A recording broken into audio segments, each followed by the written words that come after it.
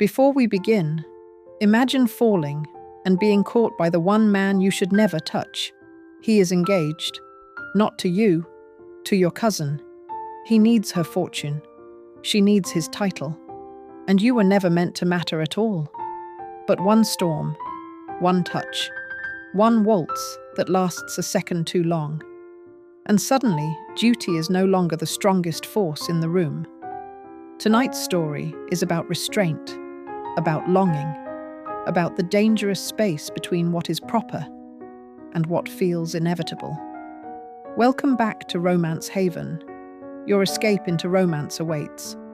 So settle in, breathe deep, and let yourself fall into a world of candlelight, whispered names, and a Viscount who has just realized he is falling for the wrong woman. Happy listening. The Wallflower He Shouldn't Love, Chapter 1. The Whitcombe drawing room was, as always on Thursday afternoons, a study in controlled pandemonium. Clara Whitcombe had long since perfected the art of appearing serene while mentally cataloguing 17 simultaneous disasters. The tea urn was listing dangerously to the left, Mrs. Pemberton's elbow, no doubt. Cousin Lily's hem had caught on the settee leg. Aunt Aurelia's voice had climbed to that particular pitch that meant someone important had either arrived or been insulted, possibly both. And the lemon cakes, which Clara had specifically requested be placed on the second tier to avoid precisely this outcome, were now being devoured by Lord Hartwick's spaniel. Clara did not sigh. Sighing drew attention, and attention was the last thing a proper chaperone required. Instead, she glided. There was no other word for the particular way she moved through crowded rooms, a ghost in muslin, toward the urn, steadied it with 2 fingers against its base, and redirected Mrs. Pemberton's enthusiasm toward the window with a gentle, "Oh, do look, the roses are finally blooming." Mrs. Pemberton, bless her, took the bait. One crisis averted. Clara turned her attention to Lily, who was attempting to free her gown without drawing notice. Their eyes met across the room. Clara tilted her head a fraction to the left, the signal they'd developed over years of these affairs, and Lily, understanding, shifted her weight just so. The fabric released. Lily's smile was brief, but grateful. 2. The spaniel would require a more direct approach. Clara plucked a serviette from the sideboard, wrapped the remaining cakes with the efficiency of a field general, and handed them to a passing footman with a murmured instruction to deliver them to the kitchen. The dog, deprived of his prize, trotted off in search of easier conquests.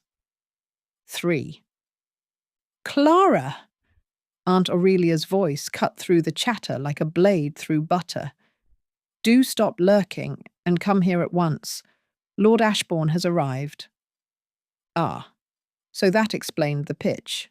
Clara's pulse did something inconvenient and entirely inappropriate. She firmly ignored it. Viscount Ashbourne was not, by any objective measure, the most handsome man in London. His features were too severe for classical beauty, all sharp angles and uncompromising lines, as though he'd been carved from granite by a sculptor who'd run out of patience.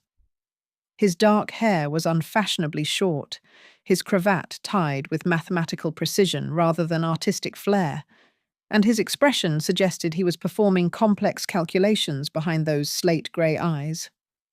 And yet, there was something about the way he occupied space, the absolute economy of his movements, the sense that he never did anything without purpose. He made other men look like boys playing dress-up. Not that Clara had noticed. She was merely observant. It was her job to be observant. "Lord Ashbourne," Aunt Aurelia was saying, her voice dripping with honey and ambition in equal measure. How delightful. "We had quite despaired of your coming. The weather looked so threatening." Mrs. Whitcombe. Ashbourne's bow was perfect, his tone polite and utterly unreadable. "I would not miss the opportunity." I believe we have matters to discuss." Matters? What a bloodless word for a courtship. But that was what this was, Clara reminded herself. A courtship between Lord Ashbourne and Lily. A perfectly suitable arrangement between a viscount in need of a fortune and a young woman in need of security. There was nothing romantic about it, despite what Lily's hopeful eyes suggested every time she looked at him. Clara had seen the ledgers, not that anyone knew she'd seen them, but the study door had been ajar, and she'd been passing, and really, it was impossible not to notice when numbers were written in such a clear hand. Ashbourne needed Lily's dowry, £30,000 to be precise, and Aunt Aurelia needed Ashbourne's title to secure the family's place in society. It was all very practical. "Lily, dearest," Aunt Aurelia cooed, "Lord Ashbourne has come to see you. Do sit, both of you. Clara, fetch the tea. The good tea, mind you, not what we've been serving the others." Clara moved to obey, because that was what she did.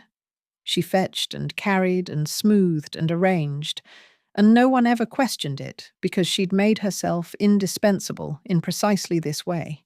Invisible, but necessary, like air or wallpaper. She was pouring Ashbourne's tea. 2 sugars, no cream.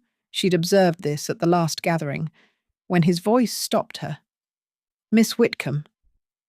She looked up, startled, and found him watching her with those calculating eyes.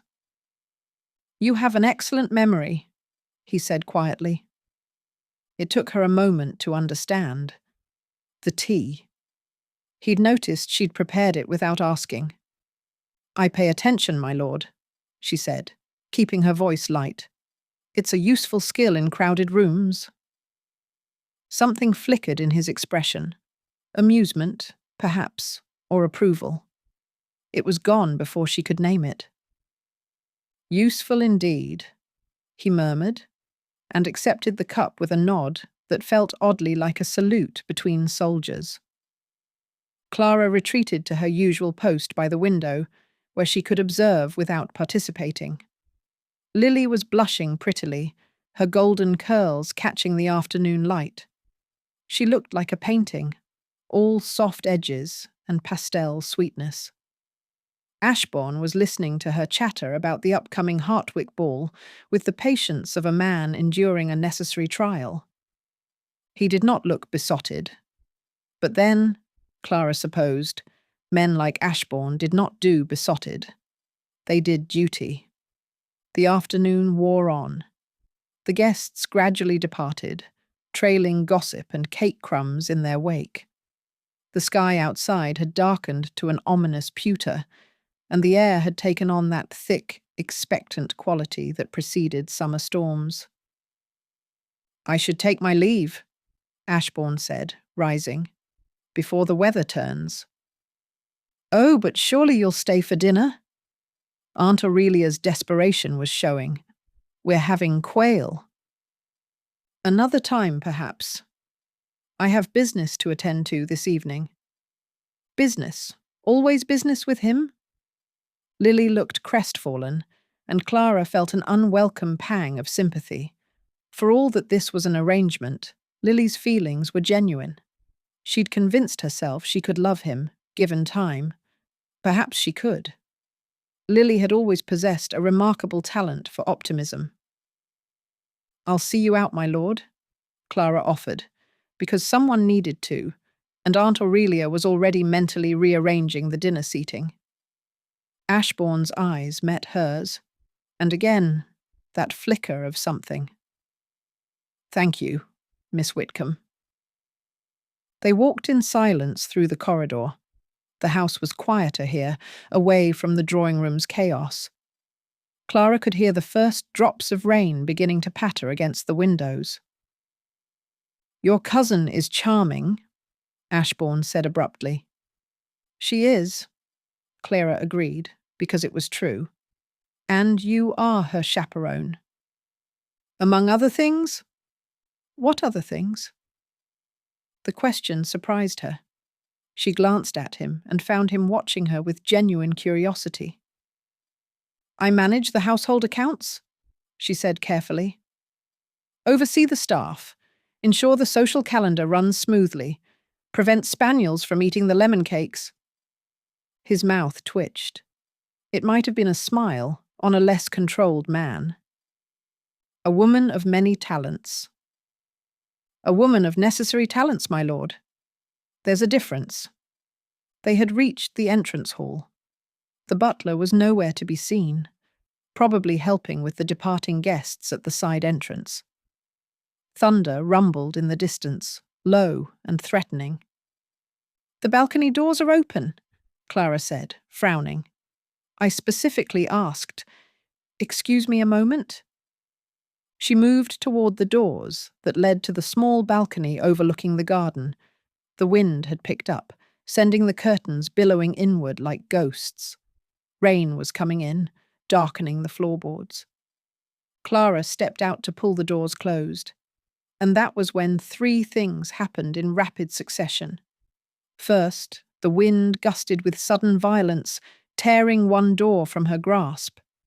Second, her foot caught on the threshold, that damned uneven stone she'd been meaning to have repaired.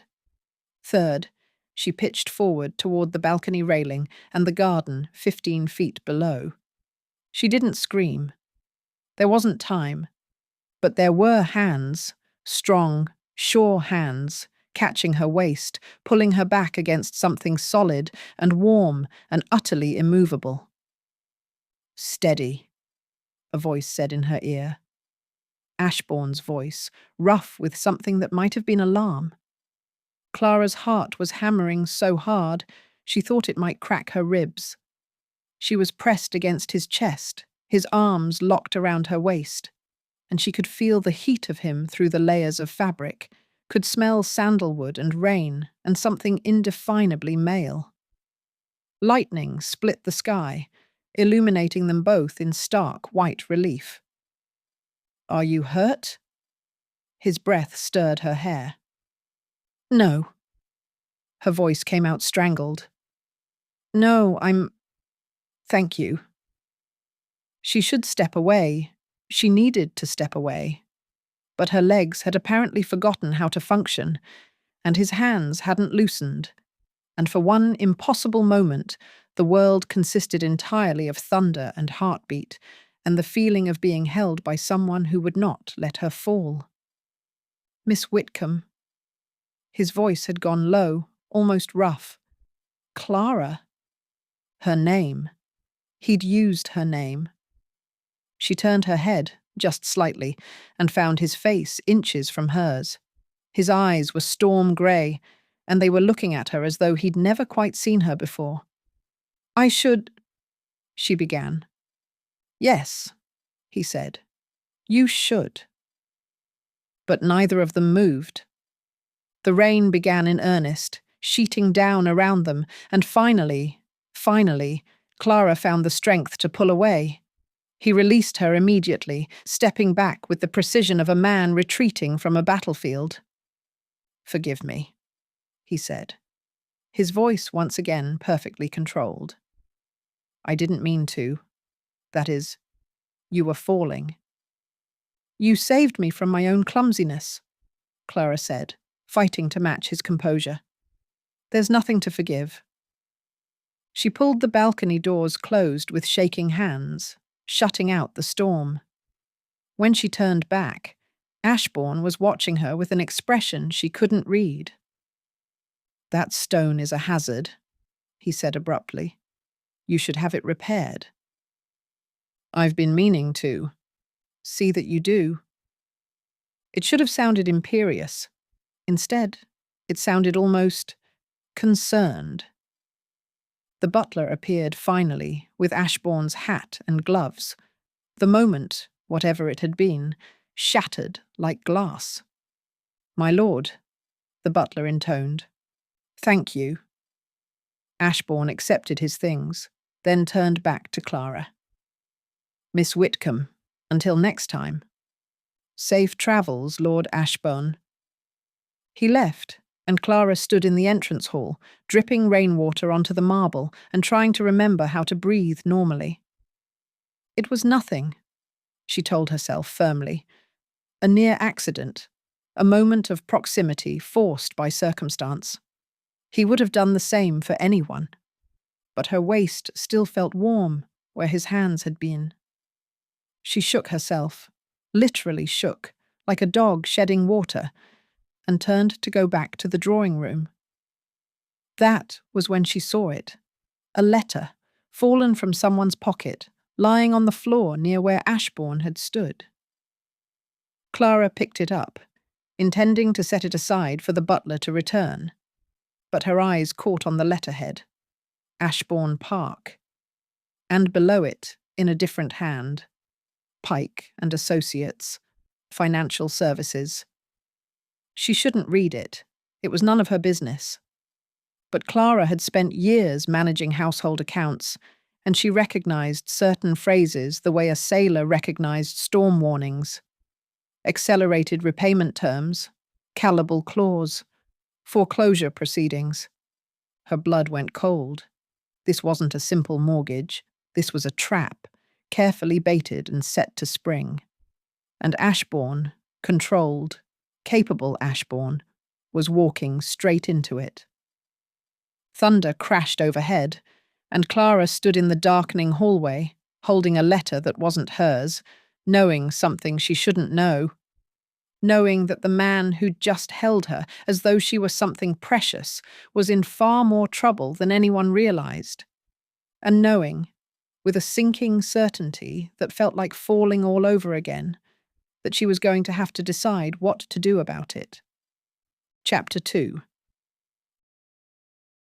Nathaniel Ravensby, Viscount Ashbourne, had learned early in life that panic was a luxury he could not afford. His father had been a man of passions, for cards, for horses, for investments that promised much and delivered ruin. Nathaniel had been 19 when the old Viscount died, leaving behind a title, an estate, and debts that would have buried a lesser man. He'd spent the next 12 years clawing his way back to solvency through sheer bloody-minded determination and the kind of discipline that turned other men's vices into distant memories. He did not gamble. He did not speculate.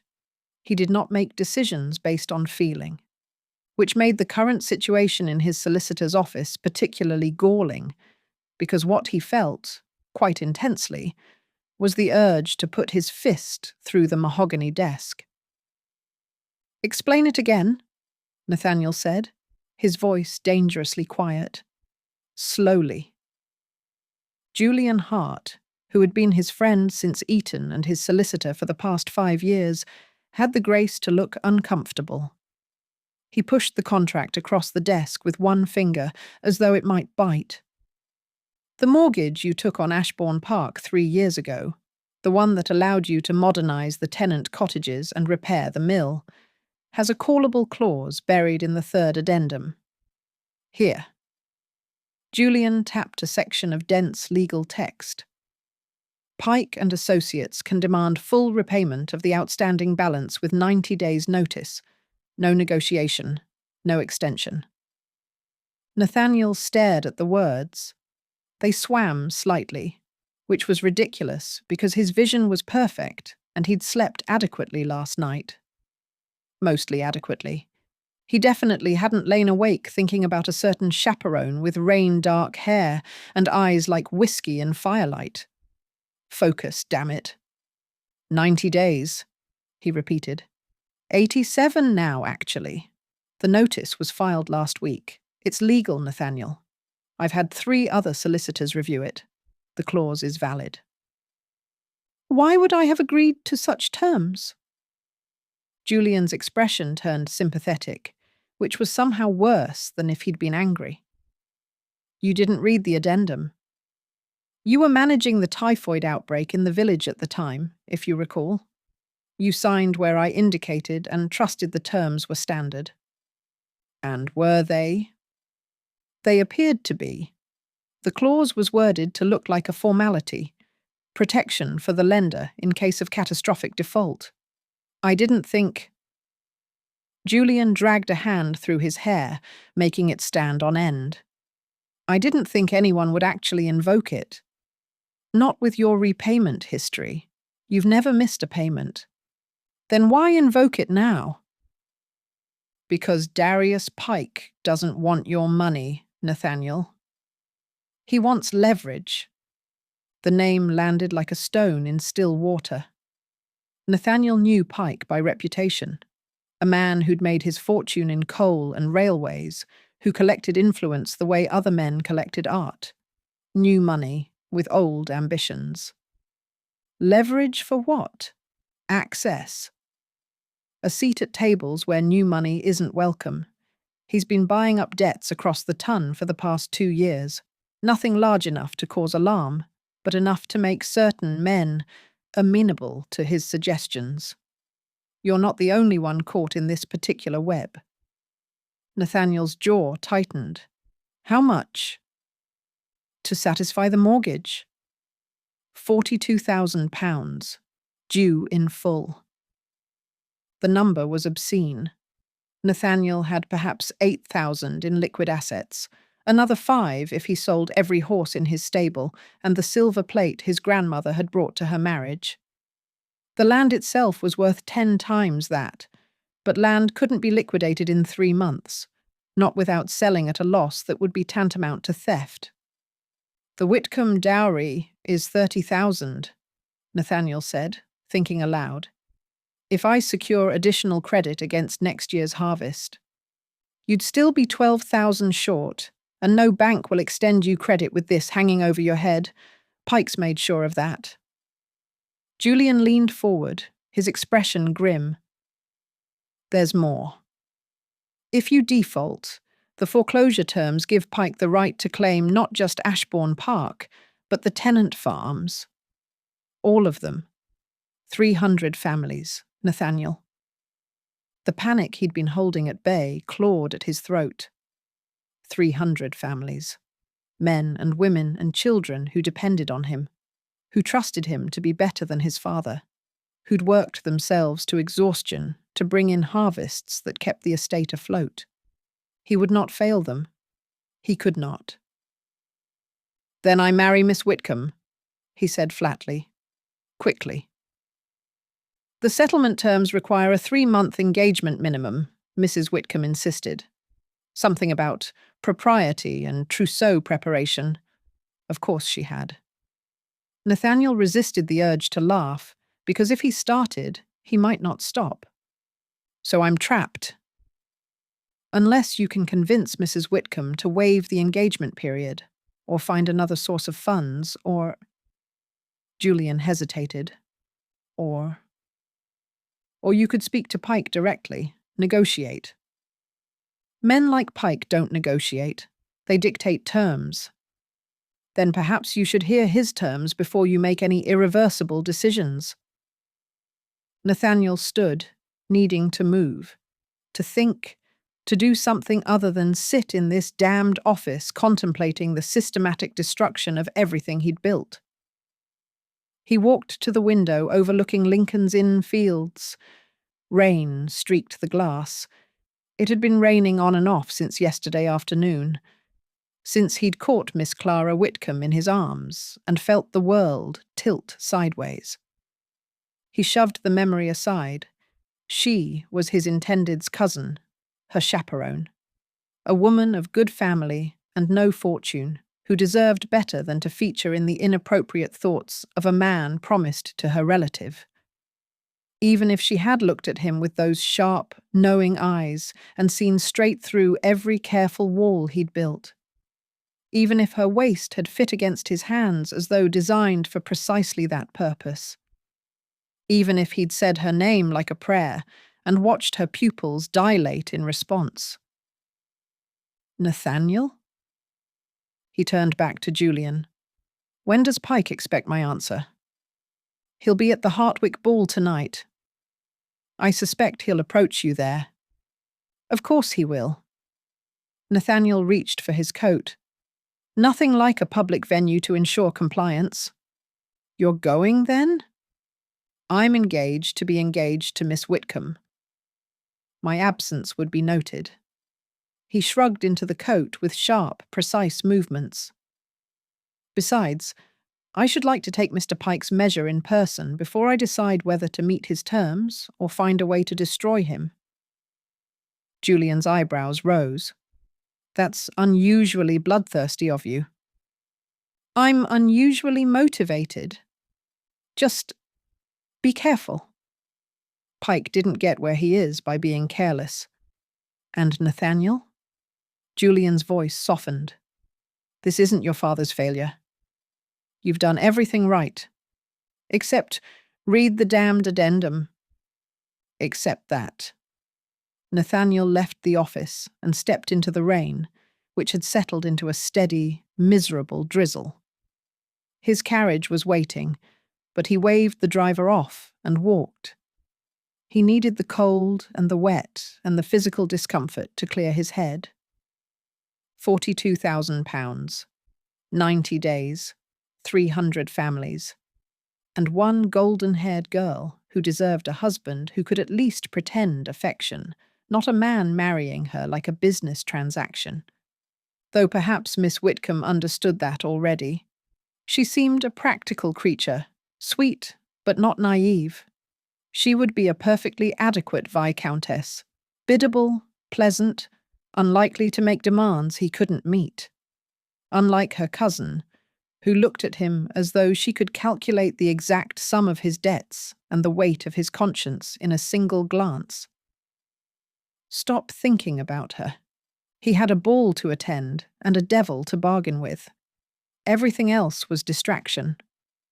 The Hartwick ballroom glittered like a jewel box, all candlelight and silk and the cloying scent of hothouse flowers. Nathaniel hated balls with the passion other men reserved for their political opponents. Too many people, too much noise, too much performance. But he was good at performance. He'd had years of practice. He found Miss Whitcombe, Miss Lily Whitcombe, he corrected himself firmly, standing with her mother near the refreshment table. She looked lovely in pale pink, her curls arranged in an elaborate style that had probably taken her maid an hour to achieve. When she saw him, her face lit with genuine pleasure. Guilt twisted in his chest. Lord Ashbourne. Mrs. Whitcombe's voice could have cut glass. How prompt you are. Lily, dearest, his lordship is here. Good evening, my lord. Lily's curtsy was perfect, her smile warm. I'm so glad you came. I promised you the first waltz, Nathaniel said, offering his arm. I keep my promises. It was the right thing to say. Lily blushed prettily, and Mrs. Whitcombe looked smug enough to purr. They took their positions as the music began.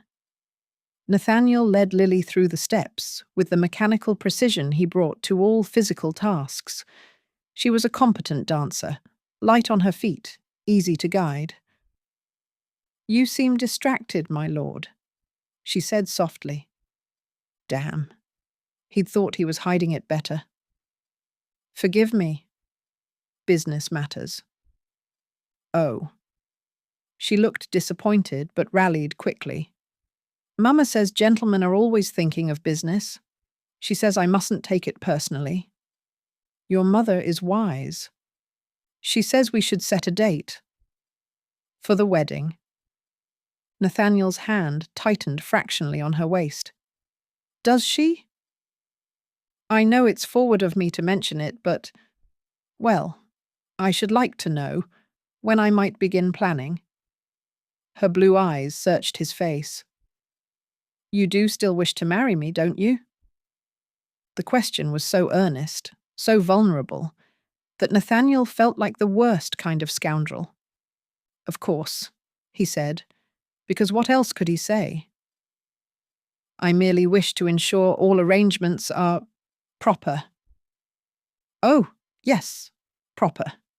She sounded relieved. Mama will be so pleased. The waltz ended. Nathaniel returned Lily to her mother and excused himself to procure refreshments. A transparent excuse, but Mrs. Whitcombe accepted it with a gracious nod. He was halfway to the terrace doors, desperate for air that didn't taste of desperation and expensive perfume, when a voice stopped him. Ashborne. A word. Nathaniel turned to find Darius Pike smiling at him like a cat with a cornered mouse. Pike was a handsome man in his early 40s, with the kind of polished charm that came from years of forcing doors open through sheer determination. His evening clothes were impeccable, his cravat tied in a style that was just fashionable enough to be acceptable, but not so fashionable as to seem trying. Everything about him was calculated. Mr. Pike. Nathaniel kept his voice neutral. I wasn't aware you'd received an invitation.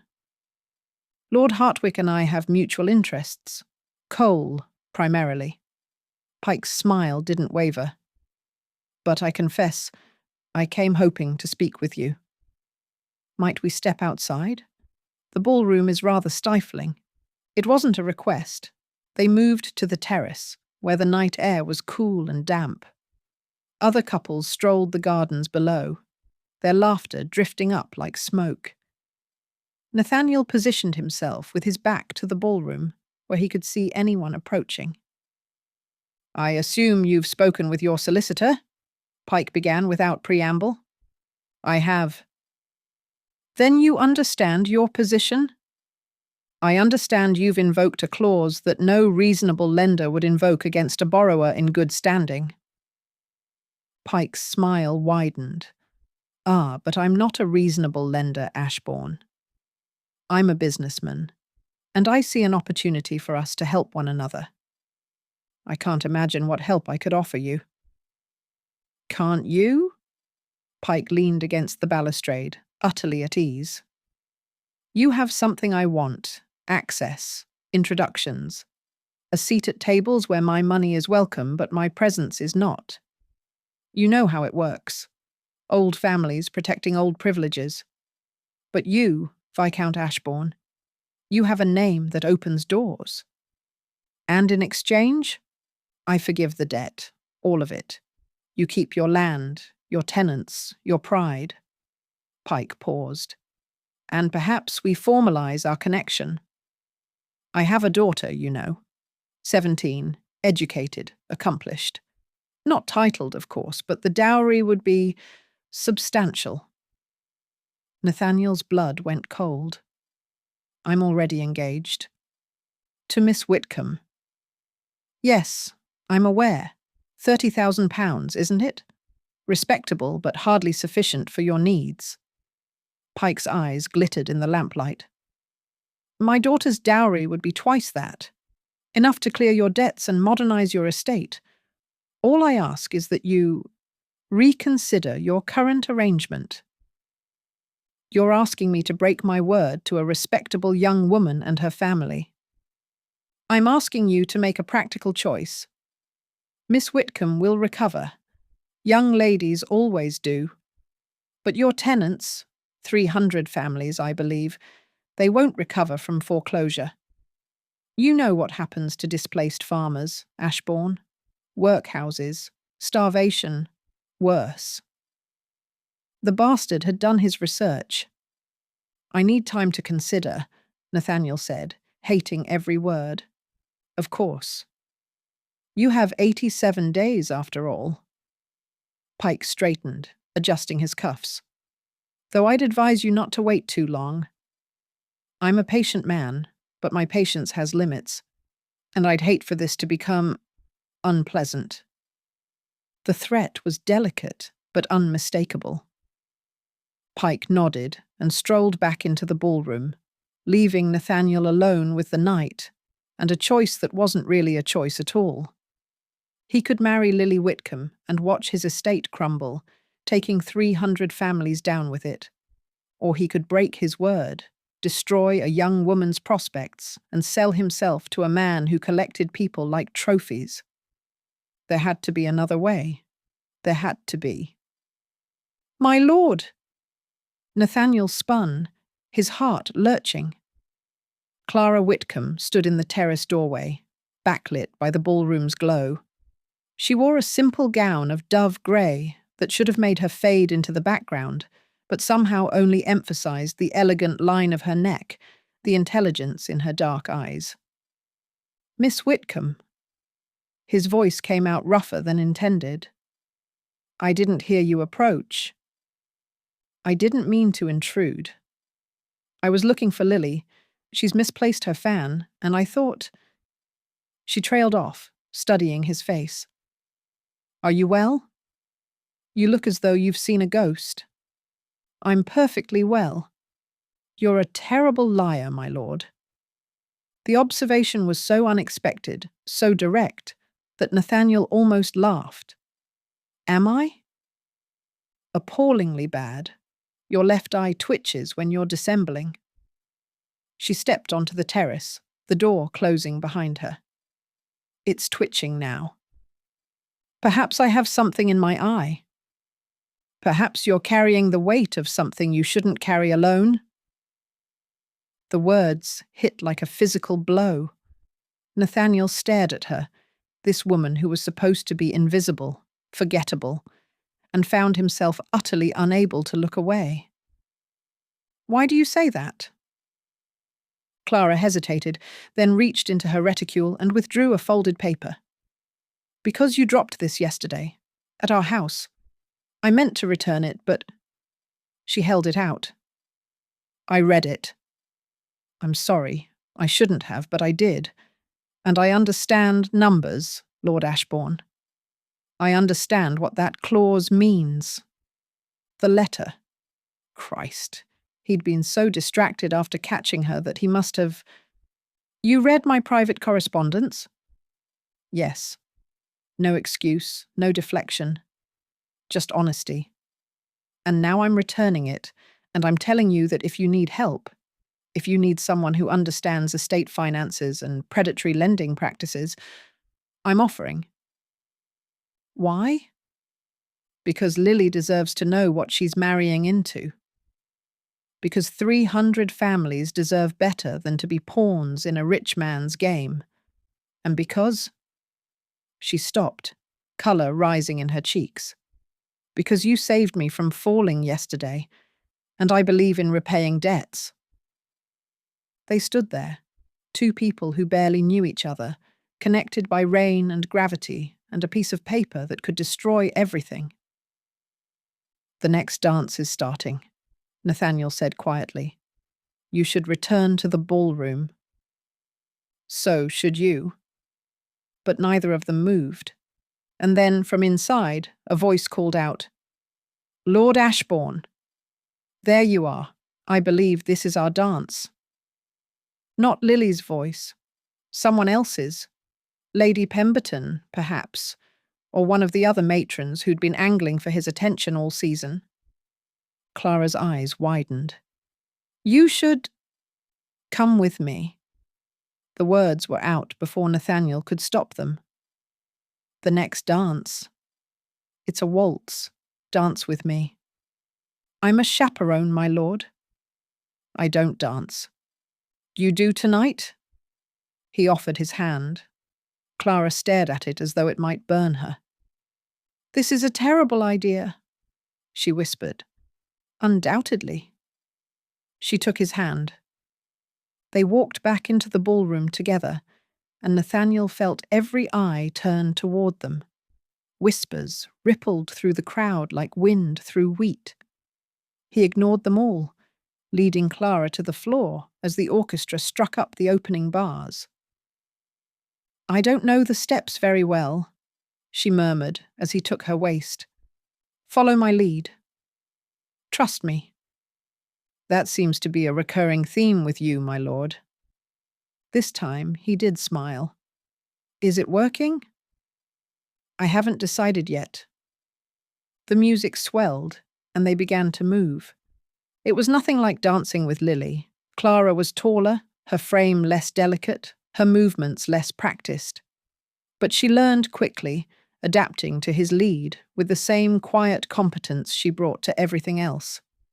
And when she looked up at him, really looked, not the demure downward glance of a proper young lady, but a direct, unflinching gaze. Nathaniel forgot they were in a ballroom surrounded by 300 people. "You're staring," she said softly. "So are you." "I'm trying to understand you." "Have you succeeded?" "Not yet." "You're more complicated than your numbers suggest. And you're more dangerous than your wallpaper suggests." Her lips curved. Not quite a smile, but close. "Wallpaper. You blend in?" "Deliberately. But you're not invisible, Clara. Not to anyone who's actually looking." He'd used her Christian name again. He should stop doing that. He didn't want to stop. "The dance is ending," she said, though the music still played. "Not yet. Soon." "Then let me have this." Just this.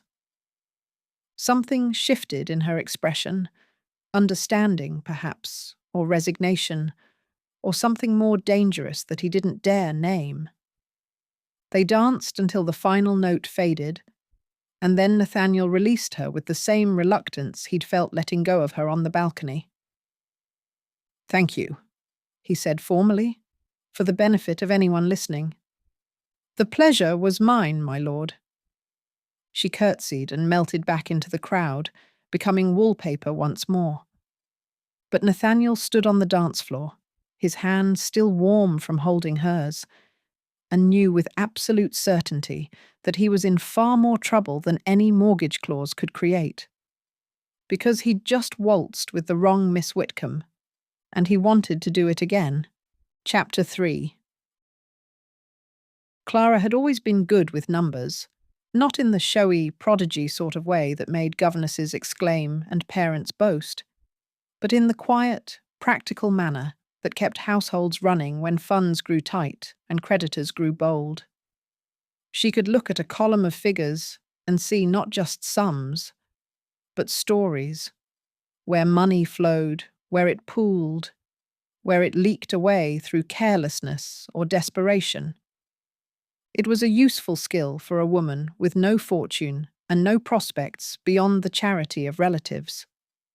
The morning after the Hartwick ball, Clara sat in the small writing desk in her bedroom, really more of a closet with delusions of grandeur, and stared at the numbers she'd been working since dawn. Ashbourne's numbers. She shouldn't have them. She'd memorized the figures from that letter with the same guilty efficiency she'd once used to memorize her father's debts before he died, leaving her and her mother with nothing but good breeding and empty coffers. The mortgage amount, the callable clause, the timeline. £42,000, 87 days. But there were other numbers too, ones she'd pieced together from observation and careful listening. The size of Ashbourne Park. She'd heard Lily mention it was nearly 4,000 acres. The number of tenant farms, 300 families, meant perhaps 60 to 70 working farms. The condition of the house in London, elegant but not ostentatious, well-maintained but not lavish. A man who spent money on his tenants' cottages before his own comfort. A man who'd modernized a mill to provide employment rather than maximize profit. A man who was drowning in debt, not because he was reckless, but because he was responsible. Clara tapped her pencil against the paper, thinking. The Whitcombe dowry was 30,000, insufficient by 12,000, and that assumed Ashbourne could secure it immediately rather than waiting through a 3-month engagement. But what if the problem wasn't the amount, but the timing? If the mortgage could be restructured, if Pike could be convinced or compelled to extend the terms, or if another lender could be found to buy out the debt at more favourable rates. She was still calculating when the breakfast bell rang. The Whitcombe breakfast table was, as always, a theatre of barely concealed tensions. Aunt Aurelia presided at the head like a general surveying troops, her sharp eyes missing nothing. Lily pushed eggs around her plate with the listless air of a girl who'd been up too late at a ball. The various cousins and hangers-on who populated the household at any given time chattered about gossip and gowns and who had danced with whom. "Clara," Aunt Aurelia said, her voice cutting through the noise like a knife through butter. "You danced last night." Every head swiveled toward Clara. She kept her expression placid, her hands steady on her teacup. "I did." Lady Pemberton's nephew needed a partner, and it seemed rude to refuse. It was a lie, but a small one. Let them think it had been some forgettable younger son, rather than the man her cousin was meant to marry. "How charitable of you." Aunt Aurelia's tone suggested it was anything but. "Though I trust you won't make a habit of it. Chaperones who draw attention are less effective at their duties." "Of course, Aunt." "Speaking of duties, Lily, sit up straight. You're slouching." "I've been thinking about Lord Ashbourne." Lily's head snapped up, colour flooding her cheeks. "What about him?" "He's been perfectly proper in his attentions, but I sense a certain lack of enthusiasm. Oh, he goes through the motions admirably, but there's no spark, no passion." Aunt Aurelia fixed Clara with a meaningful look. "You're observant, Clara. You've chaperoned enough courtships to know what a man in love looks like. Is Lord Ashbourne in love with Lily?" The question was a trap. Clara could feel the teeth of it waiting to snap shut.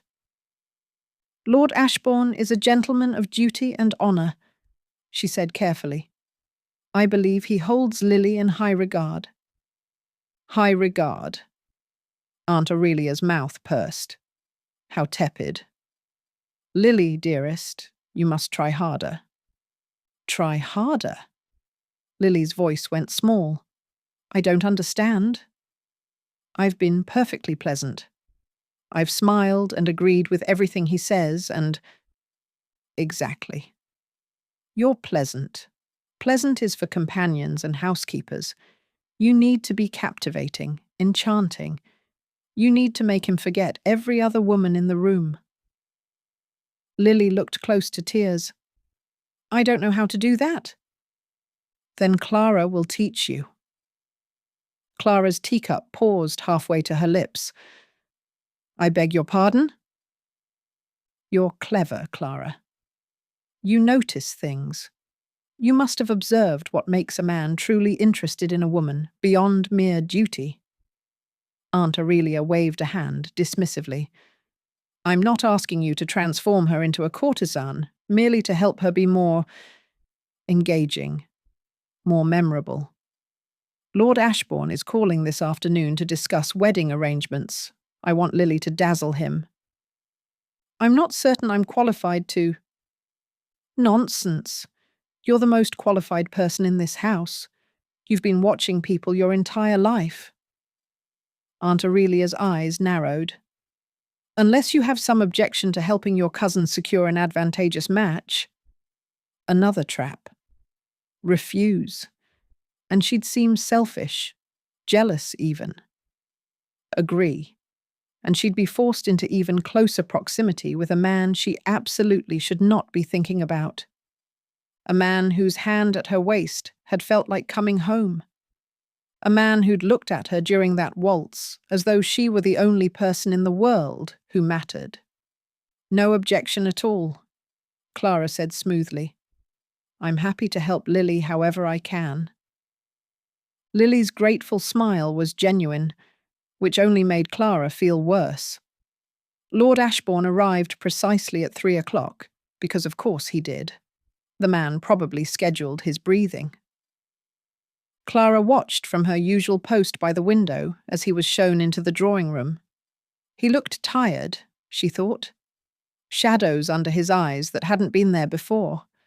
A tightness around his mouth that spoke of sleepless nights and impossible choices.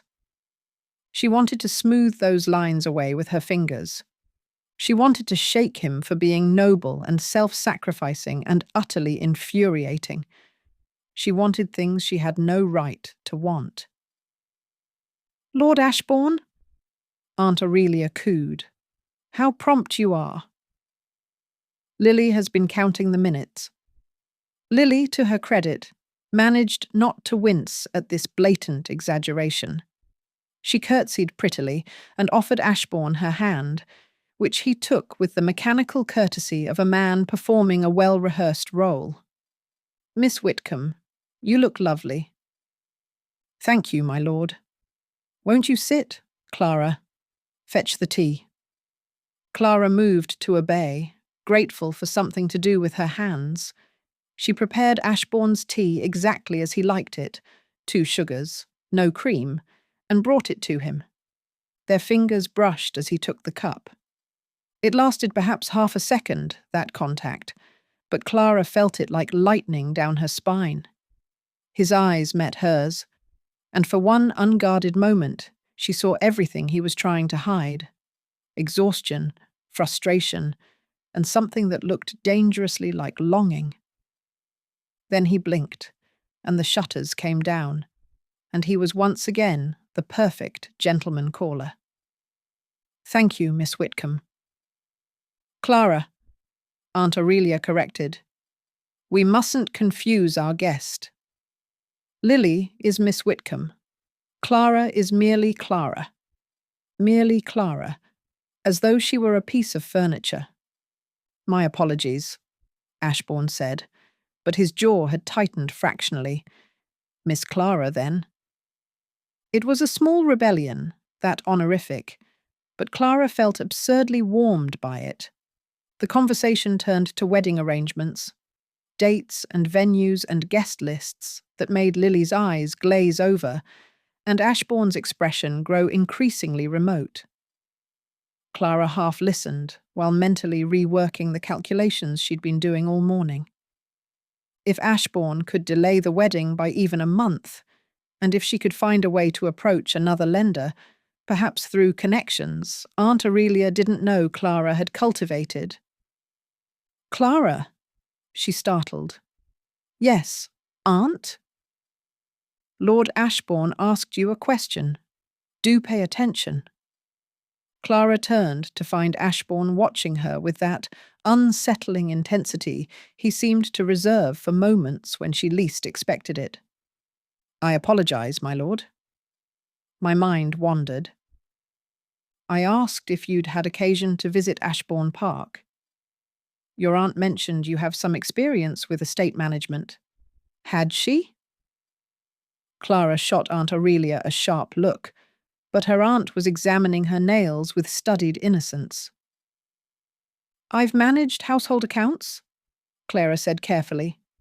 "I wouldn't presume to call it estate management. But you understand the principles. Income, expenditure, resource allocation. The principles are the same whether one is managing a household or an estate. Only the scale differs." "Precisely." Ashbourne leaned forward slightly, and Clara had the distinct impression she was being evaluated. "I find myself in need of someone with such skills. My housekeeper is excellent, but she lacks experience with certain financial complexities. I wonder if you might be willing to review some accounts. Offer suggestions for economies that wouldn't compromise quality." The request was so unexpected that Clara nearly dropped her own teacup. That is... What a marvellous idea." Aunt Aurelia clapped her hands together. "Clara is terribly clever with numbers. She's saved us from ruin more than once, haven't you, dear? And it would give her an opportunity to become familiar with Ashbourne Park, which will be useful once Lily is mistress there." The logic was sound, even if the underlying assumption made Clara's stomach twist. "I would be happy to help if Lord Ashbourne believes I could be useful," she said. "I do." His gaze held hers. "Very useful indeed." There was something in his tone, a weight, a meaning, that had nothing to do with household accounts. "Then it's settled," Aunt Aurelia declared. "Clara will accompany you to Ashbourne Park. Lily will come as well, naturally, with proper chaperonage. We'll make a house party of it. How delightful. Lily looked uncertain. Ashbourne looked resigned. And Clara felt as though she'd just agreed to walk into a fire while pretending it was merely a warm room.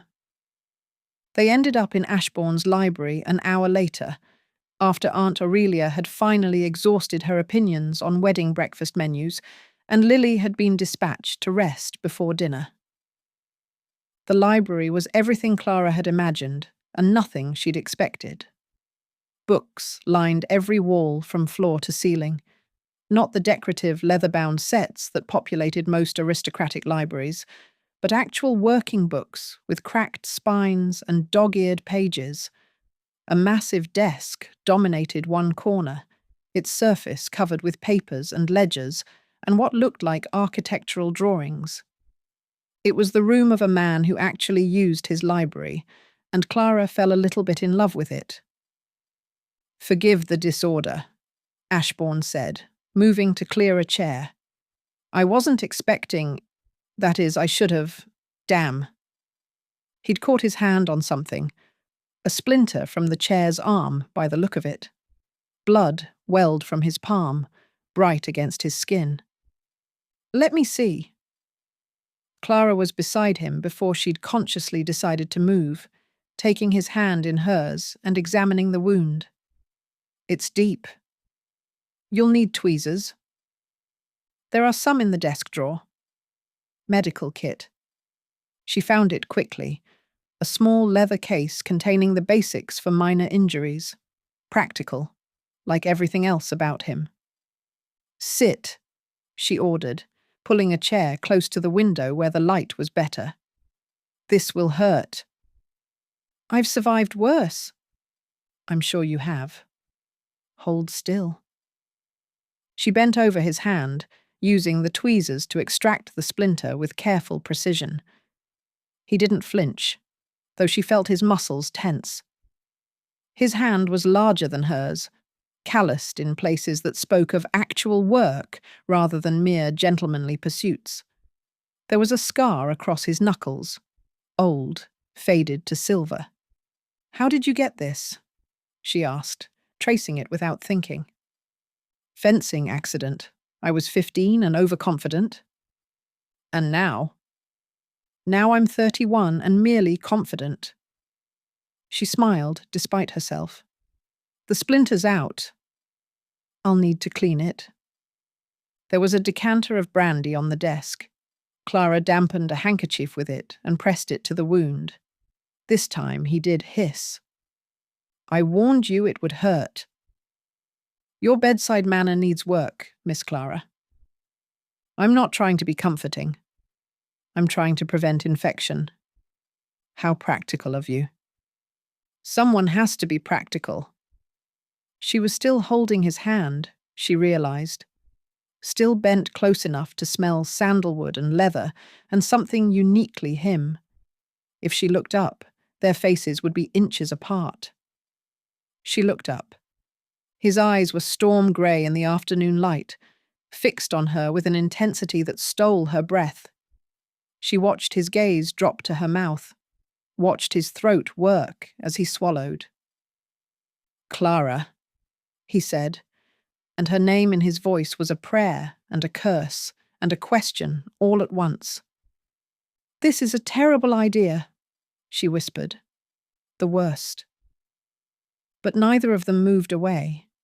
His free hand came up slowly, giving her time to retreat, to remember propriety and duty, and all the reasons this was impossible.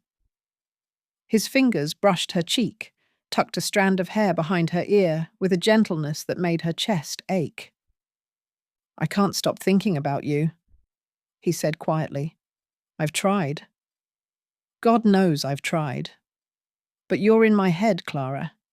In my calculations and my dreams and every moment between." "You're engaged to my cousin?" "I know." "This is wrong." "I know that too. Then why—" The door opened. They sprang apart like guilty children, Clara nearly dropping the tweezers, Ashbourne standing so abruptly his chair scraped against the floor.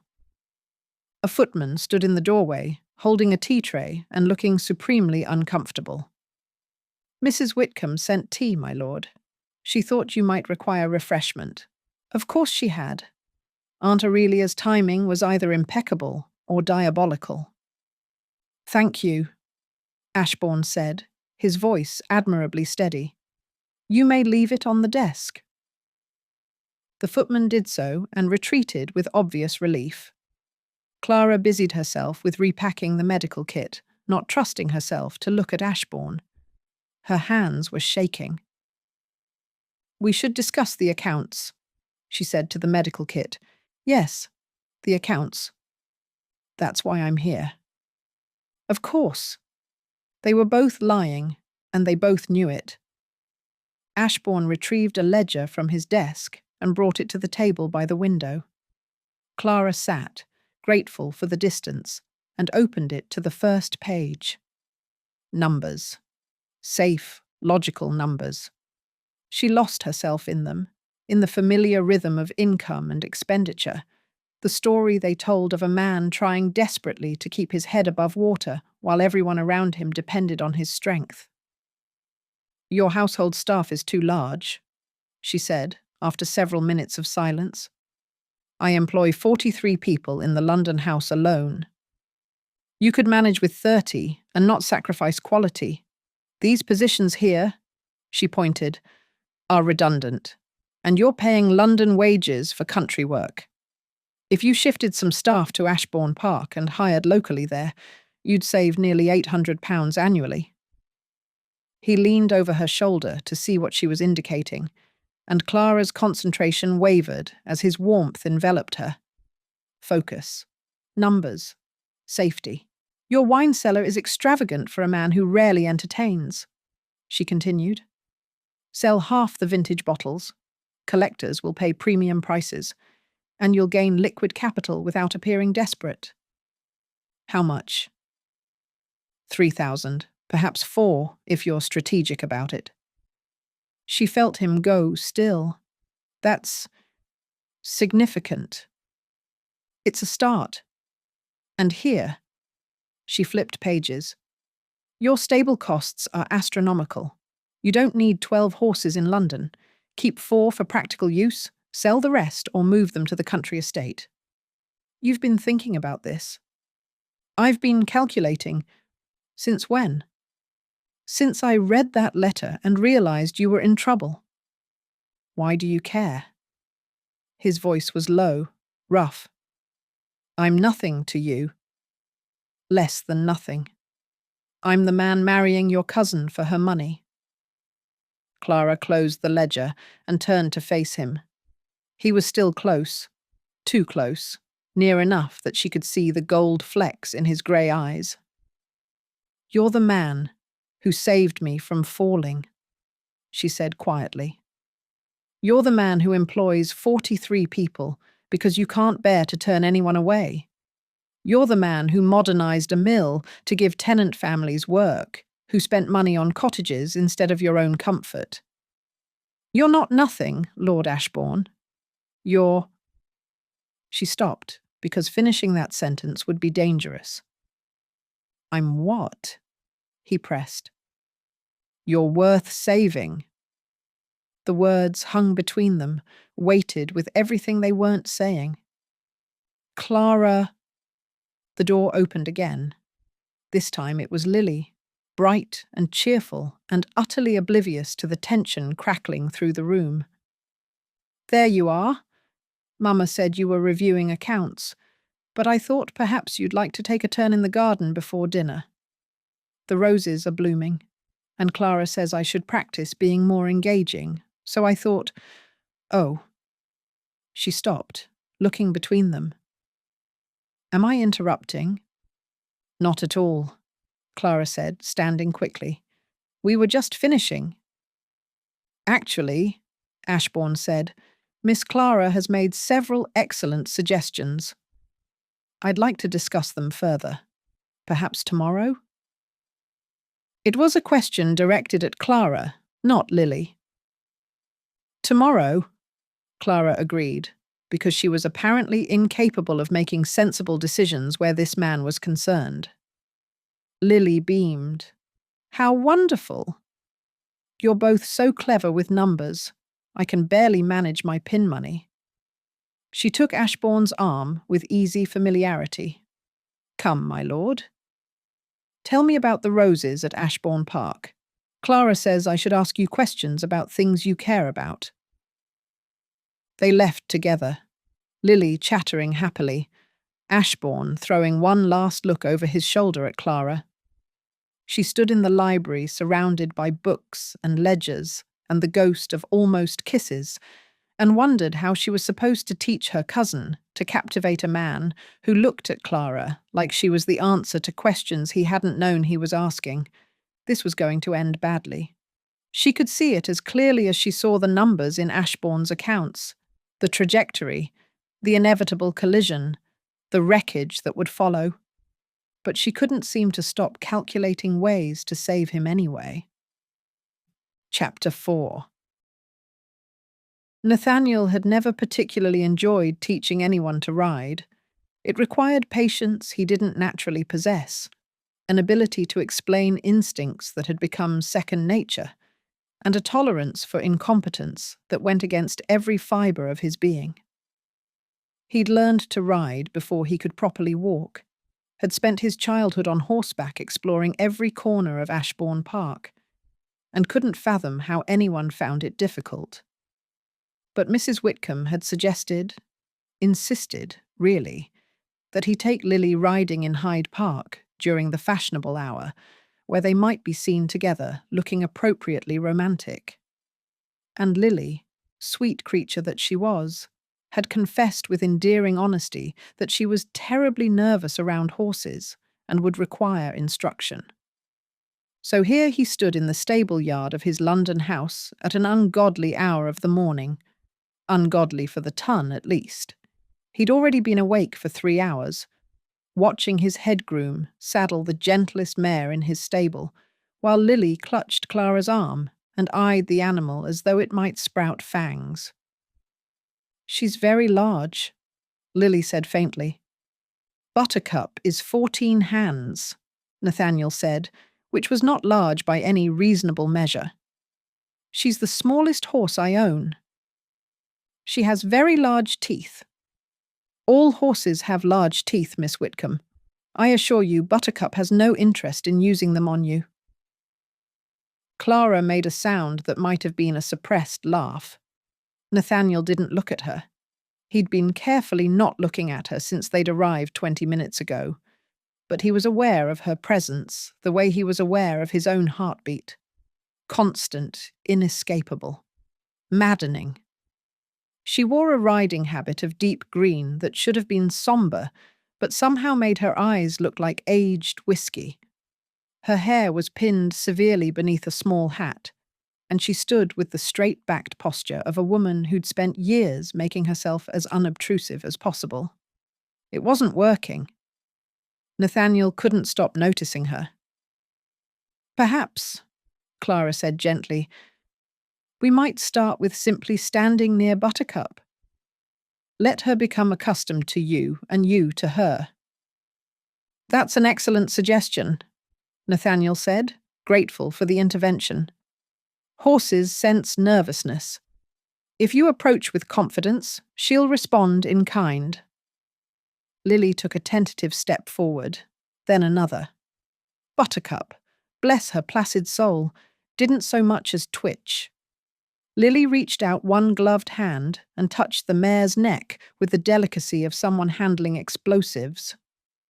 "She's soft," Lily said, surprised. "Her coat is well maintained." "Here." Nathaniel moved to stand beside Lily, demonstrating the proper way to stroke a horse's neck. Firm pressure. "They like to know you're there." Lily tried to mimic his movements, but her touch remained feather-light. Buttercup turned her head to investigate this strange, timid creature, and Lily squeaked and jumped back. "She's trying to eat me." "She's trying to smell you," Nathaniel corrected, his patience already fraying. It's how horses greet each other. Perhaps I should simply watch today, Lily said, retreating to Clara's side. Learn by observation. Clara could demonstrate? Nathaniel's eyes met Clara's over Lily's head. He watched colour rise in her cheeks. I'm hardly an expert rider, Lily. But you're not afraid. And Lord Ashbourne needs someone to demonstrate on, don't you, my lord? It was neatly done, whether Lily realised it or not. Refusing would seem churlish, and Nathaniel was many things, but churlish wasn't one of them. If Miss Clara is willing, he said carefully. Clara's expression suggested she was anything but willing, but she nodded. Of course. She approached Buttercup with the same quiet competence she brought to everything else. No hesitation, no unnecessary flourishes. She stroked the mare's neck with exactly the right pressure, murmured something too low for Nathaniel to hear, and Buttercup's ears pricked forward with interest. You've ridden before, Nathaniel observed. Years ago, my father kept horses before. She trailed off, and Nathaniel filled in the blanks. Before he died, before the money ran out, before Clara became dependent on relatives' charity. It's like dancing, he said, moving to Buttercup's side. The body remembers. May I? He gestured to the stirrup. Clara nodded, and Nathaniel laced his fingers together to give her a leg up. She placed her boot in his hands, practical leather, well worn, and he lifted. She was lighter than he'd expected, or perhaps he was simply very aware of touching her. She settled into the saddle with only minor adjustments, arranging her skirts with efficient movements. How does it feel? Nathaniel asked, looking up at her. Precarious. I'd forgotten how far away the ground is. You're perfectly safe. I won't let you fall. The words came out more intense than he'd intended. Clara's eyes widened slightly, and he saw her throat work as she swallowed. I know, she said quietly. Lily clapped her hands together. Oh, Clara, you look wonderful. Like a heroine in a novel. Doesn't she, Lord Ashbourne? Indeed, Nathaniel said, because what else could he say? That Clara looked like she belonged on horseback, like she belonged in his stable yard, like she belonged in places she had no business being. He took Buttercup's reins and led them around the yard at a walk, explaining the basics of posture and balance to Lily while being excruciatingly aware of Clara above him. Her knee was inches from his shoulder. If he turned his head, he could see the curve of her waist, the elegant line of her spine. He kept his eyes forward and his voice steady, and pretended his entire world hadn't narrowed to the woman on the horse beside him. I think I understand now, Lily said, after they'd completed 2 circuits. It's all about confidence and trust, isn't it? The horse can tell if you're uncertain. Exactly right, Nathaniel said, pleased despite himself. Perhaps this wouldn't be a complete disaster after all. Then I shall practice being confident, Lily declared. But perhaps not today. I'm expected at Lady Pemberton's for tea, and I mustn't be late. Clara, you'll stay and practice, won't you? So you can help me next time? Nathaniel opened his mouth to say that wasn't necessary, but Clara spoke first. If Lord Ashbourne doesn't mind extending the lesson, he should mind. He should absolutely mind. Being alone with Clara, even with grooms nearby, was dangerous in ways that had nothing to do with horses. I don't mind, he heard himself say. Lily beamed, kissed Clara's cheek, and departed in a flurry of muslin and optimism, leaving Nathaniel standing in his stable yard with a woman he shouldn't want, and a horse that was looking at him with what he could have sworn was judgment. You don't have to stay, he said to Clara. I'm sure you have other obligations. I do. but I'm choosing to ignore them." She gathered the reins with more confidence than before. "Besides, you promised not to let me fall. I'm holding you to that." Something warm unfurled in Nathaniel's chest. "Then we should move beyond the stable yard. There's a bridle path through the park, quiet this time of morning. We can practice without an audience." "Lead on, my lord." He mounted his own horse, Apollo, a bay gelding with more spirit than Buttercup, but better manners than most of the ton, and led them out through the mews and into Hyde Park. The morning was cool and clear, the kind of perfect English summer day that made one forget the rain and fog that dominated the other 11 months. The park was nearly empty, too early for the fashionable set, too late for the working people who'd already begun their days. They rode in comfortable silence for several minutes, and Nathaniel felt something in his chest loosen. This, at least, was uncomplicated. Horses and open space, and a woman who didn't require constant conversation to fill the quiet. "You're a natural," he said eventually. "Whatever you learned as a child, it stayed with you." "My father used to say I had better posture on horseback than in the drawing room." Clara's smile was soft with memory. He wasn't wrong. "I've always felt more myself outdoors than in—" "Then why do you spend so much time in drawing rooms?" "Because outdoors doesn't pay the bills or secure one's position in a household." She said it matter-of-factly, without self-pity. "We do what we must, Lord Ashbourne. You of all people should understand that." He did. God help him, he did. They rounded a bend in the path, and Clara suddenly pulled Buttercup to a halt, her attention fixed on something beyond the trees. "What is it?" Nathaniel asked. "That fence." She pointed to a section of railing that bordered the park. "It's failing. See how the post is rotted at the base? And there, the rails are splitting. If a horse spooked and ran into it, the whole section would collapse." Nathaniel looked where she indicated and saw she was absolutely right. The fence was in poor repair, dangerous to anyone who might rely on it. "How did you notice that?" "I notice things that are broken," Clara said simply. "It's a habit. At home, if something breaks and we don't catch it early, we can't afford to fix it later. So I learned to look." She said it as though it were nothing, this skill born of necessity and poverty. But Nathaniel saw it for what it was, the same instinct that had let her spot the predatory terms in his mortgage, the same competence that had found £8,000 of savings in his household accounts. Clara didn't just notice things. She saw them, really saw them, in a way most people never bothered to. "You'd make an excellent estate manager," he said. She laughed, but there was an edge to it.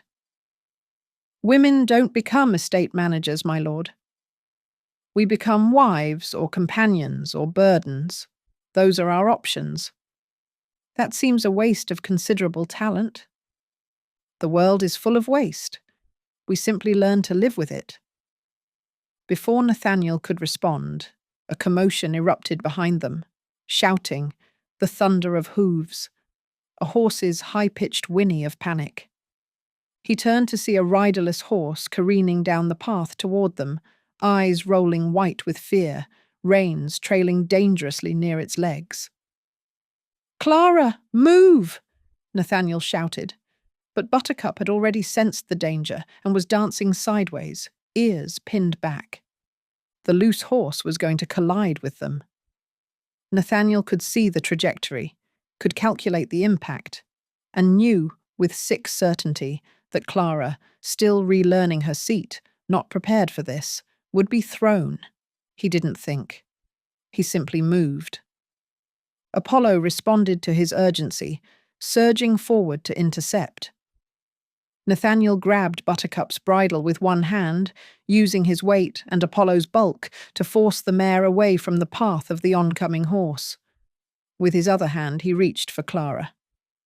"Trust me," he said, and pulled. She came off the saddle with a gasp, and Nathaniel caught her against his chest, one arm locked around her waist, the other still controlling Apollo. The loose horse thundered past, missing them by inches, and continued down the path in a blur of brown and terror. Nathaniel's heart was hammering so hard he thought it might crack his ribs. Clara was pressed against him, her back to his chest, his arm tight around her middle. He could feel her breathing, fast, shallow, and the trembling that ran through her frame. "Are you hurt?" His voice came out rough. No, I'm—" She twisted to look at him, and their faces were suddenly inches apart. "You caught me. I promised I wouldn't let you fall." "That was more than not letting me fall. That was—" She stopped, searching his face. "Thank you." "Don't thank me. If I'd been paying better attention, I would have seen that horse sooner." "You can't control everything, Nathaniel." His name. She'd used his name, not his title, and the intimacy of it hit him like a physical blow. "I can try," he said. "That's not the same as succeeding." They were still pressed together, his arm still around her waist. He should release her. He should set her down, restore propriety, pretend this was merely a rescue and nothing more. But she was looking at him with those whiskey dark eyes, and her lips were parted, and he could feel the rapid beat of her heart against his arm. "Clara," he said, and it came out like a confession. "This is dangerous," she whispered. "I know. We should stop." "I know that too," but neither of them moved.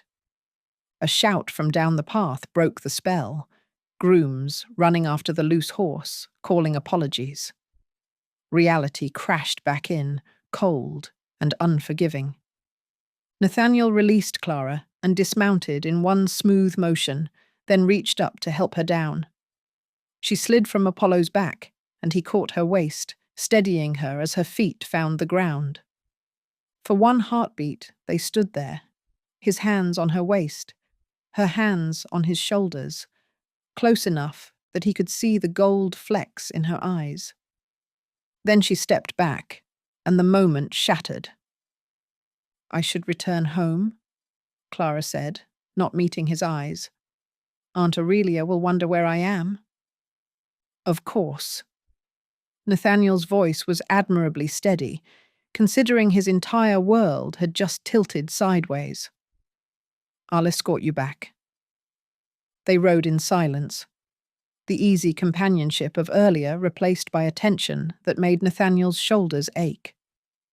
By the time they reached the Whitcombe residence, he'd made a decision. "I'm hosting a house party at Ashborne Park," he said abruptly, as he helped Clara dismount. "Next week. Your aunt and cousin are invited naturally, and you, if you're willing to come." Clara's eyes widened. "A house party?" "To finalize the betrothal arrangements. Mrs. Whitcombe has been pressing for a date, and I thought—" He trailed off because he couldn't say what he actually thought, that he wanted Clara to see his home, that he wanted to show her the land he was fighting to save, the people who depended on him, that he wanted her opinion on things that mattered, not just household accounts, but the heart of what he was trying to protect. "I'll need your help," he said instead, "with the estate finances. You've already found significant savings in the London accounts. I'd like you to review the country estate as well." It was a flimsy excuse, and they both knew it. "That would be highly irregular," Clara said carefully. "You're the cousin of my intended. Your presence would be entirely proper." My presence reviewing your private financial documents would be anything but proper. Then we'll be improper together. He caught her hand before he could stop himself. Please, Clara. I need... He stopped, because finishing that sentence would be disastrous. I need you. I need your mind and your competence and the way you see things no one else sees. I need you to help me save everything I love, and I'm terrified that in the process I'm going to lose the one thing I didn't know I wanted. I need your help. He finished lamely. Clara looked down at their joined hands, then back up at his face. Something shifted in her expression.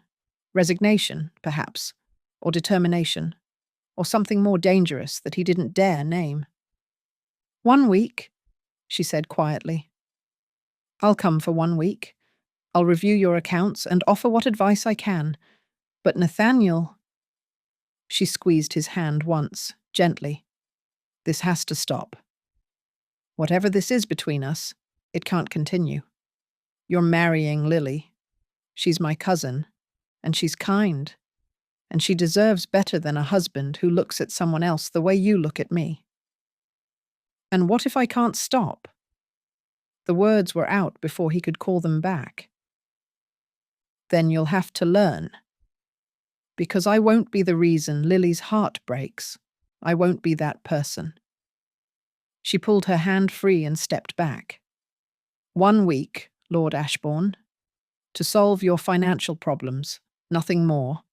She turned and walked into the house, her spine straight, her head high, leaving Nathaniel standing in the street with the taste of almost on his tongue, and the certainty that 1 week at Ashbourne Park with Clara Whitcombe was either going to save him or destroy him. Possibly both. That evening, Nathaniel sat in his study with Julian Hart and a bottle of excellent whiskey that was rapidly becoming less excellent through consumption. You're inviting them to Ashbourne Park, Julian said. It wasn't a question. I am the woman you're supposed to marry and the woman you actually want. Under the same roof for a week. When you say it like that, it sounds like a terrible idea. That's because it is a terrible idea. Julian poured himself another drink. What are you hoping to accomplish? I need Clara's help with the estate finances. You need Clara. Full stop. The finances are an excuse. Nathaniel didn't bother denying it. She's brilliant, Julian.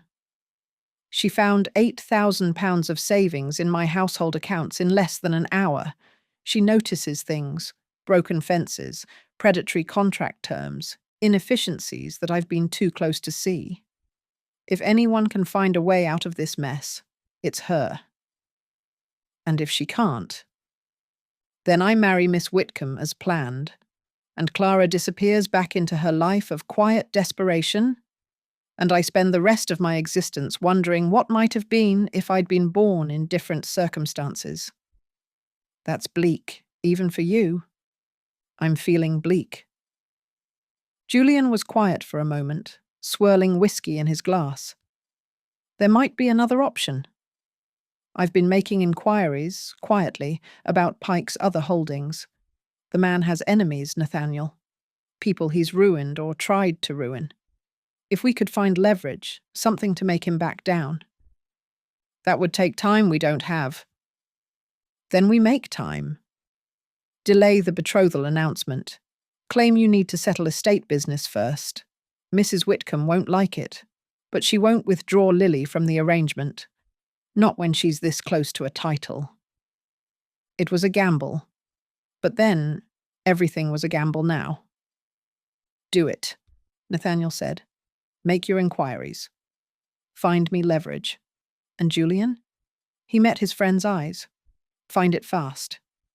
Because I'm running out of ways to pretend I'm not in love with the wrong woman. Julian's eyebrows rose. Love? You're using that word now. What else would you call it? Inconvenient, dangerous, possibly catastrophic. All of those things, Nathaniel agreed. And still love. He drained his glass and stared into the fire, thinking of whiskey-dark eyes and a woman who noticed broken fences and the way she'd felt in his arms. Twice now, twice he'd held her, and twice hadn't been nearly enough. 1 week at Ashbourne Park. 7 days to find a solution that didn't exist. 7 days to pretend he wasn't falling for a woman he couldn't have.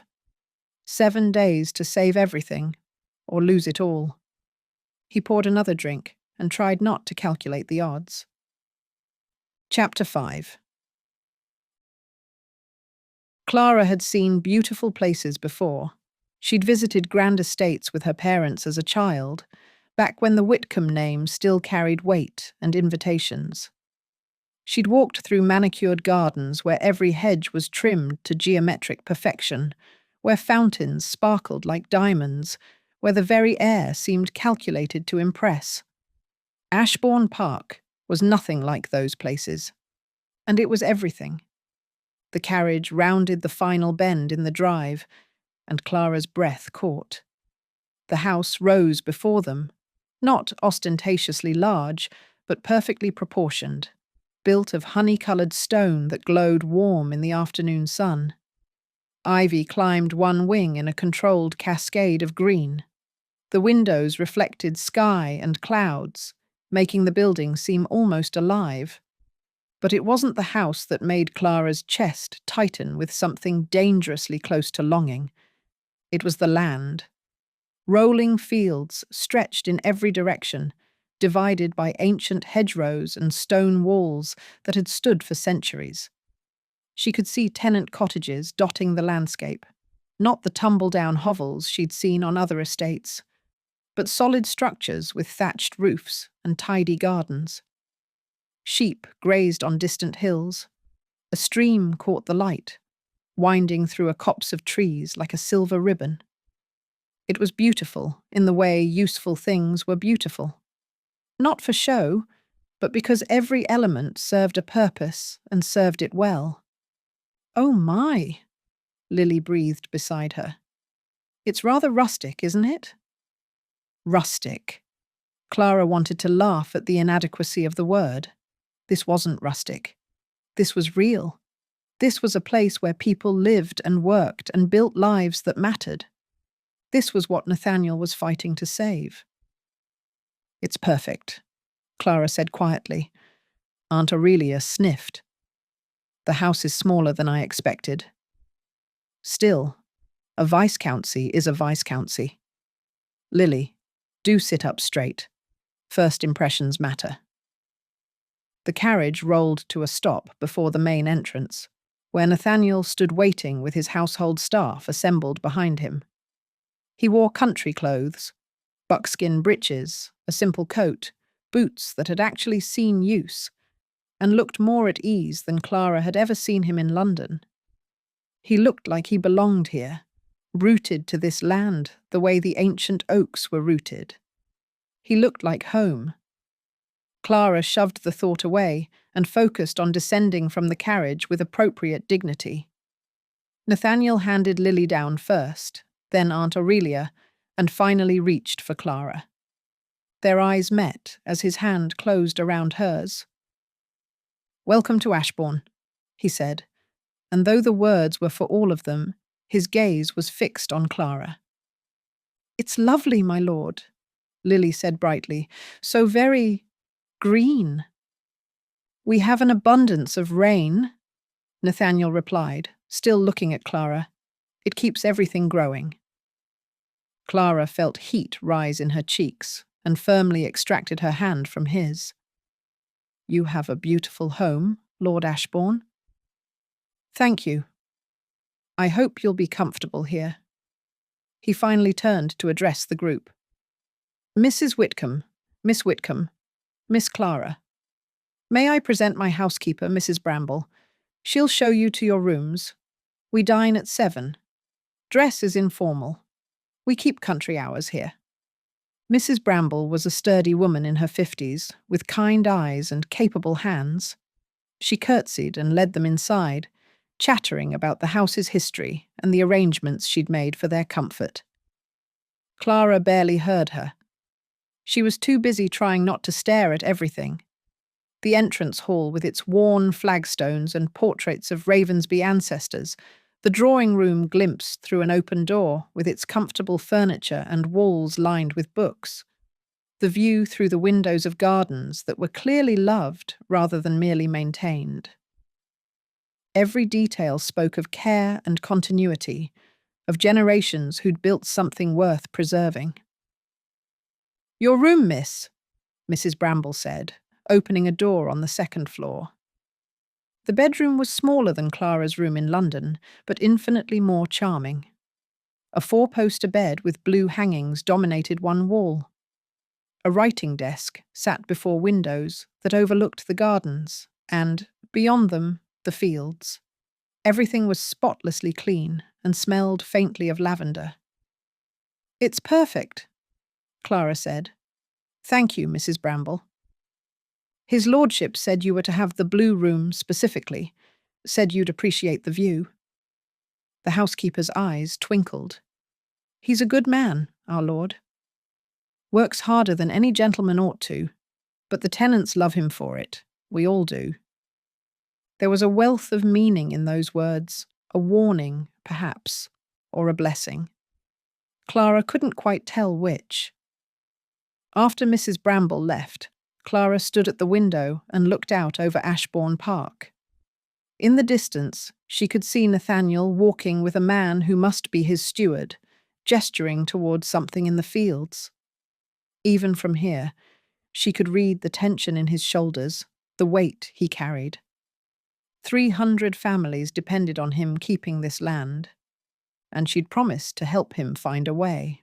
1 week. She had 1 week to work a miracle with numbers that didn't add up and time that was running out. She turned from the window and began unpacking her things, trying not to think about how right this room felt, how much she wanted to stay in this place that could never be hers.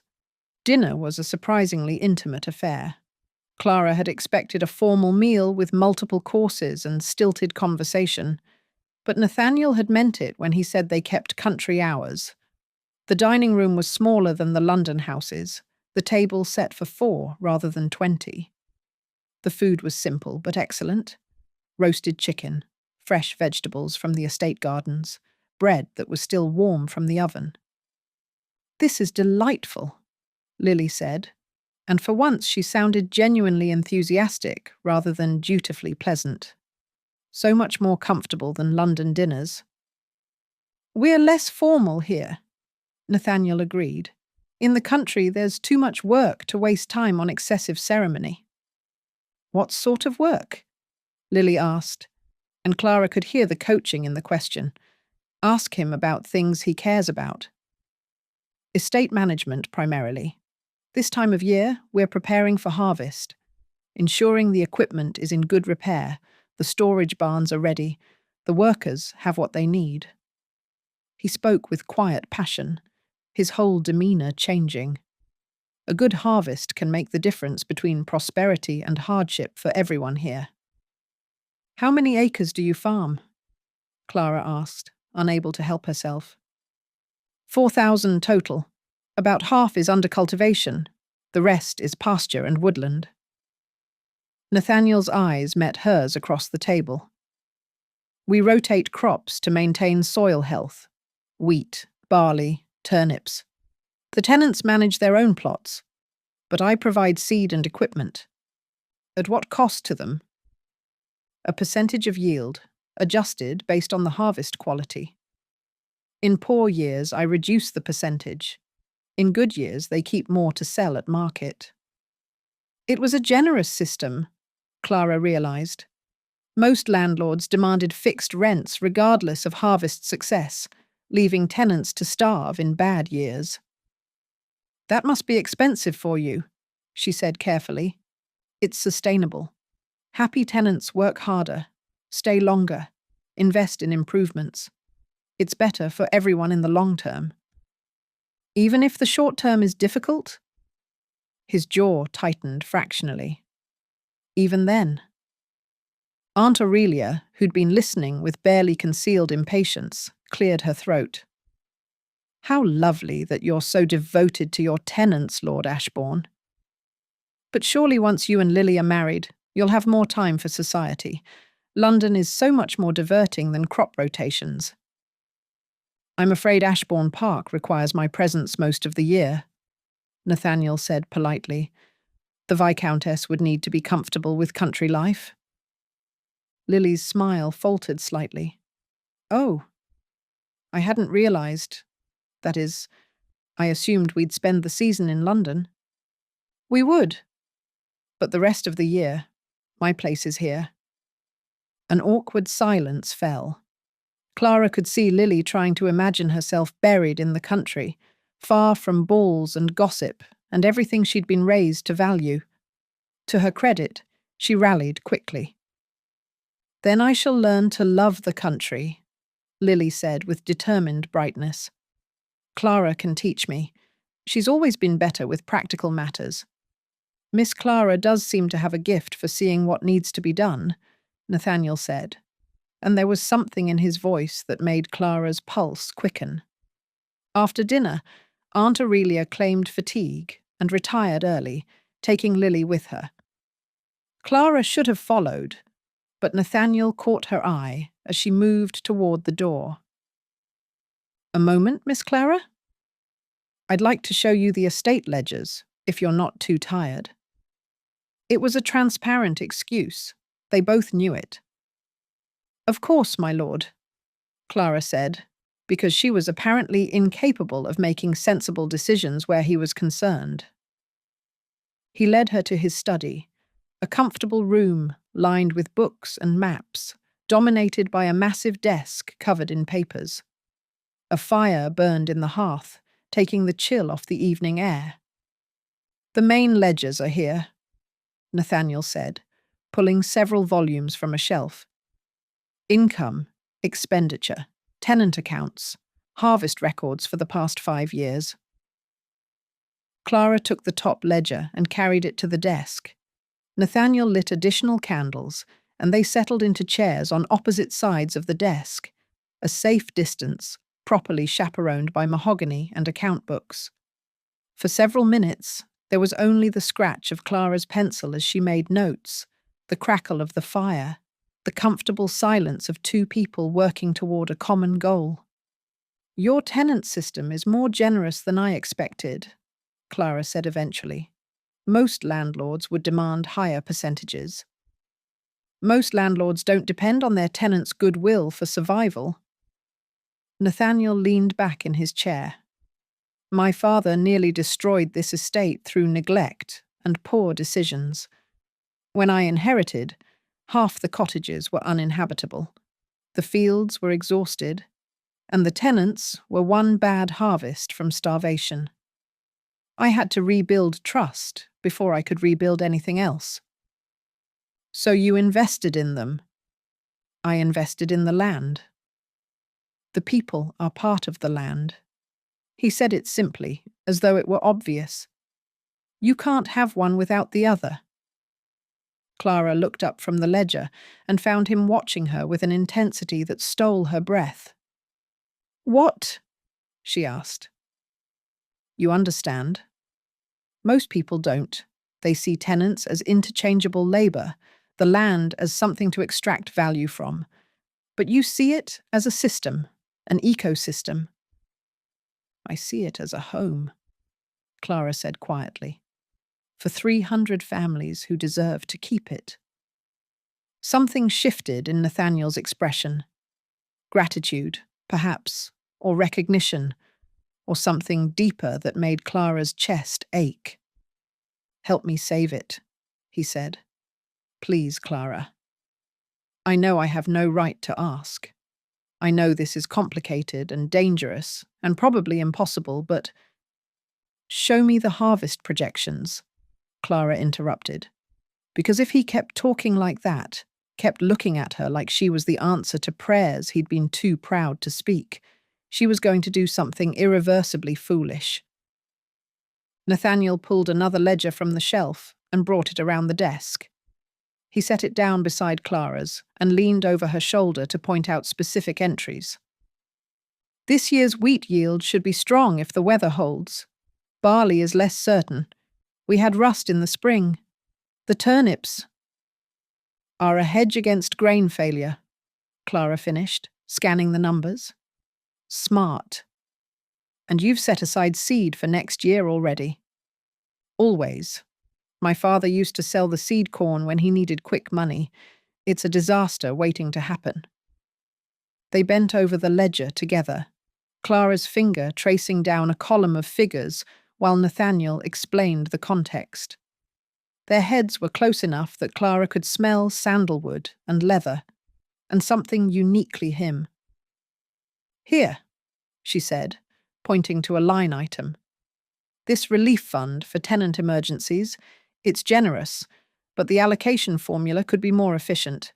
If you based it on family size and acreage rather than a flat percentage, it would stretch further, Nathaniel said, his voice close to her ear, and target those who need it most.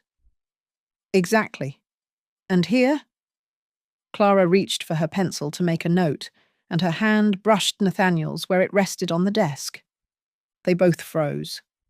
It was the barest contact, fingers against fingers, lasting perhaps 2 seconds. But Clara felt it like lightning down her spine, like the moment before a storm breaks, like every dangerous thing she'd been trying not to feel since the moment she'd met him. She should pull away. She should make some light comment and return to the numbers and pretend her heart wasn't hammering against her ribs. Instead, she turned her head and found Nathaniel's face inches from hers. His eyes were storm grey in the firelight, fixed on her with an intensity that made breathing difficult. She watched his gaze drop to her mouth, watched his throat work as he swallowed. Clara, he said, and her name was a question and a plea and a warning all at once. We can't, she whispered. I know. Lily dash dash. I know. But his hand had turned beneath hers, his fingers threading through hers, and Clara couldn't remember why this was wrong when it felt so devastatingly right. 1 week, she said desperately. We have 1 week to solve this, to find a way out that doesn't destroy everyone. And then what? And then you marry Lily, and I go back to London, and we pretend this never happened. I don't think I can pretend that. You'll have to. We both will. She pulled her hand free and stood, putting the desk between them like a barricade. Nathaniel remained where he was, one hand still resting on the ledger where hers had been. I should retire, Clara said, proud of how steady her voice sounded. We can continue this tomorrow. Clara! A knock at the door interrupted whatever he'd been about to say. They both turned as Mrs. Bramble entered, her expression apologetic. Begging your pardon, my lord, but there's a gentleman arrived. Says he's expected, though I don't have him in the guest book. A Mr. Darius Pike? The name fell like a stone into still water. Nathaniel's expression went carefully blank. Pike is here? Now? Yes, my lord. He's in the entrance hall with his luggage. Says you invited him for the house party. I did no such thing. Shall I turn him away? Clara watched Nathaniel's jaw tighten, watched him calculate odds and consequences with the same precision he brought to everything else. No, he said finally. Show him to a guest room. I'll speak with him in the morning. Mrs. Bramble curtsied and left. Nathaniel stood motionless, staring at the fire. He's making a move, Clara said quietly. Showing up uninvited, forcing a confrontation on his terms. Yes. What will you do? I don't know.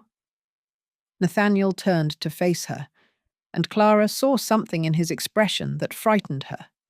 Not fear, but a cold, calculating fury that reminded her he'd been a soldier once, that beneath the gentleman's manners was a man who knew how to fight. "But I won't let him take this place. I won't let him destroy 300 families because he wants a seat at the right tables." "Then we find another way." Clara moved back around the desk, close enough to touch him, but not quite touching. "We have the ledgers. We have time. We have—" "You," Nathaniel said. "I have you." "For 1 week. For 1 week." Clara agreed, and tried not to think about how inadequate that felt, how much she wanted to promise him more than she could give. They stood there in the firelight, two people who shouldn't want each other, planning to fight a battle they might not win. And somewhere in the house, Darius Pike was unpacking his bags and sharpening his knives, ready to take everything Nathaniel loved. Clara looked at the ledgers spread across the desk, at the numbers that didn't quite add up, at the impossible problem she'd promised to solve. 1 week, 7 days to work a miracle. 7 days to save Ashbourne Park and break her own heart in the process. She picked up her pencil and returned to the numbers, because numbers were safe and logical and didn't look at her like she was the answer to questions that shouldn't be asked. But she could feel Nathaniel's gaze on her, warm as the fire, dangerous as the storm gathering outside. And she knew, with the same certainty she knew how to balance accounts and spot broken fences, that 1 week wasn't going to be nearly enough time to protect her heart from wanting things she couldn't have. Chapter 6. Nathaniel had learned, during his years in the peninsula, that the worst battles were the ones you saw coming but couldn't avoid. You could watch the enemy position their artillery, see them mass their troops, calculate exactly where and when they'd strike, and still be powerless to prevent the carnage. All you could do was brace yourself and try to minimize the casualties. Pike was positioning his artillery. Nathaniel had known it the moment Mrs. Bramble announced the man's arrival. No one travelled to a country estate uninvited unless they were either supremely confident or supremely desperate. Pike was the former, which made him infinitely more dangerous. The confrontation came the next morning, before breakfast, before Nathaniel had even finished his first cup of coffee. He'd risen early, old military habits died hard, and gone to his study to review the notes Clara had made the previous evening. Her handwriting was precise and elegant, her observations devastatingly accurate. She'd found inefficiencies he'd been too close to see, suggested economies that wouldn't compromise quality, identified opportunities he'd overlooked. In 3 hours, she'd done what his steward hadn't managed in 3 years, and she'd done it while sitting close enough that Nathaniel could count her eyelashes, while their hands had touched over a ledger line and the world had narrowed to the warmth of her fingers against his. He was still staring at her notes, trying to focus on numbers instead of the memory of her saying, "We can't," in a voice that suggested she wanted to as much as he did, when Pike walked into his study without knocking. "Ashbourne. Good morning." Pike's smile was all teeth and no warmth. "I hope you don't mind my arriving a day early. I had business conclude sooner than expected, and I thought, why not take advantage of your generous hospitality?" Nathaniel set down his coffee with deliberate care. "I don't recall extending an invitation. Didn't you?" Perhaps it was implied. After all, we have so much to discuss. Pike settled into the chair opposite Nathaniel's desk. Clara's chair, Nathaniel thought with irrational irritation, and crossed his legs with the ease of a man who owned the room. "Lovely estate you have here. 4,000 acres, isn't it? Prime agricultural land. Worth a fortune if properly managed." "It is properly managed." "Oh, I'm sure you do your best." But there's a difference between managing and maximizing, wouldn't you say? All this generosity toward your tenants, reduced rents in poor years, equipment provided at cost, relief funds for emergencies. Very noble, very expensive. Nathaniel's hands tightened on the arms of his chair. My tenants are my responsibility. And your creditors? Are they not also your responsibility? Pike leaned forward, his expression sharpening. Let's dispense with pleasantries, Ashbourne. You know why I'm here. The callable clause comes due in, what is it now? 84 days, and you're nowhere near securing the funds to satisfy it. I'm working on it. Are you? Because from where I sit, you're hosting house parties and playing at courtship with a girl whose dowry won't even cover half what you owe. Pike pulled a document from his coat pocket and laid it on the desk. I've had my solicitors review your situation. Even with the Whitcombe marriage, you'll be £12,000 short, and no bank will extend you credit with my clause hanging over your head. Nathaniel didn't touch the document. He didn't need to. He'd run those same calculations 100 times, always arriving at the same impossible conclusion. What do you want, Pike? I told you in London. Access. Introductions. A formal connection between our families that opens doors currently closed to me. Pike's smile widened. I have a proposition. A way out of this mess that benefits us both. I'm listening. Marry my daughter instead of Miss Whitcombe. Her dowry is £60,000, more than enough to clear your debt with money left over for improvements. In exchange, I forgive the mortgage entirely and provide additional capital for estate modernization. You get financial security. I get a viscountess for a daughter and a son-in-law who can introduce me to the right people. Everyone wins. Except Lily, Nathaniel thought. Except the Whitcombes, who'd been counting on this match. Except Clara, who'd lose her position in her aunt's household once Lily's engagement fell through. Except his own honour, which was apparently for sale if the price was high enough. I'm already committed to Miss Whitcombe, Nathaniel said carefully. Committed, but not formally betrothed. No announcement has been made. You could withdraw gracefully, claim incompatibility, offer a generous settlement to soothe any wounded feelings. These things happen all the time. Not to me. Pike's expression hardened. Then let me be clear about your alternatives. If you refuse my offer, I will invoke the callable clause in full. You will have 84 days to produce £42,000, which we both know you cannot do. I will foreclose on Ashborne Park, which gives me the right to claim not just the house and home farm, but all tenant lands held under the original mortgage. You'd displace 300 families. I'd consolidate the holdings and modernize the operation. Fewer tenants, larger plots, mechanized farming. It's the future, Ashbourne. Your sentimental attachment to these people is admirable, but economically inefficient. Nathaniel felt rage building in his chest. Cold, controlled, the kind that had made him dangerous on the battlefield. Those people have worked this land for generations. They have homes, families, lives. They have tenancies that can be terminated, legally, properly.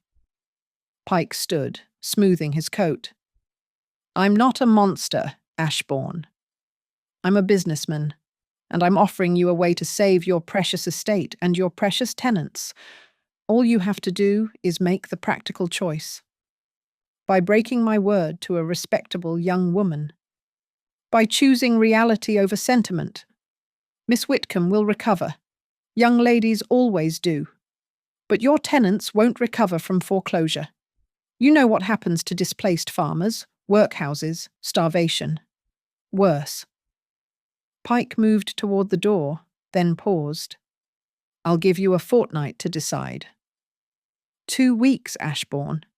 Either announce your betrothal to my daughter, or prepare to watch everything you love burn. And if I announce my betrothal to Miss Whitcombe instead? Pike's smile was cold. Then I invoke the clause immediately and foreclose within the legal minimum. You'll have 60 days instead of 84, and even less chance of securing alternative funding. The outcome will be the same. I'll own Ashborne Park. The only question is whether you go down fighting or make the smart choice. He left, closing the door with a soft click that sounded like a cell door locking. Nathaniel sat in the silence, staring at the document Pike had left behind. His hands were shaking. With rage or fear or helplessness, he couldn't tell. Possibly all three. 2 weeks. 14 days to choose between honor and survival, between keeping his word and keeping his land, between destroying Lily's future and destroying 300 families. There had to be another way. There had to be. He thought of Clara's notes, her careful calculations, her brilliant mind finding solutions where he'd seen only problems. If anyone could find a way out of this trap, it was her. But even Clara couldn't conjure £12,000 from thin air in 2 weeks. Nathaniel spent the rest of the morning riding the estate with his steward, inspecting fields and cottages and trying to imagine them under Pike's ownership. Mechanized farming, consolidated holdings, fewer tenants. He saw the Hendersons' cottage, where 3 generations lived and worked the same 20 acres their family had held for a century. He saw the Blackwell farm, where the widow Blackwell had raised 5 children alone after her husband died, where those children now worked the land and raised their own families. He saw the village school he'd helped fund, the church his grandfather had built, the mill he'd modernized so families could grind their grain locally instead of traveling to the next county.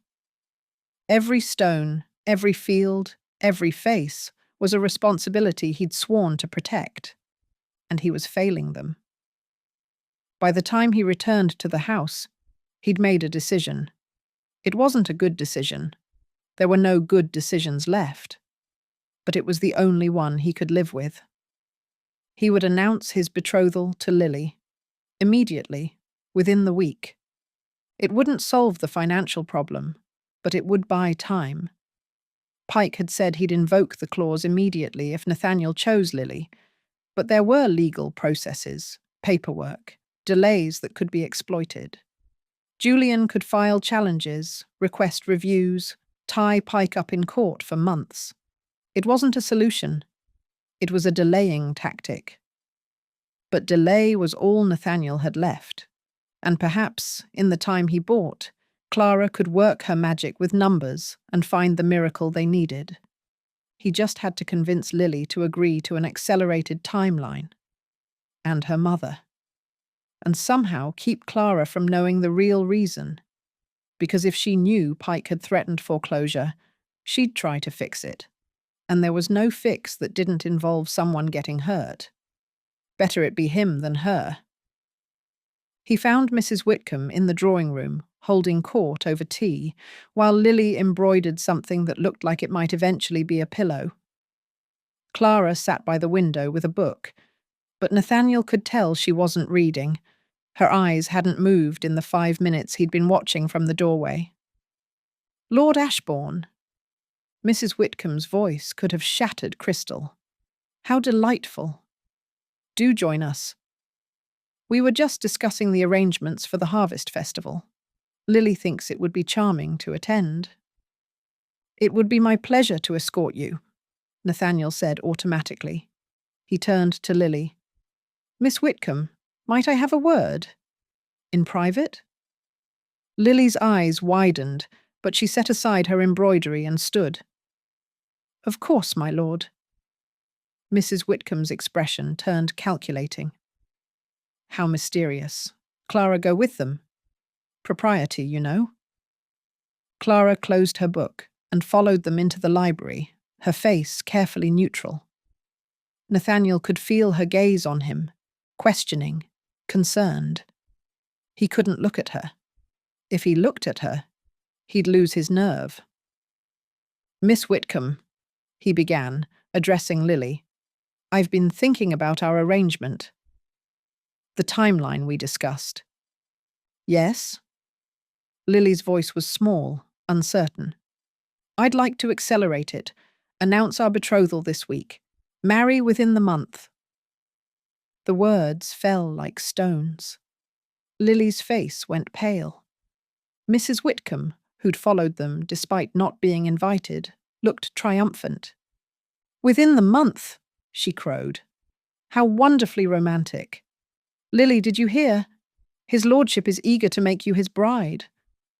But Lily was staring at Nathaniel with something that looked like confusion, or perhaps disappointment. "So soon?" I thought. "That is, I'd hoped we might have time to know each other better." "We'll have a lifetime to know each other," Nathaniel said, and hated himself for the lie.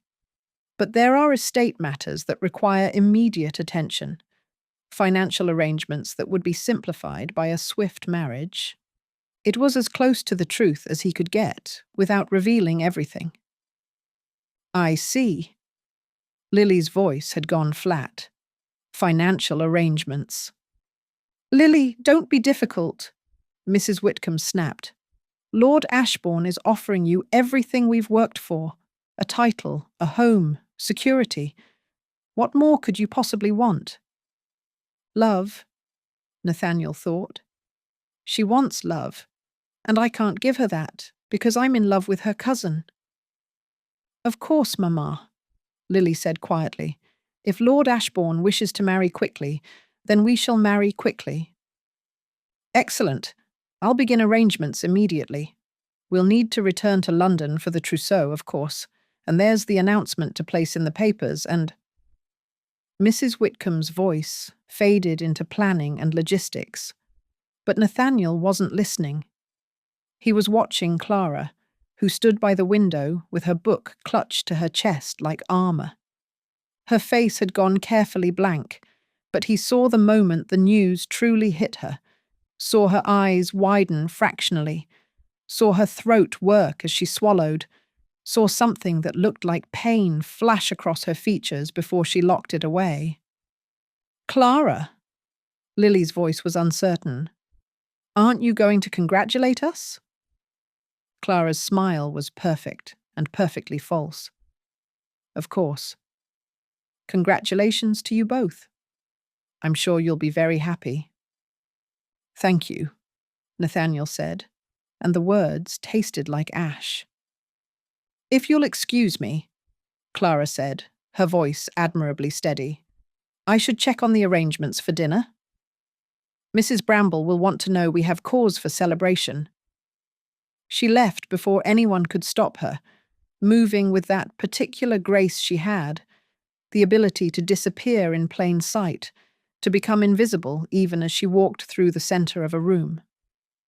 Nathaniel wanted to follow her, wanted to explain that this wasn't what it looked like, that he had a plan, that he was trying to protect everyone, including her. But Mrs. Whitcombe was already pulling Lily toward the door, chattering about wedding dates and guest lists.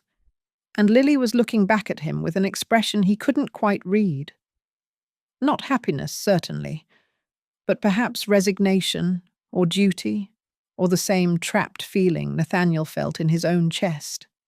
He stood alone in the library, surrounded by books and ledgers and the ghost of Clara's presence, and wondered how doing the right thing could feel so much like betrayal. He didn't see Clara again until dinner. She appeared precisely on time, dressed in a gown of deep blue that should have made her fade into the background, but somehow only emphasized the elegant line of her neck, the intelligence in her dark eyes. She took her seat without meeting his gaze, and throughout the meal she was perfectly pleasant, perfectly proper, perfectly absent. She answered when spoken to. She smiled at appropriate moments. She played her role of supportive cousin with flawless precision, and Nathaniel could see the cost of it in the tightness around her mouth. the way her hands trembled slightly when she reached for her wine glass, the careful distance she maintained from everyone at the table. Pike joined them for dinner, all charm and congratulations, toasting the happy couple with expensive wine and veiled threats disguised as well-wishes. "To Lord Ashbourne and Miss Whitcombe," he said, raising his glass. "May your union be prosperous and your decisions wise." The emphasis on decisions was subtle but unmistakable, a reminder that Nathaniel had 2 weeks to change his mind. After dinner, the ladies retired to the drawing room while Nathaniel and Pike remained for port. Nathaniel endured 15 minutes of Pike's company, thinly veiled gloating disguised as business advice, before excusing himself. He needed air. He needed space. He needed to think. He found himself in the garden, walking the paths he'd known since childhood, trying to calculate odds that refused to add up. "You're making a mistake." Nathaniel turned to find Julian Hart emerging from the shadows. His friend must have arrived while they were at dinner. Nathaniel had sent word asking him to come, needing someone he could trust. "Which mistake specifically?" Nathaniel asked. "I seem to be making several." "Announcing the betrothal without a real plan. Pike will still invoke the clause. You'll still be £12,000 short. All you've done is trap yourself in a marriage to a woman you don't love, while the woman you do love watches it happen." "I'm buying time." "For what?" "Clara to work miracles?" "Nathaniel, I've been making inquiries like you asked. Pike has enemies, yes, but they're all too afraid of him to act. The man has leverage on half the ton. No one will move against him." "Then I'll find another way." "There is no other way." Julian's frustration boiled over. "You're going to lose Ashbourne Park. The only question is whether you lose it as a bachelor or as a married man trapped in a loveless union." "I won't lose it. I can't. 300 families will be displaced regardless. Pike will foreclose, Nathaniel. It's not a question of if, but when. And you'll have sacrificed your happiness for nothing." Nathaniel leaned against the garden wall, suddenly exhausted. "What would you have me do? Break my word to Miss Whitcombe? Marry Pike's daughter instead? Watch Clara lose her position when her aunt's household falls apart? I'd have you fight. Really fight. Not this noble self-sacrifice nonsense, but actual strategy. Find Pike's weakness and exploit it. Make him hurt the way he's hurting you." "I don't know his weakness." "Then find it. You have 2 weeks. Julian gripped Nathaniel's shoulder. "But don't marry Miss Whitcombe thinking it will solve anything. All it will do is make you miserable and break Clara's heart in the process." "Her heart isn't mine to break." "Isn't it?" Julian's voice softened. "I saw the way she looked at you when you made that announcement." "That wasn't the face of a woman who's indifferent, Nathaniel. That was the face of a woman watching the man she loves promise himself to someone else." The words hit like a physical blow. We haven't." "You don't have to. Some things are obvious to anyone with eyes." Julian released him and stepped back. "I'll keep digging into Pike's affairs. Maybe I'll find something we can use. But Nathaniel, don't give up yet. And for God's sake, talk to Clara. Tell her what you're planning. She deserves to know." Julian left, and Nathaniel stood alone in the garden, staring up at the house where lights glowed in the windows. One of those windows was Clara's room. He could see her silhouette moving behind the curtains. Pacing, probably, or working on the accounts she'd promised to review. Working to save him, even as he broke her heart. Julian was right. He should tell her the truth. Should explain that the betrothal announcement was a tactic, not a surrender. should give her the chance to help him find a real solution. But if he told her, she'd try to fix it. She'd sacrifice herself somehow, offer to leave, or find some way to take the blame, or do something noble and self-destructive because that was who she was. Better she think him a cad who'd used her help and then married for money. Better she hate him than destroy herself trying to save him. Nathaniel turned away from the house and walked deeper into the garden, into the darkness where no one could see the expression on his face or the way his hands shook with the effort of not going to Clara's room and telling her everything. 2 weeks, 14 days to find a miracle or watch everything burn. 14 days to pretend his heart wasn't breaking every time Clara looked at him with those careful, distant eyes. He'd survived war. He'd survived his father's debts and society's judgment, and 12 years of clawing his way back to solvency. Surely he could survive 2 more weeks, even if it killed him. Chapter 7. Clara had always prided herself on her ability to endure. She'd endured her father's death and the discovery that he'd left them nothing but debts and good intentions. She'd endured her mother's slow decline into grief-stricken silence, then death. She'd endured years of living on Aunt Aurelia's charity, of being useful but never valued, of making herself small and quiet and grateful. She'd thought she could endure anything. But watching Nathaniel announce his betrothal to Lily, watching him stand there and speak of accelerated timelines and financial arrangements while carefully not looking at Clara, had taught her the limits of her endurance. She'd smiled. She'd congratulated them. She'd played her role perfectly. And then she'd gone to her room and stared at the ceiling until dawn, trying to convince herself that the ache in her chest was merely disappointment, not heartbreak. It hadn't worked. 3 days had passed since the announcement. 3 days of Aunt Aurelia planning wedding details with manic enthusiasm.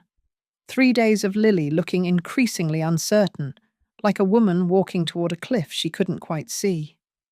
3 days of Nathaniel avoiding Clara with such determination that it was almost impressive.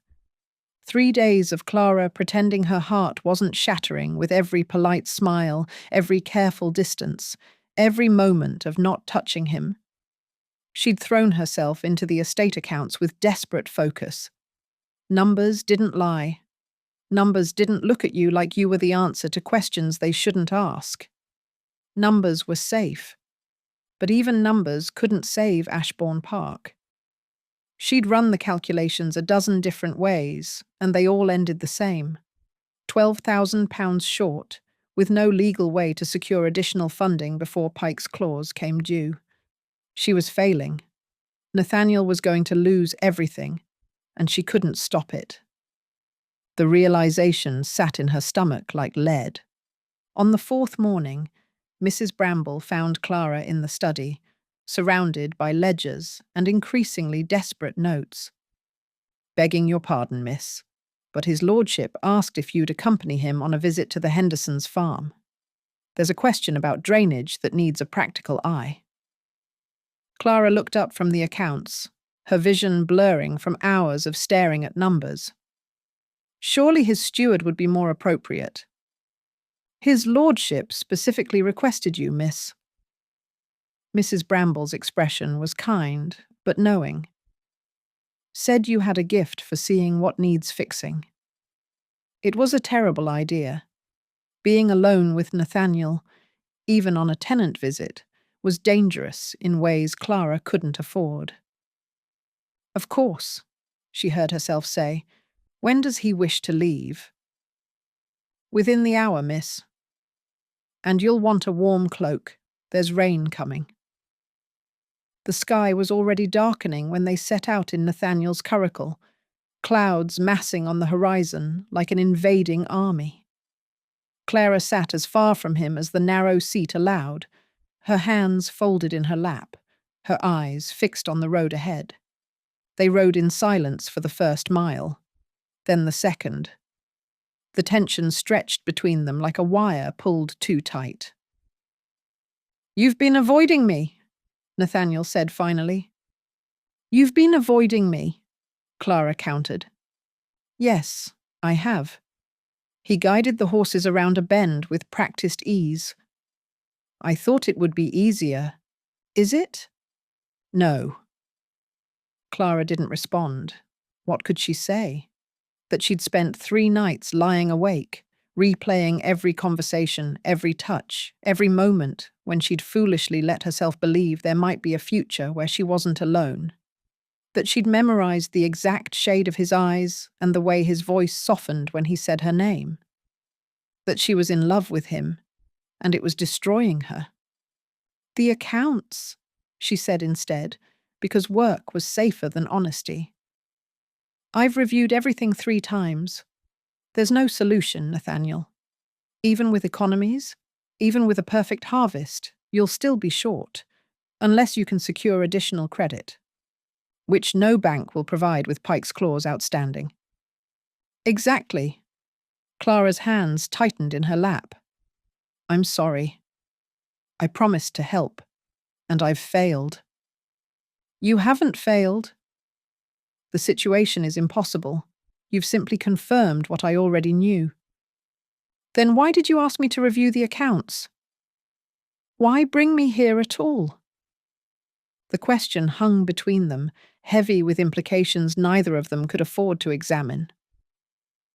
"Because I'm a selfish bastard," Nathaniel said quietly. "Because I wanted you here, even knowing it would make everything harder. Because watching you work, seeing the way your mind moves, the way you find solutions where everyone else sees only problems, is the only thing that makes me believe this might not be hopeless." Clara's breath caught. "Nathaniel."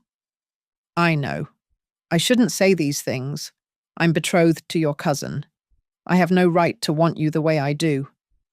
His hands tightened on the reins. "But apparently I'm not as honourable as I thought, because I can't seem to stop." Thunder rumbled in the distance. The first drops of rain began to fall. "We should turn back," Clara said, her voice unsteady. "The Hendersons' farm is closer. We'll shelter there until the storm passes." But the storm didn't wait. Within minutes, the rain went from scattered drops to a deluge, soaking through Clara's cloak and turning the road to mud. Nathaniel urged the horses faster, but the curricle wheels caught in a rut, jerking them sideways. Clara grabbed the seat to steady herself, and Nathaniel's arm came around her waist, holding her secure. "I've got you," he said, and Clara wanted to laugh at the absurdity of it. He had her. He'd always had her. From the moment he'd caught her on that balcony in London and looked at her like she was someone worth catching. They reached the Hendersons' farm, but the family was away, gone to market, according to a note pinned to the door. The barn was open, though, and Nathaniel guided the curricle inside, out of the rain. The sudden silence was deafening. Rain drummed on the roof. The horses stamped and shook themselves. Clara and Nathaniel sat side by side, both soaked through, both breathing too fast. "We should wait here," Nathaniel said, "until the worst passes." "Yes." But neither of them moved. Nathaniel climbed down first, then reached up to help Clara. His hands closed around her waist, and for a moment they stood there, her hands on his shoulders, his face tilted up to hers, rain dripping from their clothes and pooling on the barn floor.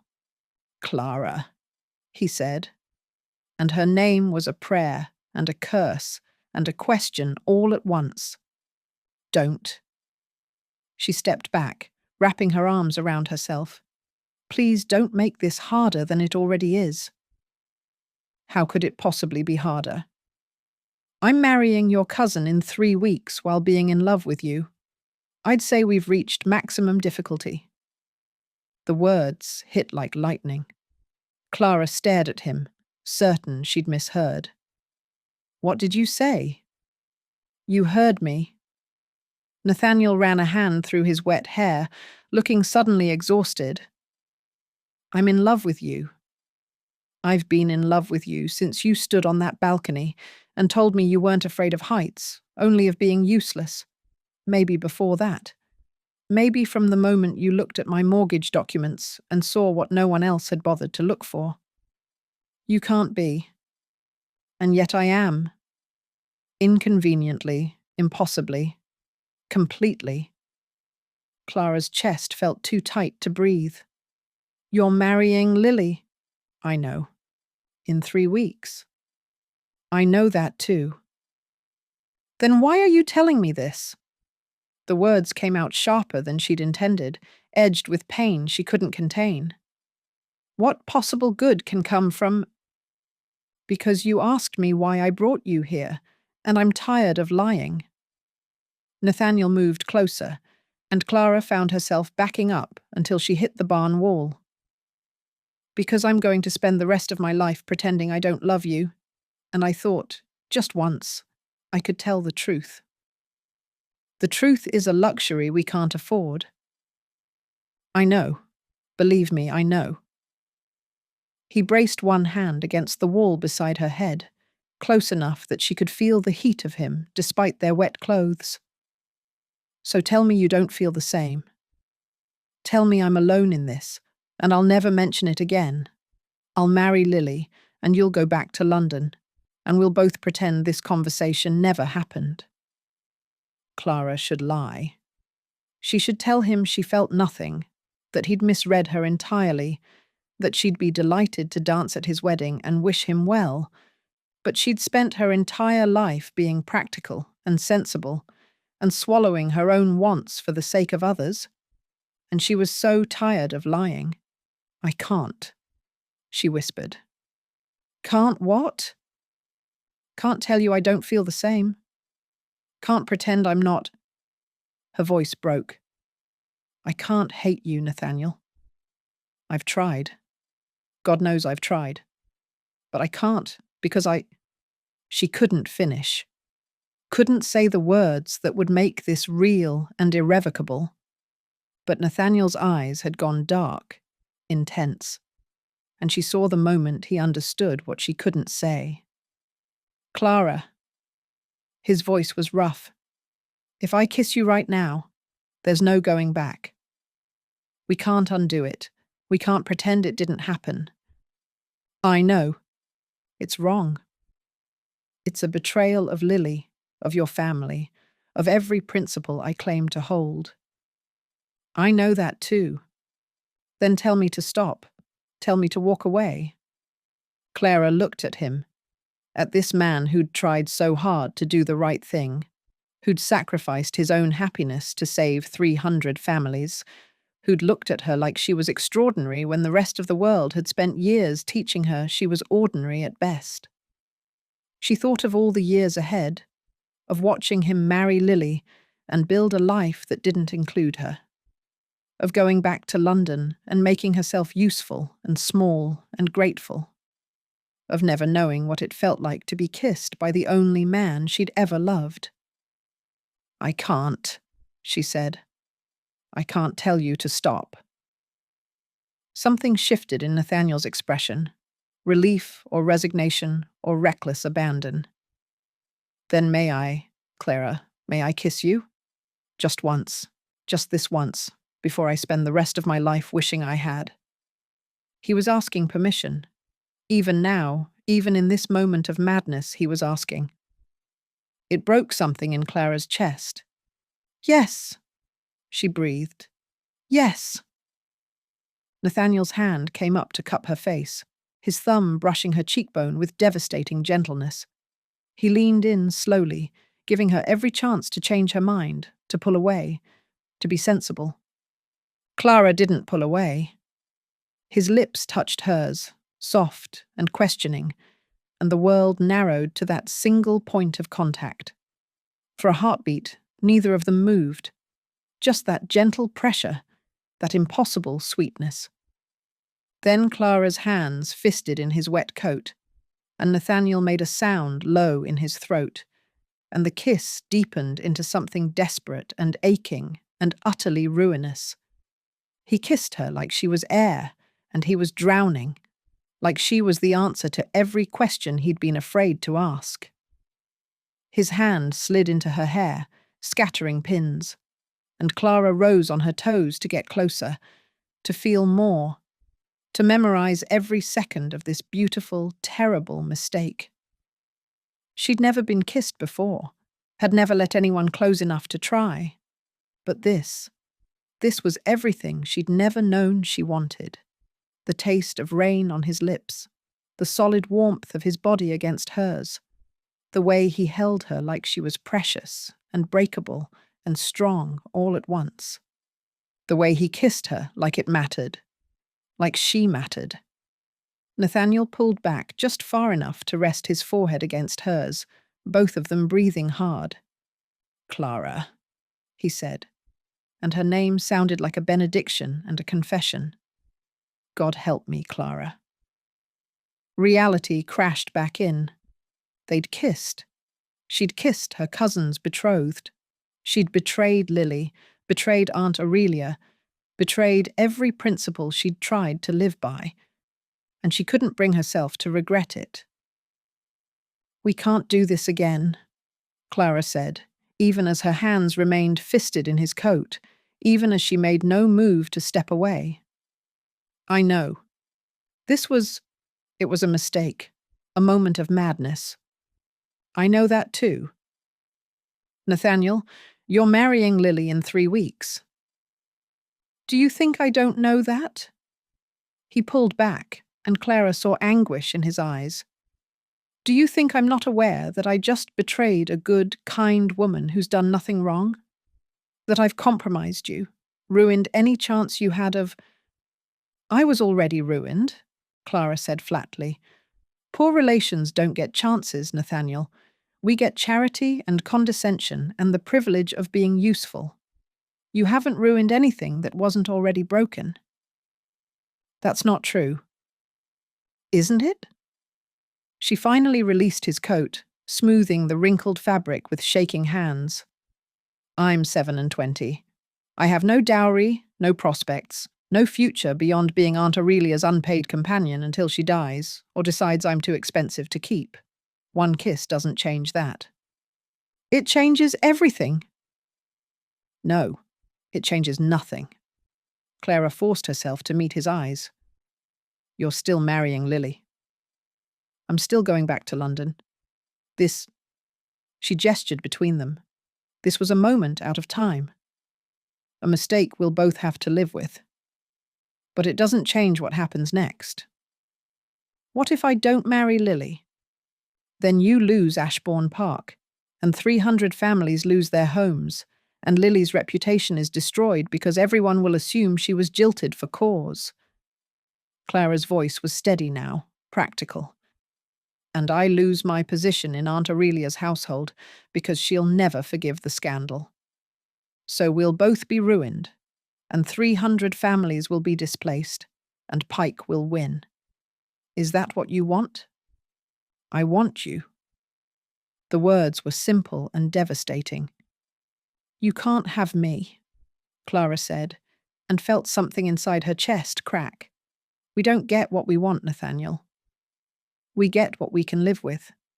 And I can live with this, with knowing you loved me, even if only for a moment.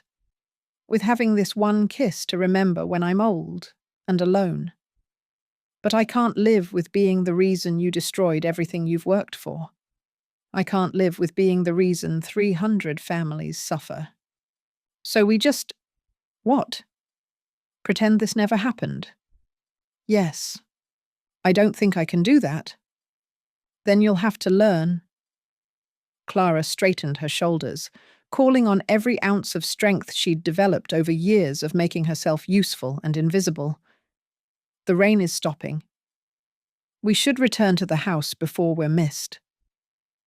She moved past him toward the curricle, but Nathaniel caught her hand. "Clara, wait. There has to be another way.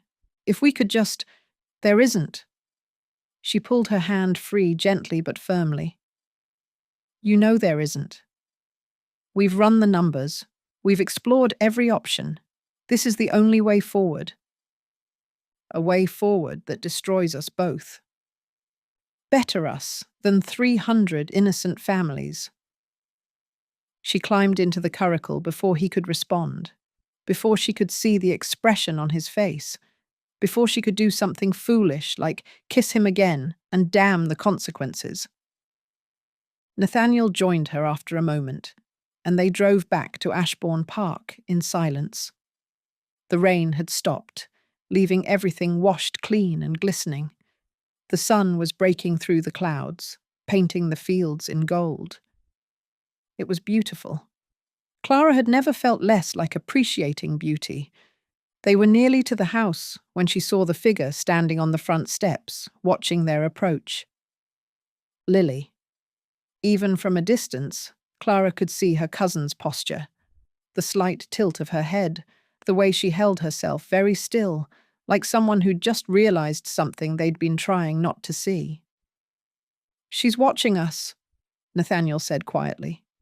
"I know." "Do you think she—" "I don't know." But Clara's stomach was churning with dread. "We were gone too long. We're both soaked through. And we're arriving together, alone. We were caught in the rain. It's a perfectly reasonable explanation. Reasonable explanations don't matter if she suspects the truth." Nathaniel brought the curricle to a stop, and a groom hurried forward to take the horses. Nathaniel climbed down, then reached up to help Clara. Their eyes met as his hands closed around her waist. For one heartbeat, Clara saw everything she felt reflected in his face. Longing and regret and love and loss all tangled together. Then he set her down and stepped back, and the moment shattered. "Miss Clara! Lord Ashbourne!" Lily's voice was bright, but there was something brittle underneath. "We were getting worried. Mrs. Bramble said you'd gone to the Hendersons' farm, but that was hours ago." "We were caught in the rain," Nathaniel said smoothly. "We sheltered in their barn until the worst passed." "How fortunate that you had shelter." Lily's eyes moved between them, searching. "You're both soaked through. You should change before you catch cold." "Yes, of course." Clara moved toward the door, desperate to escape Lily's too knowing gaze. But Lily caught her arm as she passed. "Clara? Are you all right? You look upset." "I'm fine. Just cold and wet." "Are you certain? Because you seem—" Lily paused, and Clara saw the exact moment her cousin's expression shifted from concern to something more complicated. "You seem different. Since the betrothal announcement. Have I done something to offend you?" "Of course not." "Then why won't you look at me?" Clara forced herself to meet Lily's eyes. Her cousin's face was open, trusting, kind. Everything Clara was betraying with every breath. "I'm tired, Lily. That's all. The accounts have been challenging."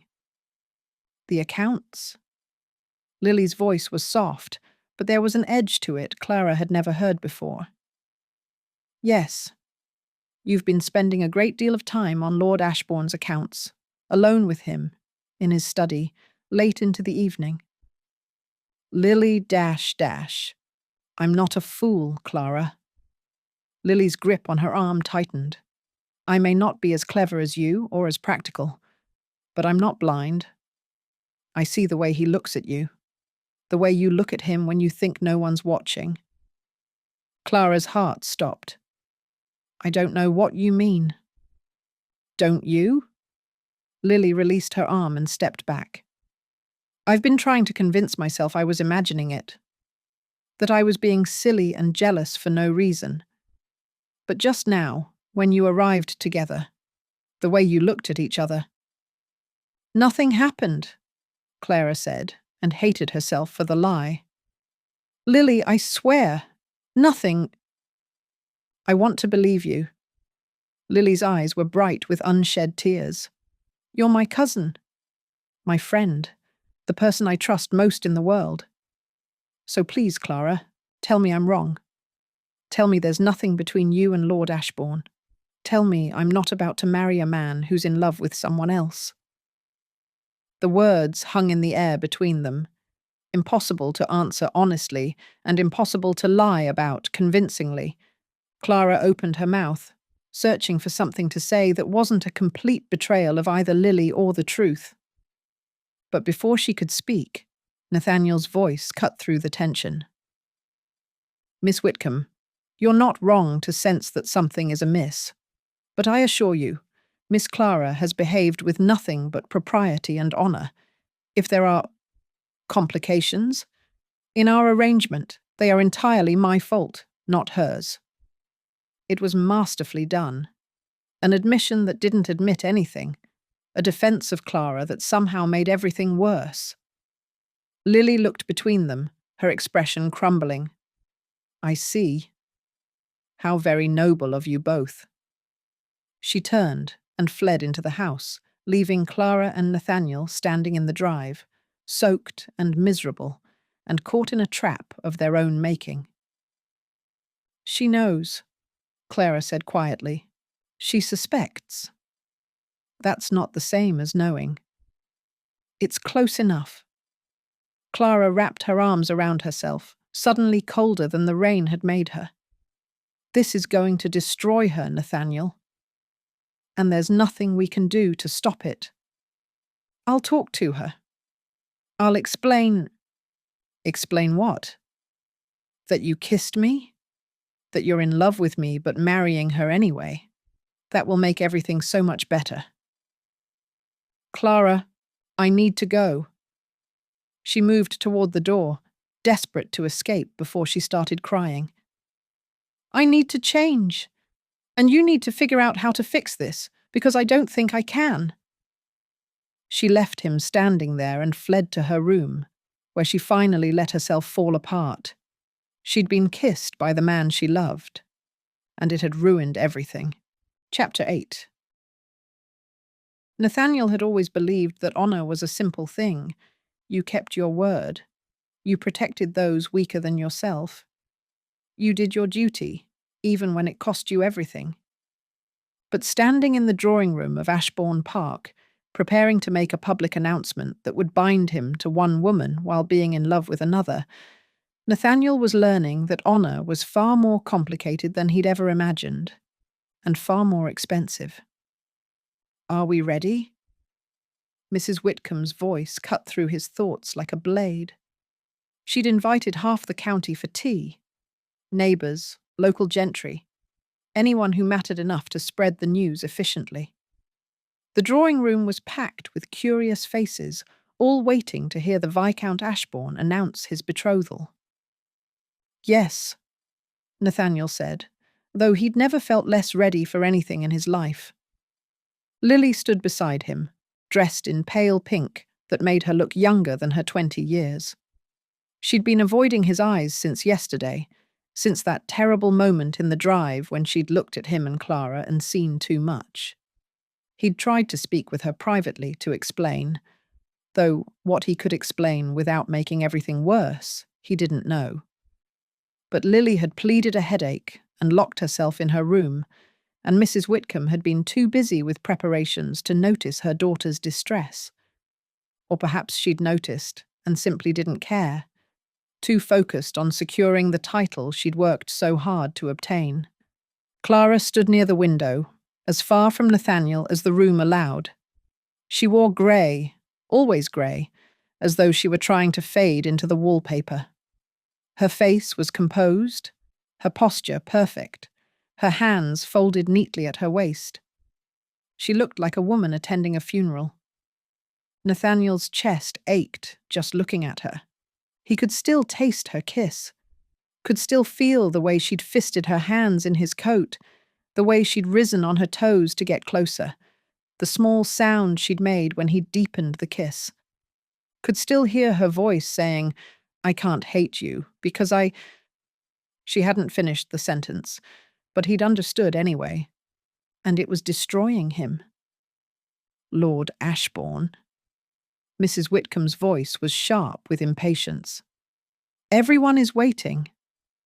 Nathaniel cleared his throat and stepped forward. The room fell silent, all eyes turning to him with varying degrees of interest and speculation. "Thank you all for coming," he began, his voice steady despite the chaos in his chest. "I've asked you here today to share happy news. Miss Lily Whitcombe has done me the great honour of accepting my proposal of marriage." Polite applause rippled through the room. Lily managed a smile that didn't reach her eyes. "The wedding will take place in 3 weeks' time," Nathaniel continued. "Here at Ashbourne Park. We hope you'll join us in celebrating the beginning of our life together." More applause. Mrs. Whitcombe beamed. Lily's smile remained fixed and fragile. And Clara? Clara turned to look out the window, her shoulders rigid, her reflection in the glass showing an expression of such carefully controlled devastation that Nathaniel had to look away before he did something unforgivable. More unforgivable than he'd already done. The guests surged forward with congratulations. Nathaniel accepted handshakes and well wishes with mechanical politeness, his mind only half present. Lily was swept up by a cluster of local ladies, all chattering about wedding preparations and trousseau details. Through it all, Clara remained by the window, untouched and untouchable. Nathaniel wanted to go to her, wanted to pull her aside and tell her this was all a strategy, that he had a plan, that he wasn't giving up. But he couldn't. Not with half the county watching. Not when any interaction between them would be scrutinized and gossiped about. Not when he'd already hurt her enough. "Quite a coup, Ashbourne." Darius Pike's voice was smooth as silk and twice as dangerous.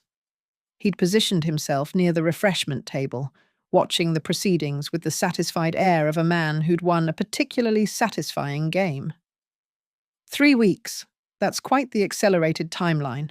One might almost think you were in a hurry. "I see no reason to delay," Nathaniel said evenly. "When one finds the right partner, why wait?" "Why indeed?" Pike's smile didn't reach his eyes. "Though I confess, I'm surprised you chose Miss Whitcombe over my daughter. Her dowry is considerably more substantial." "I'm not marrying for money, Pike." "Aren't you?" How refreshingly romantic. Pike took a sip of tea. "Of course, romantic gestures don't pay mortgages. I trust you've found alternative funding for that little problem we discussed?" Nathaniel's jaw tightened. "I'm working on it." "Are you?" "Because from where I stand, you're 3 weeks away from a wedding that will leave you £12,000 short and no closer to satisfying my clause. Unless—" Pike's gaze drifted to Clara, still standing by the window. "Unless you've found other resources I'm not aware of." The implication was clear and insulting. Nathaniel's hands curled into fists. "Miss Clara is my betrothed's cousin and a guest in my home," he said, his voice dangerously quiet. "I'll thank you not to include her in your speculation." "No speculation necessary. I have eyes, Ashbourne. And I'm not the only one who's noticed the way you look at her." Pike set down his teacup with deliberate care. "A word of advice, from one man of business to another. Don't let sentiment cloud your judgment. You have 2 weeks left on my deadline. 2 weeks to either marry my daughter or watch me foreclose on everything you love. Choose wisely." He walked away, leaving Nathaniel standing alone with rage burning in his chest and no outlet for it. 2 weeks. Pike had said a fortnight before, but now he was claiming 2 weeks. The man was tightening the noose, changing the terms, making sure Nathaniel understood exactly how little power he had. Nathaniel forced himself to circulate through the room, accepting more congratulations, making small talk with neighbours he'd known his entire life, people who depended on him, people who would lose everything if he failed. The weight of it was crushing. Finally, mercifully, the guests began to depart. Carriages were called, farewells were made, and the drawing room slowly emptied until only the household remained. Mrs. Whitcombe was in raptures. A complete success. Everyone was so pleased. Lady Pemberton said it was the most romantic announcement she'd heard in years. And Lord Hartwick mentioned that his son might be interested in Clara, which would be quite advantageous. "Mama, please." Lily's voice was thin, strained.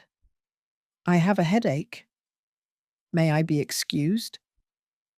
"Of course, darling. You should rest. We have so much to do in the coming weeks." Mrs. Whitcombe kissed her daughter's cheek, oblivious to the misery in Lily's eyes. "Clara, go with her. Make sure she has everything she needs." Clara nodded and followed Lily from the room without a word, without looking at Nathaniel. He watched them go and felt something in his chest crack. That evening, Nathaniel sat in his study with Julian Hart and a bottle of whiskey that was rapidly disappearing. "You look like hell," Julian observed. "I feel like hell." "The announcement went well, at least. Half the county will be talking about it by morning." That was the point. Nathaniel poured himself another drink. "Pike needed to see that I'm committed to this path. That I'm not going to back down or choose his daughter instead." "And are you? Committed to this path?" "I don't have a choice. There's always a choice, Nathaniel. The question is whether you can live with the consequences." Nathaniel drank and didn't answer. Julian leaned forward, his expression serious. "I've been digging into Pike's affairs like you asked. The man is careful. I'll give him that. But everyone has vulnerabilities. Everyone makes mistakes." "Have you found his?" "Possibly. There's a property deal he made 5 years ago, a warehouse in Liverpool that burned down under suspicious circumstances. The insurance paid out. But there were questions. Allegations of arson that were never proven. That's not enough to stop him. Not on its own. But if we could find evidence, proof that he committed fraud, we could threaten exposure, make him back down from the foreclosure. That would take time we don't have. Then we make time. Delay the wedding. Claim you need to settle estate business first. Buy yourself another month to investigate." Nathaniel shook his head. "Pike is already tightening the deadline. He said 2 weeks today, not the fortnight he originally claimed. If I delay the wedding, he'll invoke the clause immediately. I'll have even less time." "So you're just going to marry Miss Whitcombe and hope something miraculous happens?" "I'm going to marry Miss Whitcombe and keep fighting. Keep looking for leverage. Keep trying to find a way out." Nathaniel met his friend's eyes. "And if I can't find one before the clause comes due, at least I'll have kept my word. At least I'll have that much honour left." "Honour?" Julian's voice was bitter. "You're going to sacrifice your happiness on the altar of honour, and it won't save anyone. Pike will still foreclose. You'll still lose Ashbourne Park. You'll just lose it as a married man trapped with a woman you don't love." "I know. Then why?" "Because I have to try." The words came out louder than Nathaniel intended. "Because 300 families are depending on me. Because I gave my word to Miss Whitcombe, and breaking it would destroy her reputation. Because Clara—" His voice cracked. "Because Clara deserves better than to be the other woman. Better than to be the reason a good, kind girl's life is ruined. She deserves everything, Julian. And I can't give her anything except more pain." Julian was quiet for a long moment. You're in love with her. Yes. And she loves you.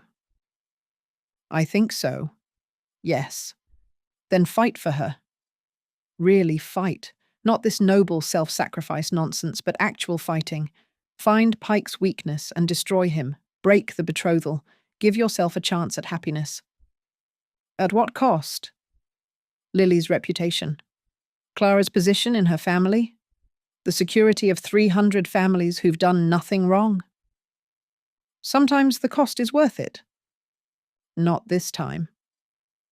Nathaniel drained his glass and stood. Keep investigating Pike. Find me something I can use.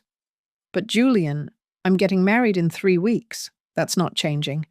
So whatever you find, it needs to be enough to stop the foreclosure without requiring me to break my word. That's a very narrow window. Then I suggest you work quickly. Julian left, and Nathaniel stood alone in his study, staring at the portrait of his grandfather that hung above the fireplace. The old Viscount looked stern and disapproving, as he had in life. I'm trying, Nathaniel said to the portrait. I'm trying to do the right thing. To protect everyone. But I don't know if it's enough. The portrait didn't answer. It never did. Nathaniel turned away and found himself looking at the ledgers Clara had worked on. Her neat handwriting, her careful calculations, her brilliant mind finding solutions where he'd seen only problems. She'd tried so hard to save him, and he was going to lose her anyway. The next morning, Nathaniel woke to find a note slipped under his study door. The handwriting was Clara's. He'd recognize it anywhere. Lord Ashbourne. I've completed my review of the estate accounts. I'm afraid there are no further economies to be found that wouldn't compromise the welfare of your tenants or the productivity of the land. The shortfall remains insurmountable through conventional means. However, I believe I may have identified an alternative approach. There are several parcels of land on the estate's periphery, approximately 200 acres total, that are currently unused. They're too rocky for cultivation and too isolated for tenant cottages, but they might have value to a developer or investor looking to build. If you could sell them quickly, it might generate enough capital to satisfy Mr. Pike's clause.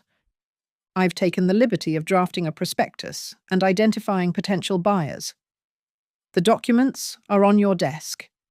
I've also decided that it would be best if I returned to London. My presence here is complicated. Lily needs time to prepare for her wedding without distractions, and I have matters to attend to in town. I wish you every happiness in your marriage, Lord Ashbourne. You deserve it.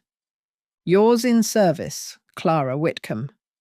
Nathaniel read the note 3 times, his chest tightening with each pass. She was leaving. She'd found him a potential solution, because of course she had, because Clara never gave up, never stopped trying to fix things, and then she was removing herself from the equation. For Lily's sake. For his sake. Because she thought her presence was a complication, rather than the only thing keeping him sane. He found the prospectus on his desk, exactly as she'd said. It was thorough, professional, brilliant. She'd identified 3 potential buyers, outlined the legal process, even calculated the timeline required to complete the sale before Pike's deadline. It might work. It actually might work. But it would require moving quickly. And it would require Clara's help to navigate the negotiations. She understood the finances better than anyone. Nathaniel grabbed the documents and went looking for her. He found her in her room, packing. A trunk stood open on the bed, half filled with the simple dresses and practical items that made up her wardrobe. "You're leaving," he said from the doorway. Clara didn't turn around. "Yes. When?" "This afternoon. There's a coach to London at 3. Clara, we need to talk about this prospectus. The land sale, it's brilliant, but the timeline is tight. I'll need your help with the negotiations. You have a steward. And Mr. Hart. They can handle it. They're not you. No. They're not compromised by inappropriate feelings for their employer. Clara finally turned to face him, and Nathaniel saw that her eyes were red-rimmed, her face pale. Nathaniel, I can't stay here. Surely you see that. I see that you're running away. I'm removing a complication. There's a difference. You're not a complication. You're... He stopped, because finishing that sentence would make everything worse. I'm what? Clara's voice was sharp. Your betrothed's cousin? Your financial advisor? The woman you kissed in a barn and then announced your wedding to someone else the next day? Clara, I can't do this. She turned back to her packing, folding a dress with shaking hands. I can't stand here and watch you marry Lily. I can't smile and pretend to be happy and act like my heart isn't breaking. I can't be that strong, Nathaniel. I'm not made of stone. I know you're not. Then let me go. Let me leave with what little dignity I have left. What if I don't want you to go? What you want doesn't matter. The words came out fierce, almost angry. You're getting married in 3 weeks, to my cousin, who is kind and good and doesn't deserve to have her husband pining after someone else. So what you want, what I want, none of it matters. The only thing that matters is doing what's right. And leaving is right? Yes. Clara's shoulders sagged. Lily suspects something between us. She hasn't said anything directly, but I can see it in the way she looks at me. At you. If I stay, it will only get worse. She'll spend her entire engagement wondering if her husband is in love with her cousin. That's not fair to her. None of this is fair to anyone. No, it's not. But we don't get to choose what's fair. We only get to choose how we respond. Clara closed the trunk and turned to face him fully. I'm choosing to remove myself from a situation that hurts everyone involved. I'm choosing to give Lily the best chance at happiness with you, and I'm choosing to protect what's left of my own heart before you destroy it completely. The words hit like physical blows. I never meant to hurt you, Nathaniel said quietly. I know. That almost makes it worse. Clara's smile was sad and broken. You're a good man, Nathaniel. You're trying to do the right thing, save your estate, protect your tenants, honor your commitment to Lily. I understand that. I even admire it. But understanding doesn't make it hurt less. Clara, if there was any other way, there isn't. We both know that. You've run the numbers. I've run the numbers. Even with the land sale, you'll be cutting it close. You need this marriage. You need Lily's dowry.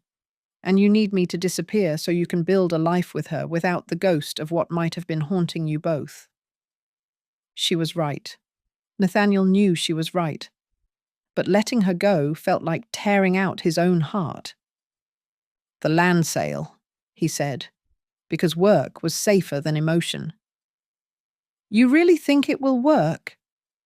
If you move quickly and accept a fair price rather than holding out for the best price, yes.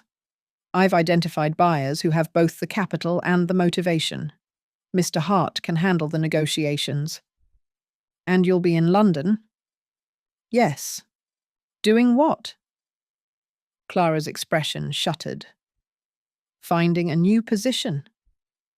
Aunt Aurelia won't want me around once Lily is married. I'll need to secure employment elsewhere. As what? A companion? A governess? Whatever I can find.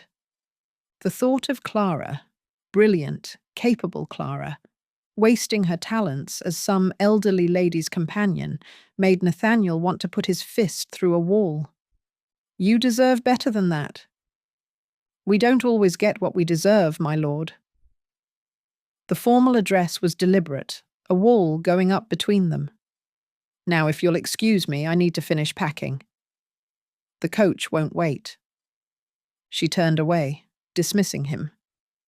Nathaniel should leave, should let her go, should focus on the land sale and the wedding and the 100 other things that required his attention. Instead, he crossed the room in 3 strides and caught her hand. "Clara, wait, please." She didn't pull away, but she didn't turn around either. "What is it?" "I need you to know." He stopped, searching for words that wouldn't make this worse. "I need you to know that kissing you wasn't a mistake. Falling in love with you wasn't a mistake. You're not a complication or a distraction or something I regret. You're—" "Don't." Clara's voice broke. "Please don't say things that will make this harder than it already is. I'm going to fix this.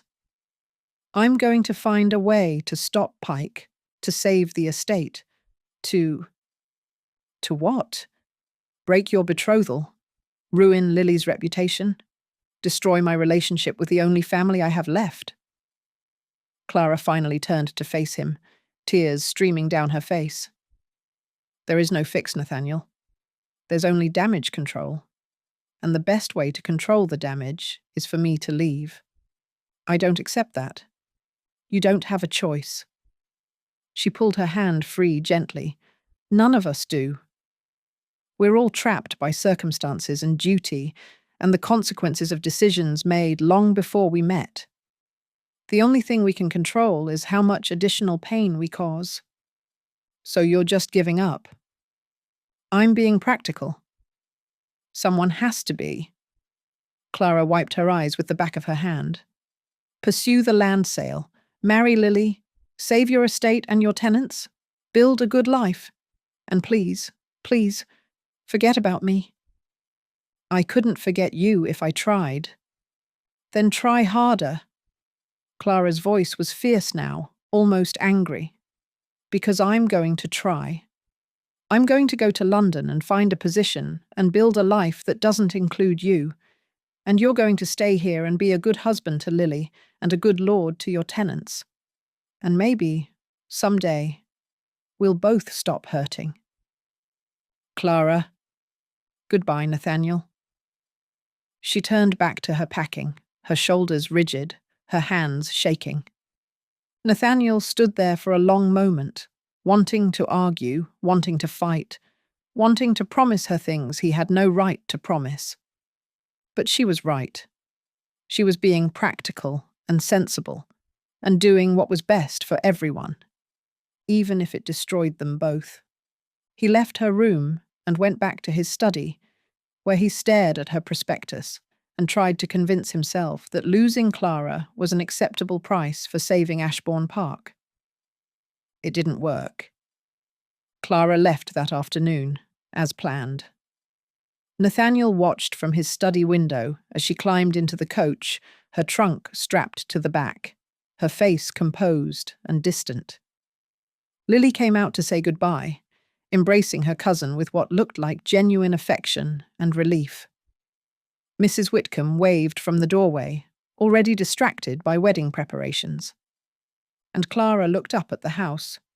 Just once, just for a moment, and Nathaniel saw the devastation on her face before she schooled it back to careful neutrality. Then the coach pulled away, taking her with it. Nathaniel stood at the window long after the coach disappeared from view, his hand pressed against the glass, his chest hollow. He'd done the right thing. He'd let her go. He'd chosen duty over desire, responsibility over happiness. He'd chosen honor, and it felt unforgivable. Chapter 9. Clara had always been good at disappearing. It was a skill she'd honed over years of living on charity, the ability to make herself so useful, so unobtrusive, so perfectly unremarkable, that people forgot she was there at all. She could sit in a corner of a drawing room for hours without anyone noticing, could manage a household's accounts without the mistress remembering who'd done the work. could fade into the background like wallpaper. She'd thought it was a survival skill. Now, sitting in the cramped parlour of her aunt's London townhouse 3 days after fleeing Ashbourne Park, Clara realised it was also a prison. Because no matter how hard she tried to disappear, she couldn't escape the memory of Nathaniel's hands in her hair, his lips on hers, his voice saying, "I'm in love with you," like it was both confession and curse. She couldn't escape the fact that in 2.5 weeks he would marry Lily, and she couldn't escape the hollow ache in her chest that made breathing feel like work. "Clara, are you listening?" Aunt Aurelia's voice cut through her thoughts like a knife. "I asked if you'd finished the seating arrangements for the wedding breakfast." "Yes, Aunt. They're on your desk." "And the flowers? Did you confirm with the florist?" "Yesterday. White roses and lavender, as you requested." "Good. At least you're useful for something." Aunt Aurelia returned to her correspondence, already dismissing Clara from her attention. Clara folded her hands in her lap and stared at the wall, trying not to calculate how many more days she'd have to endure this. How many more mornings of waking up and remembering that Nathaniel was lost to her. How many more nights of lying awake and wondering if he was thinking of her too. She needed to leave. Not just Aunt Aurelia's house, but London entirely. Somewhere far enough away that she wouldn't hear gossip about the new Viscountess Ashbourne. Somewhere she could rebuild herself into someone who didn't ache every time she thought of storm-grey eyes and a voice that said her name like a prayer. She needed a position, and she needed it before the wedding, so she could disappear immediately after without raising suspicion. Which was why, that afternoon, Clara found herself standing outside the Mayfair townhouse of Lady Honoria Blackwood, clutching a letter of introduction and trying to steady her nerves. Lady Honoria was a widow in her 60s, wealthy and eccentric, known for her sharp tongue and sharper mind. She'd been a friend of Clara's mother years ago, before the money ran out and the friendships followed. Clara had no idea if the woman would even remember her. But Lady Honoria was also known for employing companions who had brains as well as breeding, women who could hold intelligent conversation, manage complex correspondence, and weren't afraid of a challenge. It was Clara's best chance. The butler showed her into a drawing room that was cluttered with books, maps, and what appeared to be archaeological artifacts. Lady Honoria sat in a wing chair by the fire, reading a volume in what looked like ancient Greek. "Miss Clara Whitcombe," the butler announced. Lady Honoria looked up, her sharp eyes assessing Clara in one sweeping glance. "Whitcombe. Any relation to Aurelia Whitcombe?" "My aunt, my lady." Dreadful woman. Social climbing harpy with the intellectual depth of a puddle. Lady Honoria set down her book. "I assume you're nothing like her, or you wouldn't be here." Clara blinked, caught off guard by the bluntness.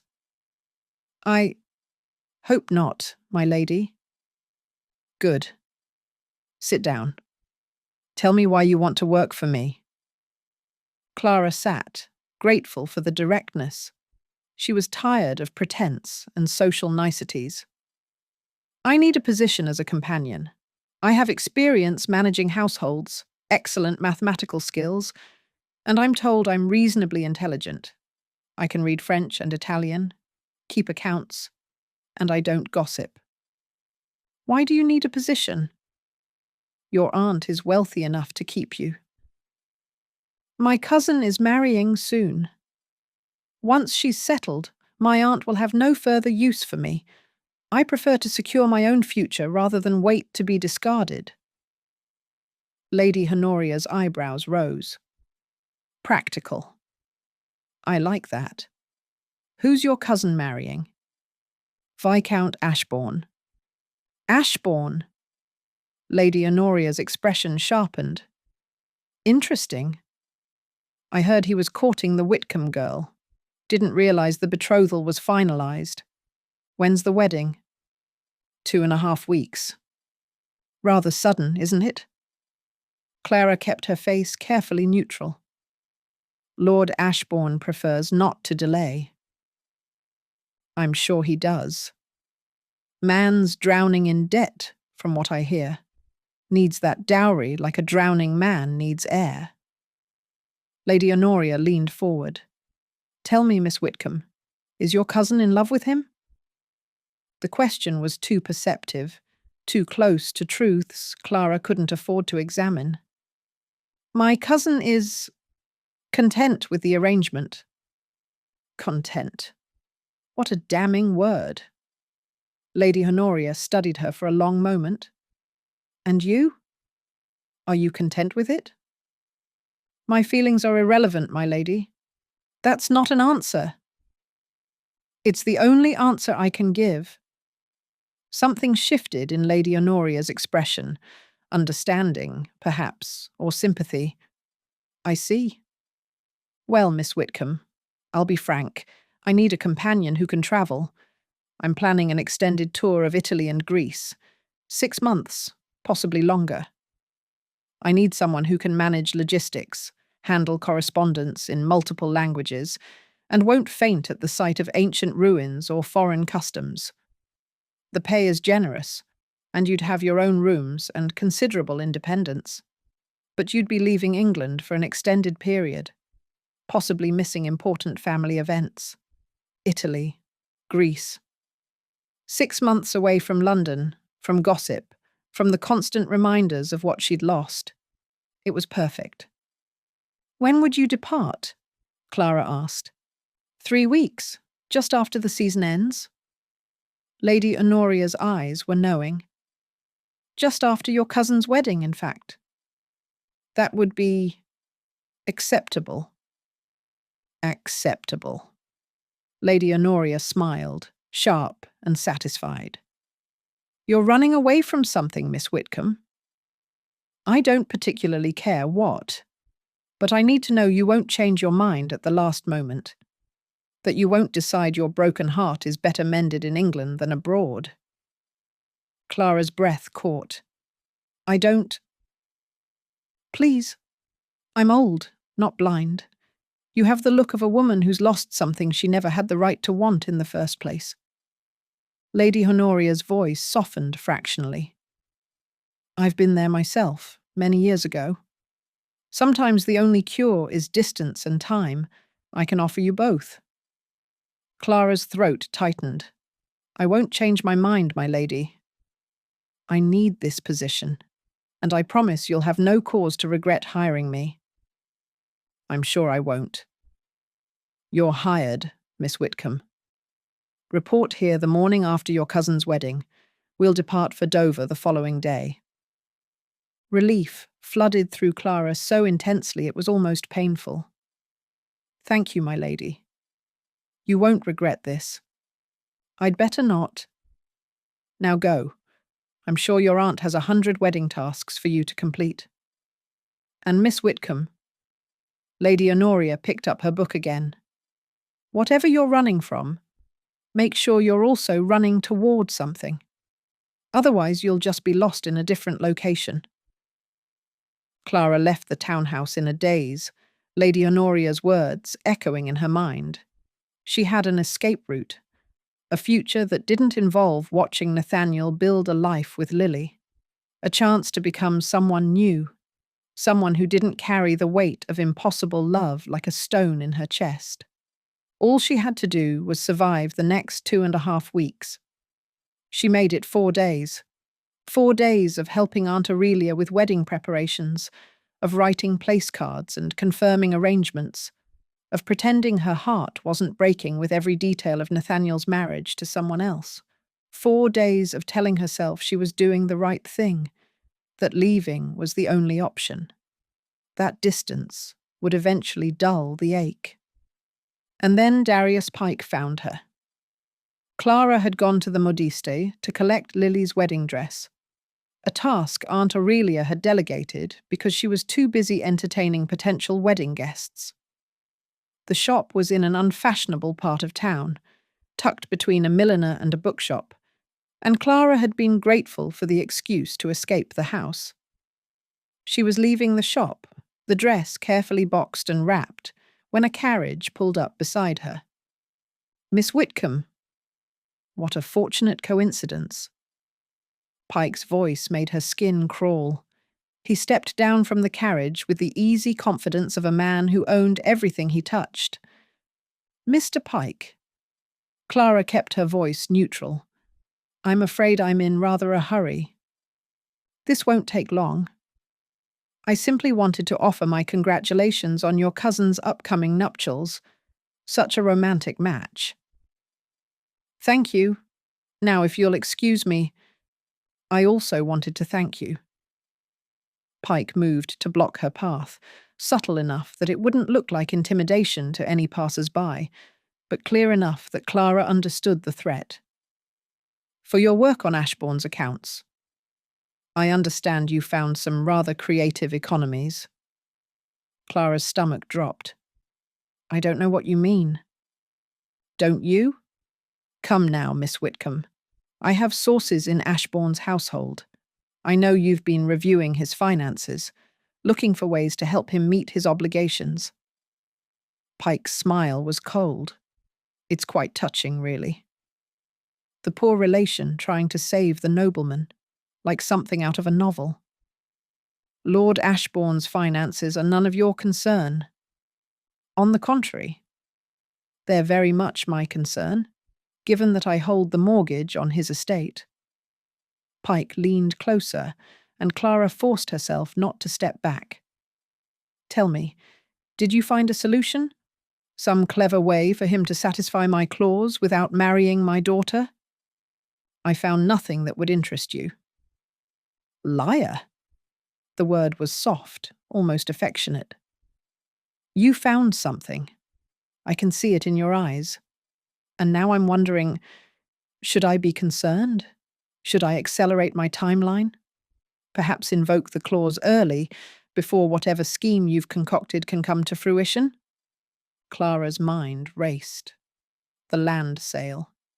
If Pike knew about it, he could interfere, could warn off potential buyers or tie up the transaction in legal challenges, could destroy Nathaniel's last chance at salvation. She needed to protect it. Needed to protect Nathaniel, even if it cost her. You're right, she said quietly. I did find something.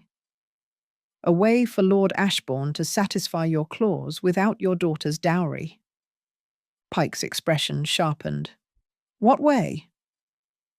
That's between Lord Ashbourne and his solicitors. But I thought you should know, if you invoke that clause early, if you try to foreclose before the deadline, I'll make sure every peer in London knows exactly how you acquired that mortgage. The predatory terms. The callable clause designed to trap a desperate man. The way you've been using it to force your way into society. Pike's face went cold. You're threatening me. I'm informing you of consequences. Clara kept her voice steady, despite the fear coursing through her. You've built your reputation on being a shrewd businessman. But the Ton doesn't like men who prey on their own. If they knew you'd deliberately trapped a Viscount, a war hero, in an impossible contract just to force a connection, well, I imagine those doors you're so desperate to open would slam shut rather quickly. No one would believe you. You're nobody, a poor relation with no standing and no credibility. Perhaps. But Lord Ashbourne's solicitor would believe me, and he has friends in Parliament. Friends who could make your business dealings very uncomfortable if they chose to investigate. Clara took a step forward and had the satisfaction of seeing Pike step back.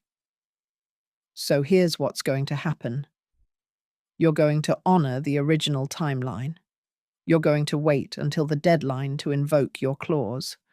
And you're going to accept whatever payment Lord Ashbourne offers, whether it comes from his wife's dowry or from other sources. Because if you don't, If you try to accelerate or interfere or manipulate this situation any further, I will burn your reputation to the ground."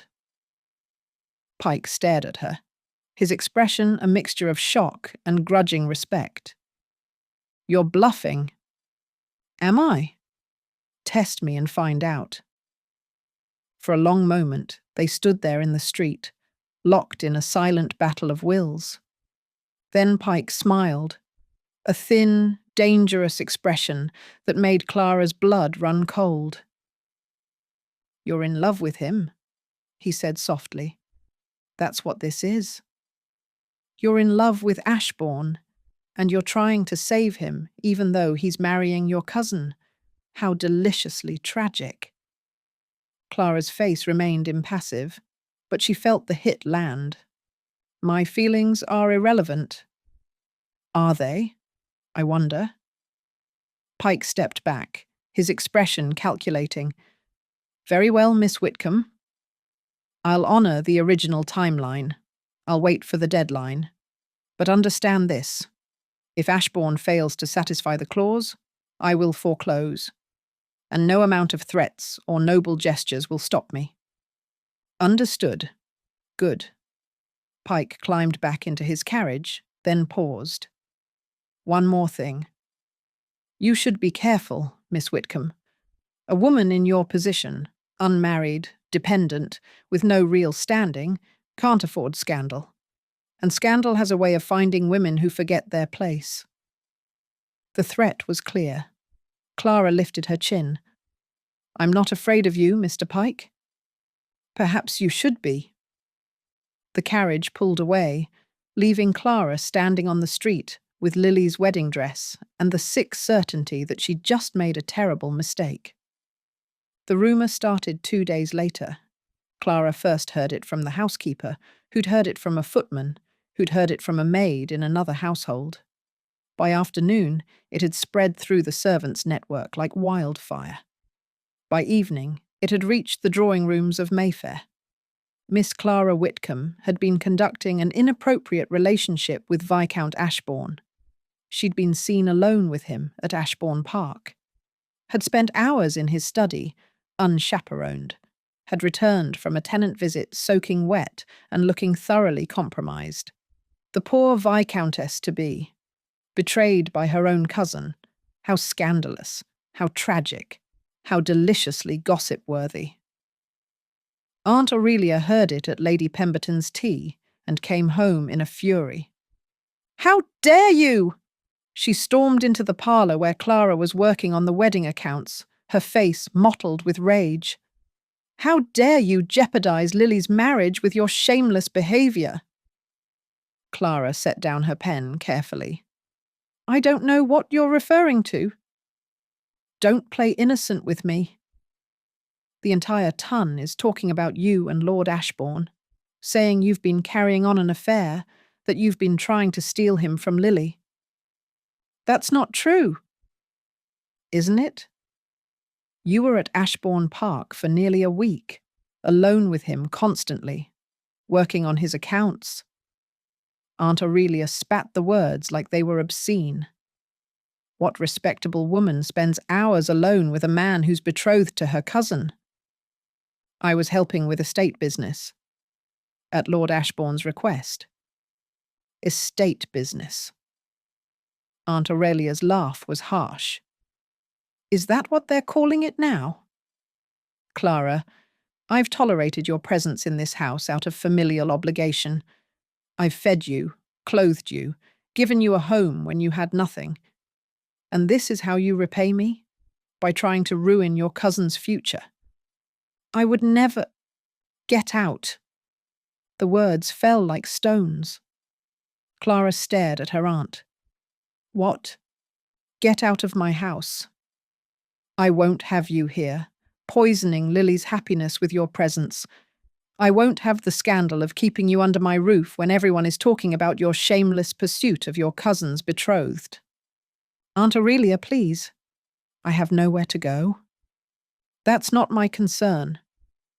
You should have thought of that before you decided to entangle yourself with Lord Ashbourne." Aunt Aurelia's expression was cold. implacable. "You have until tomorrow morning to pack your things and leave. After that, you're no longer welcome here." She swept from the room, leaving Clara sitting alone with the wedding accounts and the ruins of her life. For a long moment, Clara simply sat there, too shocked to move. Then, slowly, she began to understand. Pike had done this. Pike had planted the rumour, knowing it would destroy her position, knowing Aunt Aurelia would cast her out. It was retaliation for her threat, punishment for daring to stand up to him. And it was devastatingly effective. By tomorrow, she'd be homeless. By the end of the week, she'd be unemployable. No respectable household would hire a companion with a reputation for inappropriate behaviour with gentlemen. Even Lady Honoria might withdraw her offer once she heard the gossip. Clara had tried to save Nathaniel, and instead she'd destroyed herself. She sat in the parlour as the light faded, surrounded by wedding preparations for a marriage that was breaking her heart, and tried to figure out how to survive what came next. She had a little money saved, not much, but enough for a few weeks' lodging in an unfashionable part of town. She had her skills, her intelligence, her determination. She had nothing else, no family, no position, no future. And in 2 weeks, Nathaniel would marry Lily, never knowing that Clara had tried to protect him and lost everything in the process. She should write to him, should warn him about Pike's retaliation, about the rumour, about the danger he was still in. But what good would it do? He was already trapped, already committed to a path that would save his estate and destroy any chance they had at happiness. Her warning wouldn't change anything. It would only make him feel guilty for something that wasn't his fault. So Clara sat in the darkening parlour and made plans to disappear, to find lodging, to survive until Lady Honoria's departure, to rebuild herself into someone who could function without the man she loved. She'd been good at disappearing before.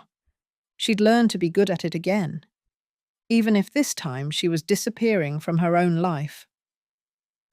Chapter 10. Nathaniel learned about the rumour at his club. He'd come to London for a final meeting with his solicitor about the land sale. Clara's brilliant solution was proceeding, though more slowly than he'd hoped. The buyers were interested, but cautious, and the legal paperwork was taking time they didn't have. Still, Julian was optimistic they could complete the transaction before Pike's deadline. It was the only thing keeping Nathaniel from complete despair. That, and the fact that in 10 days he'd marry Lily and at least have kept one promise, even if it cost him everything that mattered. He was reviewing documents in the club's library when he overheard the conversation. Shameless, really. The cousin of all people. "I heard they were caught returning from a tenant visit, both soaking wet and looking thoroughly compromised." Poor Miss Whitcombe. Imagine discovering your betrothed has been carrying on with your own relation. Nathaniel's head snapped up. He recognised the voices, Lord Pemberton and Sir Charles Wickham, 2 notorious gossips who treated other people's misfortunes as entertainment. "Who are you discussing?" Nathaniel's voice cut through their conversation like a blade. Both men startled. Pemberton had the grace to look embarrassed. Wickham merely smirked. "Ashborne. Didn't see you there." "Clearly." "Now answer my question. Who are you discussing?" "No one of consequence," Pemberton said quickly. "Just idle gossip. You know how it is." "I don't, actually. Explain it to me." Wickham's smirk widened. "We were merely commenting on the unfortunate situation with Miss Clara Whitcombe. The rumours about her attachment to a certain Viscount, though I'm sure there's no truth to it." Nathaniel's blood went cold. "What rumours?" "Oh, you haven't heard?" It's all over town. Apparently, Miss Clara has been conducting an inappropriate relationship with her cousin's betrothed, spending hours alone with him, returning from outings in compromising states, that sort of thing. Whitcombe's tone was deliberately casual, designed to wound. Mrs. Whitcombe has cast her out, I understand. Can't have that sort of scandal in the house with a wedding approaching. The words hit like physical blows. Cast her out. Clara had been cast out because of rumours about him. Where did you hear this? Nathaniel's voice was dangerously quiet. It's common knowledge, started circulating a few days ago. Some say it came from someone in your own household at Ashbourne Park. Whitcombe shrugged. Servants do talk. And you believed it? Without question. Without considering that it might be malicious gossip designed to harm an innocent woman. Well, Miss Clara Whitcombe is a woman of impeccable character and reputation. She was reviewing my estate accounts at my request, with full knowledge and approval of her aunt. Any suggestion otherwise is a lie. Nathaniel stood, his hands clenched at his sides. And if I hear either of you repeating these rumours, I will consider it a personal insult requiring satisfaction. Am I understood? Pemberton paled. Of course, Ashbourne. No offence intended. But offence was given. To a woman who cannot defend herself because society has decided she's fair game for your entertainment. Nathaniel gathered his papers with barely controlled fury. Gentlemen. He left the club and went directly to the Whitcombe townhouse, his mind racing. Clara had been cast out, because of him, because she'd tried to help him and someone had twisted it into scandal. He had a sick suspicion he knew exactly who that someone was. The Whitcombe butler answered his knock with obvious discomfort. Lord Ashbourne, I'm afraid Mrs. Whitcombe is not receiving... I'm not here to see Mrs. Whitcombe. I'm here to see Miss Clara. Miss Clara is no longer in residence, my lord. The words confirmed Nathaniel's worst fears. Where is she? I'm not at liberty to say, my lord. Then get me someone who is at liberty. Now. The butler's expression was sympathetic but firm. I'm sorry, my lord. I have my orders.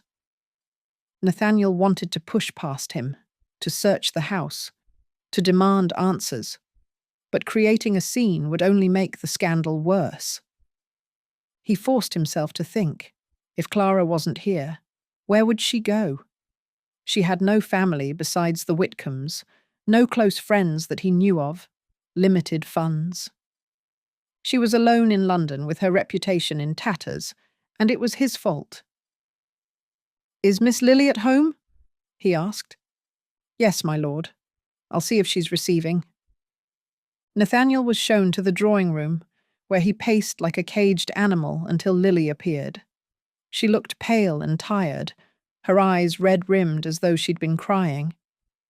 Lord Ashbourne, she said quietly.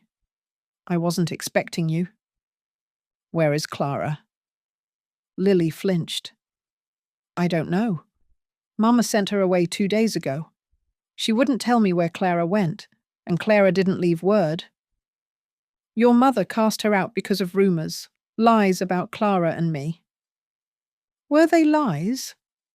Lily's voice was small but steady. All of them? Nathaniel met her eyes. Clara's behaviour has been beyond reproach. She helped me with estate business because I asked for her assistance. Nothing inappropriate occurred. It wasn't quite a lie, but it wasn't quite the truth either. Lily seemed to hear what he wasn't saying. But you wanted it to, didn't you? You wanted something inappropriate to occur. Miss Whitcombe, please don't lie to me. Not now. Lily sank into a chair, looking suddenly much older than her 20 years. I've known for weeks that something was wrong. The way you looked at her. The way she looked at you. I told myself I was imagining it, that I was being silly and jealous. But I wasn't. Was I? Nathaniel wanted to lie, wanted to protect her from the truth. But he was so tired of lying. No, he said quietly. You weren't imagining it. Lily's breath hitched, but she didn't cry. Do you love her? Yes. Does she love you? I believe so. Yes. Then why are you marrying me? It was the question Nathaniel had been asking himself for weeks, the question that had kept him awake at night, that had haunted every moment since Clara had kissed him in that barn and then told him it could never happen again. Because I gave you my word. Because your dowry is the only way to save my estate and the 300 families who depend on it. Because breaking our betrothal would destroy your reputation and Clara's position in your family. Nathaniel sat across from her, suddenly exhausted. Because I thought I could do the honourable thing, the right thing, even if it made us both miserable. That's a terrible reason to marry someone. I know. I don't want to marry a man who's in love with someone else, Lily said, her voice trembling. I don't want to spend my life wondering if you're thinking of Clara every time you look at me. I don't want to be the obligation you resent. I would never resent you. You've done nothing wrong. Neither has Clara. But she's the one who's been punished. Lily wiped her eyes. Where do you think she went? I don't know, but I'm going to find her. And then what? You're still betrothed to me. You still need my dowry. Finding Clara doesn't change any of that. No, it doesn't. Nathaniel stood, his mind already racing ahead. But I'm done letting other people control this situation. I'm done with secrecy and half-truths and trying to protect everyone by sacrificing the people I love. It's time for transparency. What does that mean? It means I'm going to find out who started these rumors about Clara. And I'm going to make them pay for it. It took Nathaniel less than an hour to confirm what he'd already suspected. The rumor had originated with Darius Pike. Multiple sources, servants, club members, even Pike's own secretary after some persuasion and a substantial bribe, confirmed that Pike had been spreading the story for days. Retaliation. It had to be. But for what? Nathaniel found Julian at his chambers, buried in paperwork related to the land sale. We have a problem, Nathaniel said without preamble. Julian looked up. Another one. How refreshing. Pike has been spreading rumors about Clara, saying she and I have been conducting an inappropriate relationship. Mrs. Whitcombe has cast her out, and I can't find her. Julian's expression darkened. That bastard. Why would he? He stopped, understanding dawning. Clara must have confronted him, must have threatened him somehow. About what? The mortgage terms, probably. She's the only one besides us who knows the full extent of Pike's predatory contract.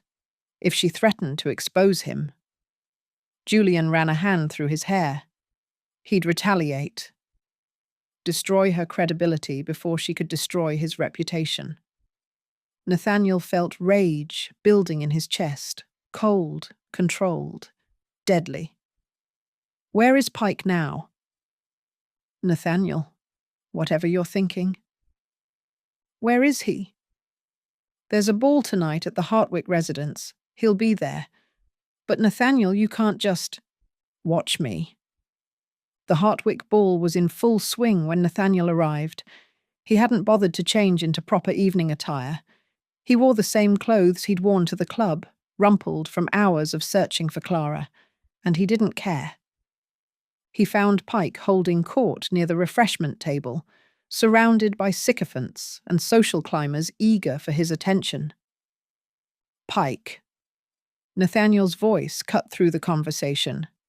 A word, now. Pike turned, his expression shifting from surprise to calculation. Ashbourne. How unexpected. I thought you'd be in the country, preparing for your wedding. We need to talk. Privately. I'm afraid I'm rather occupied at the moment. It wasn't a request. Something in Nathaniel's tone must have conveyed the danger, because Pike's smile faltered. He excused himself from his companions and followed Nathaniel to a small antechamber off the main ballroom. What's this about? Pike asked, his voice carefully neutral. You know exactly what it's about. The rumours you've been spreading about Miss Clara Whitcombe. I'm sure I don't know what you mean. Don't insult my intelligence. I have 3 witnesses who heard you originating the story. I have your own secretary confirming you paid servants to spread gossip. Nathaniel stepped closer, and Pike stepped back. You deliberately destroyed an innocent woman's reputation because she dared to stand up to you, because she threatened to expose your predatory business practices. Miss Whitcombe made certain accusations that were entirely unfounded.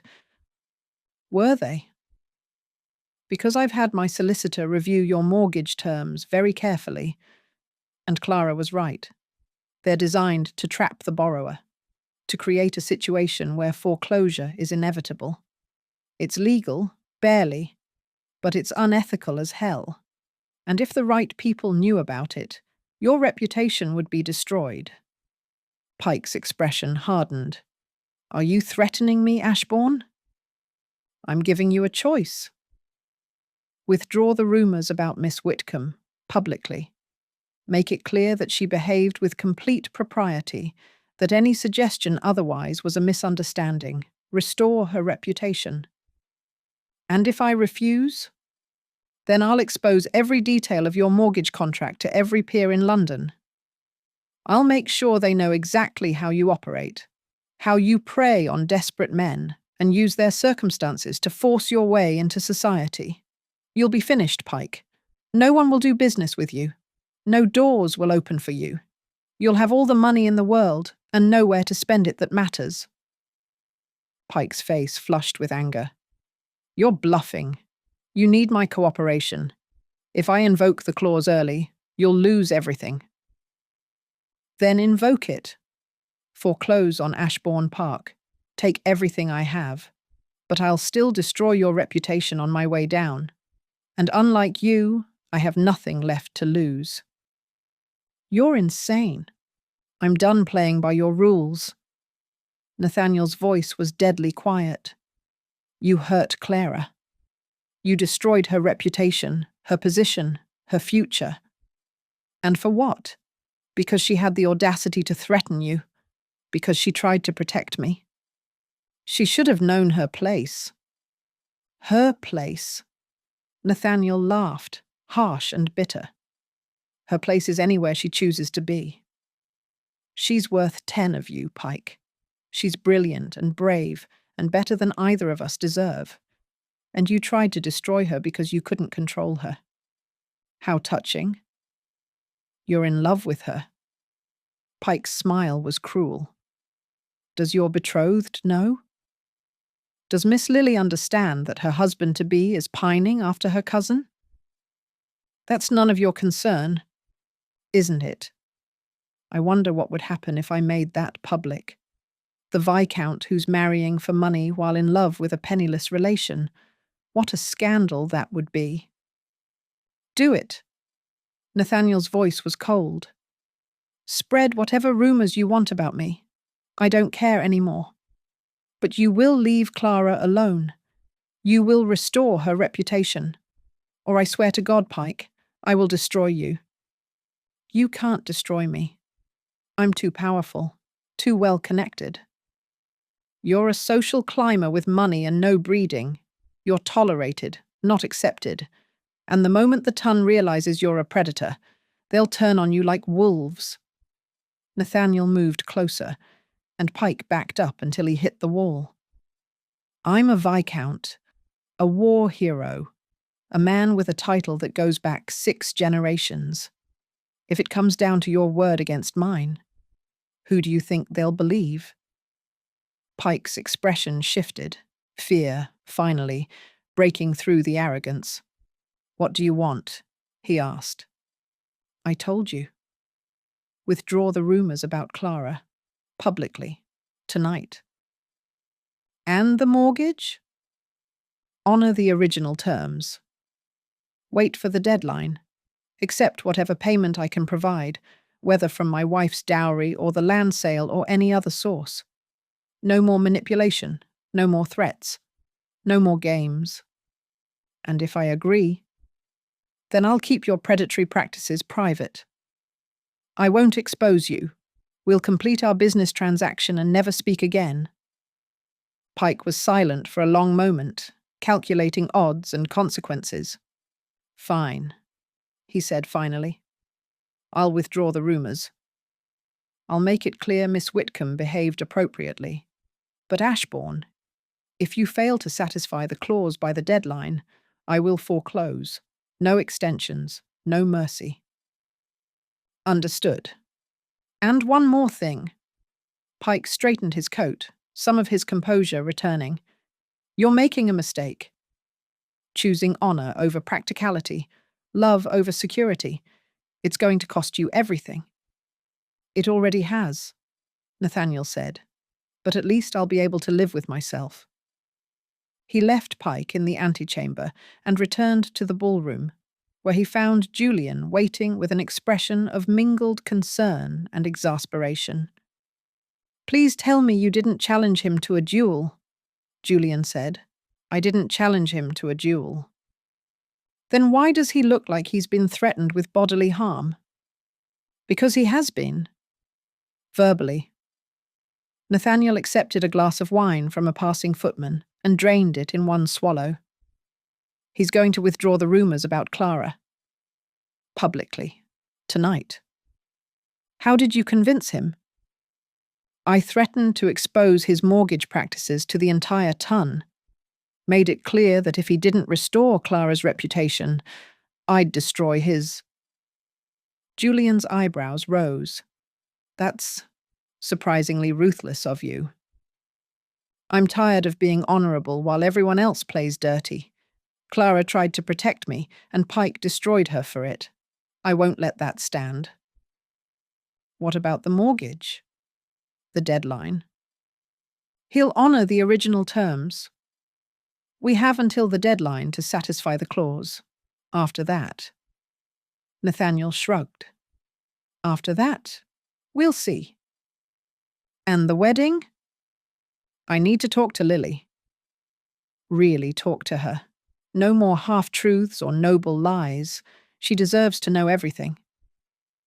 "Everything?" Julian's voice was careful. "Including the fact that you're in love with her cousin?" "Especially that." Nathaniel set down his empty glass. "I've been trying to protect everyone by keeping secrets. But secrecy is what allowed Pike to hurt Clara. Secrecy is what's made this entire situation worse. It's time for transparency. That's either very brave or very stupid. Probably both." Nathaniel clapped his friend on the shoulder. "But I'm done living in the shadows. I'm done sacrificing the people I love to preserve appearances. Whatever happens next, at least it will be honest." He left the ball and returned to the Whitcombe townhouse, where he sent up his card requesting an audience with Miss Lily. The butler returned with the message that Miss Lily would receive him in the drawing room. She was waiting when he arrived, still in her evening dress, her hands folded in her lap. She looked young and frightened and far too perceptive. "You went after Mr. Pike," she said. It wasn't a question. "Yes." "Did you call him out?" "No. But I made it clear that if he didn't withdraw the rumors about Clara, I would destroy his reputation." "Will he do it? Withdraw the rumors?" "He said he would. We'll see if he keeps his word." Lily nodded slowly. Thank you for defending Clara, even though it might make things worse for you. It's the least I could do. She was hurt because of me, because she tried to help me. She loves you very much, Lily said quietly. I've known it for weeks.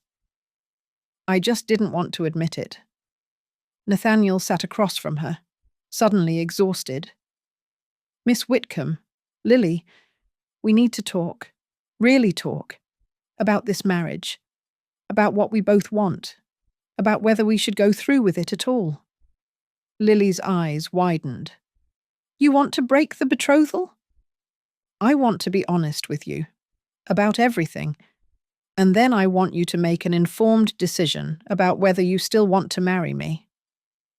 Nathaniel leaned forward. You deserve the truth, Lily. All of it, and then you deserve the choice. What truth? That I'm in love with Clara. That I have been since the moment I met her. That marrying you while feeling this way is unfair to both of us. Nathaniel met her eyes. That I've been trying to do the honourable thing, but I'm not sure honour is enough anymore. Lily was quiet for a long moment, her expression unreadable. Tell me everything, she said finally. No more secrets. No more half-truths. Tell me everything, and then we'll decide what to do next.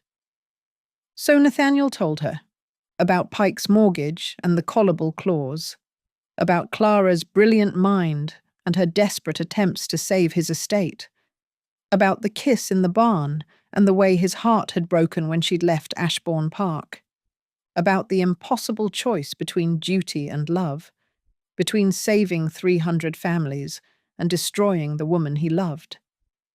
He told her everything. And when he was finished, Lily sat in silence, processing the weight of truths that changed everything. What do you want me to do? She asked finally. I want you to choose, Nathaniel said. Not what your mother wants, not what society expects. What you want, for yourself, for your future. And if I choose to release you from the betrothal, then I'll provide a settlement to protect your reputation. I'll make it clear the decision was mutual, and I'll find another way to save Ashbourne Park. Or I won't, and I'll lose it. But at least you'll be free to find someone who can love you the way you deserve. And if I choose to go through with the wedding, then I'll be the best husband I can be. I'll honor my vows. I'll try to build a life with you. But Lily, his voice cracked. I can't promise I'll ever love you the way I love Clara. And you deserve better than that. Lily stood and walked to the window, staring out at the dark London street. I need time, she said quietly. To think. To decide. It's a lot. Take all the time you need. The wedding is in 10 days. Then you have 10 days. Whatever you decide, I'll support it. Lily turned to face him, and Nathaniel saw tears on her cheeks. Do you think Clara would take you back? If I released you? After everything that's happened? I don't know, Nathaniel said honestly. I don't even know where she is. But I have to try. I have to at least tell her the truth. That I love her, that I'm sorry, that I'll spend the rest of my life trying to be worthy of her if she'll give me the chance. That's what I thought. Lily wiped her eyes. You should go, Lord Ashbourne. I need to think, and you need to find Clara. Nathaniel stood. Thank you, Lily. For listening, for understanding. I'm not sure I understand anything anymore, Lily said, but I'm trying. That's all any of us can do. Nathaniel left the Whitcombe townhouse and stood in the street, breathing in the cool night air. He'd told the truth, finally, completely, without reservation. He'd confronted Pike. He'd defended Clara's honour. He'd given Lily the choice she deserved. Now all he had to do was find Clara and convince her that love was worth fighting for, even if it cost them everything. Chapter 11. Clara had found lodging in a boarding house in Cheapside, 3 floors up, a room barely large enough for a bed and a washstand, with a window that overlooked a narrow alley where cats fought over scraps at night. It was nothing like the comfortable rooms she'd occupied at Aunt Aurelia's townhouse, or the elegant guest chamber at Ashbourne Park, where she'd lain awake thinking of Nathaniel just down the hall. But it was hers, paid for, with her own carefully hoarded savings, a place where no one could cast her out, no one could judge her, no one could hurt her, a place where she could disappear. She'd been there for 3 days, venturing out only to purchase bread and cheese from the market, avoiding anyone who might recognise her. Lady Honoria's offer was still a week away. 7 more days until she could leave London entirely, leave England, leave behind the wreckage of her reputation and her heart. 7 days felt like an eternity. Clara spent her time reading borrowed books and trying not to think about Nathaniel, trying not to wonder if he'd heard the rumours, if he knew what Pike had done, if he cared that she'd been cast out. Trying not to imagine him marrying Lily in 7 days, standing at the altar and promising forever to someone else, while Clara was halfway across the world, running away from a love that had never been hers to claim. She was failing spectacularly at all of it. The knock on her door came on the 4th morning, just after dawn. Clara froze, her heart hammering. No one knew where she was. She'd told no one, left no forwarding address. "Clara? It's me.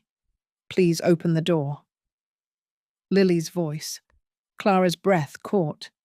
She stood frozen for a long moment, torn between relief and terror. How had Lily found her? Why had she come? "Clara, I know you're in there. The landlady told me, please.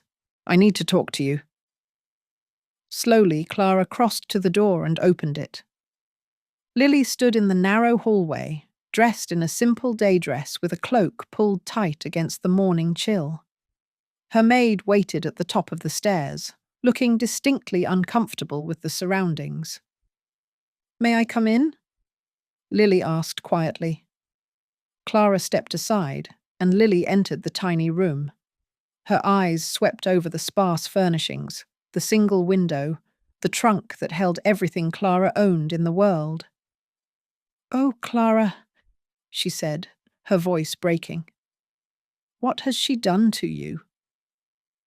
"Your mother did what she thought was necessary to protect your reputation," Clara said, keeping her voice carefully neutral.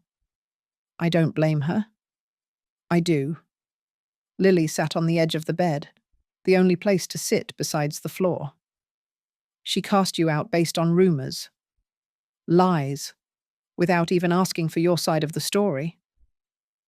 "The rumours weren't entirely lies, weren't they?" Lily looked up, her eyes searching Clara's face. "Lord Ashbourne came to see me last night. He told me everything. About the estate finances, about Mr. Pike's mortgage, about you helping with the accounts. He said your behaviour was completely proper." Clara's chest tightened at the mention of Nathaniel. "He's being generous." "Is he? Or is he telling the truth?" Lily patted the bed beside her. "Sit down, Clara. Please. We need to talk. Really talk. The way we should have weeks ago." Clara sat, keeping a careful distance between them. "Lily, I'm so sorry. I never meant—" "Don't apologise. Not yet. Not until you've heard what I have to say." Lily took a deep breath. "I know you're in love with him. With Lord Ashbourne. I've known for weeks." The words hung in the air between them, impossible to take back. Clara wanted to deny it, to protect Lily from the truth, but she was so tired of lying. "Yes," she said quietly, "I am. I'm so sorry, Lily. I tried not to be. I tried to stay away, to leave, to remove myself from the situation, but Her voice cracked. "I fell in love with him anyway, and I hate myself for it." "Why? Why do you hate yourself for falling in love?" "Because he's yours.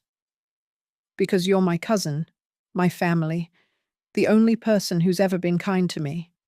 Because loving him makes me a terrible person who's betraying you."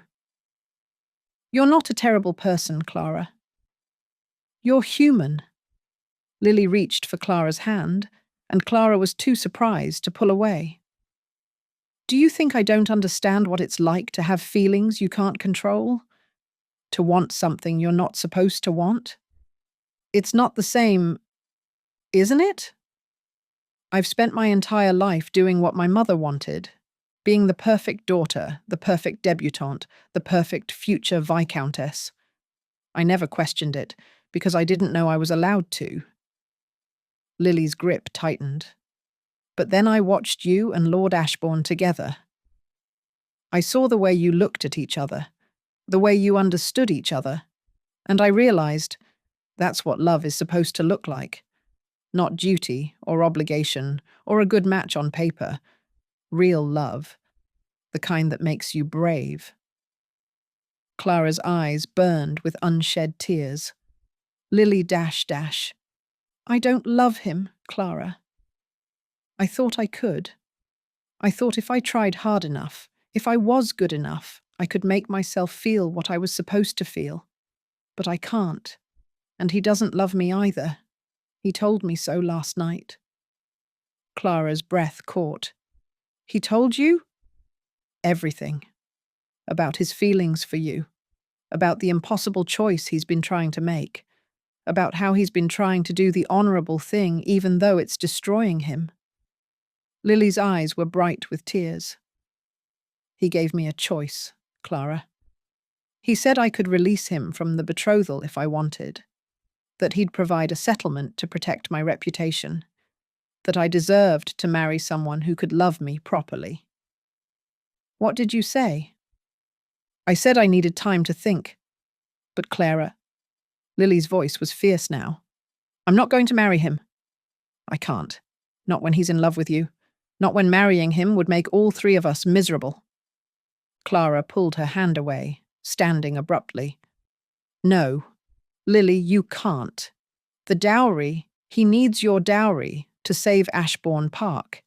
If you break the betrothal, he'll lose everything. Then he'll lose everything. But at least he'll be free to choose his own future, to fight for what he really wants. What he wants doesn't matter. 300 families depend on that estate. They'll lose their homes, their livelihoods. We can't let that happen just because—" Clara's voice broke. "Just because we have feelings we shouldn't have. So you're just going to sacrifice your happiness? And his? And mine? For the sake of duty?" Lily stood, facing Clara with unexpected strength. "That's not noble, Clara. That's cowardice." The word stung. "I'm trying to do what's right." "No. You're trying to disappear, the way you always do when things get difficult." Lily's voice was gentle but unyielding. "You've spent your whole life making yourself small, making yourself invisible, convincing yourself you don't deserve to want things. But you do deserve it, Clara. You deserve love. You deserve happiness. You deserve to fight for what you want instead of always running away." "I'm not running away. Aren't you? You left Ashbourne Park without telling Lord Ashbourne how you felt. You're hiding in this boarding house instead of facing the rumours. You're planning to leave for Italy with Lady Honoria. Yes, I know about that. I asked around. Instead of staying and fighting for the man you love." Lily stepped closer. "You're running, Clara. And I understand why. I do. You've been hurt so many times, disappointed so many times. It's easier to leave than to risk being rejected. But Clara, what if you stayed? What if you fought? What if you let yourself be brave? Clara's tears spilled over. I don't know how to be brave. Not about this. Yes, you do. You were brave when you stood up to Mr. Pike. You were brave when you tried to save Lord Ashbourne's estate. You were brave when you kissed him in that barn, even knowing it was impossible. Lily took Clara's hands in both of hers. Be brave now. Stay. Fight. Let yourself be loved. But what about you? Your reputation, your future. We'll be fine. Better than fine, actually, because I'll be free to find someone I actually want to marry, someone who makes me feel the way Lord Ashbourne makes you feel. Lily smiled through her tears. I'm 20 years old, Clara. I have time, and I have a dowry that will make me attractive to plenty of men. But you have a chance at real love, the kind most people never find. Don't throw that away because you're afraid. I'm terrified, Clara whispered. I know. So am I. Breaking this betrothal is going to cause a scandal. My mother is going to be furious. Society is going to talk. But Clara... Lily's voice was fierce. I would rather face scandal than spend my life trapped in a loveless marriage. And I would rather have you as my sister by choice than my cousin by obligation. Sister? That's what we are, aren't we? Not by blood, but by choice, by love, by the fact that we're both trying to figure out how to be brave in a world that tells women to be small and quiet and grateful for whatever scraps they're given. Lily pulled Clara into a fierce embrace. I choose you, Clara. I choose your happiness over my mother's ambitions. I choose honesty over appearances. And I choose to believe that somehow, if we're all brave enough, this will work out. Clara clung to her cousin, her sister, and let herself cry. For the first time in weeks, she wasn't alone, wasn't facing impossible choices by herself, wasn't trying to be strong enough for everyone. I don't know what to do, she said into Lily's shoulder. Neither do I, but we'll figure it out together. Lily pulled back, wiping Clara's tears with her thumbs. First, you're coming back to the townhouse. I don't care what my mother says. You're family, and you're not staying in this dreadful place another night. Your mother won't allow it. My mother doesn't get a vote anymore. I'm breaking my betrothal to a viscount. I'm already going to be in disgrace. Might as well be thoroughly scandalous and harbour my ruined cousin too. Lily's smile was tremulous but determined. Besides, we need to plan. There's a garden party tomorrow, Lady Pemberton's annual spring celebration. Half the ton will be there, including Mr. Pike. My mother has been planning to attend to show off her soon-to-be Viscountess daughter. Why does that matter? Because Lord Ashbourne will be there. And you will be too. And we're going to face down Mr. Pike and his rumours together. All of us. No more hiding, no more running, no more letting him control the narrative. Clara's stomach dropped. Lily, I can't. Facing Pike, facing society after the rumours. You can, and you will, because you're brave, Clara. Braver than you think. Lily squeezed her hands. And because Lord Ashbourne needs to see that you're not going to disappear, that you're going to fight for him the way he's fighting for you, that you're done being invisible. What if it doesn't work? What if we make everything worse? Then we'll make it worse together. But Clara, what if it does work?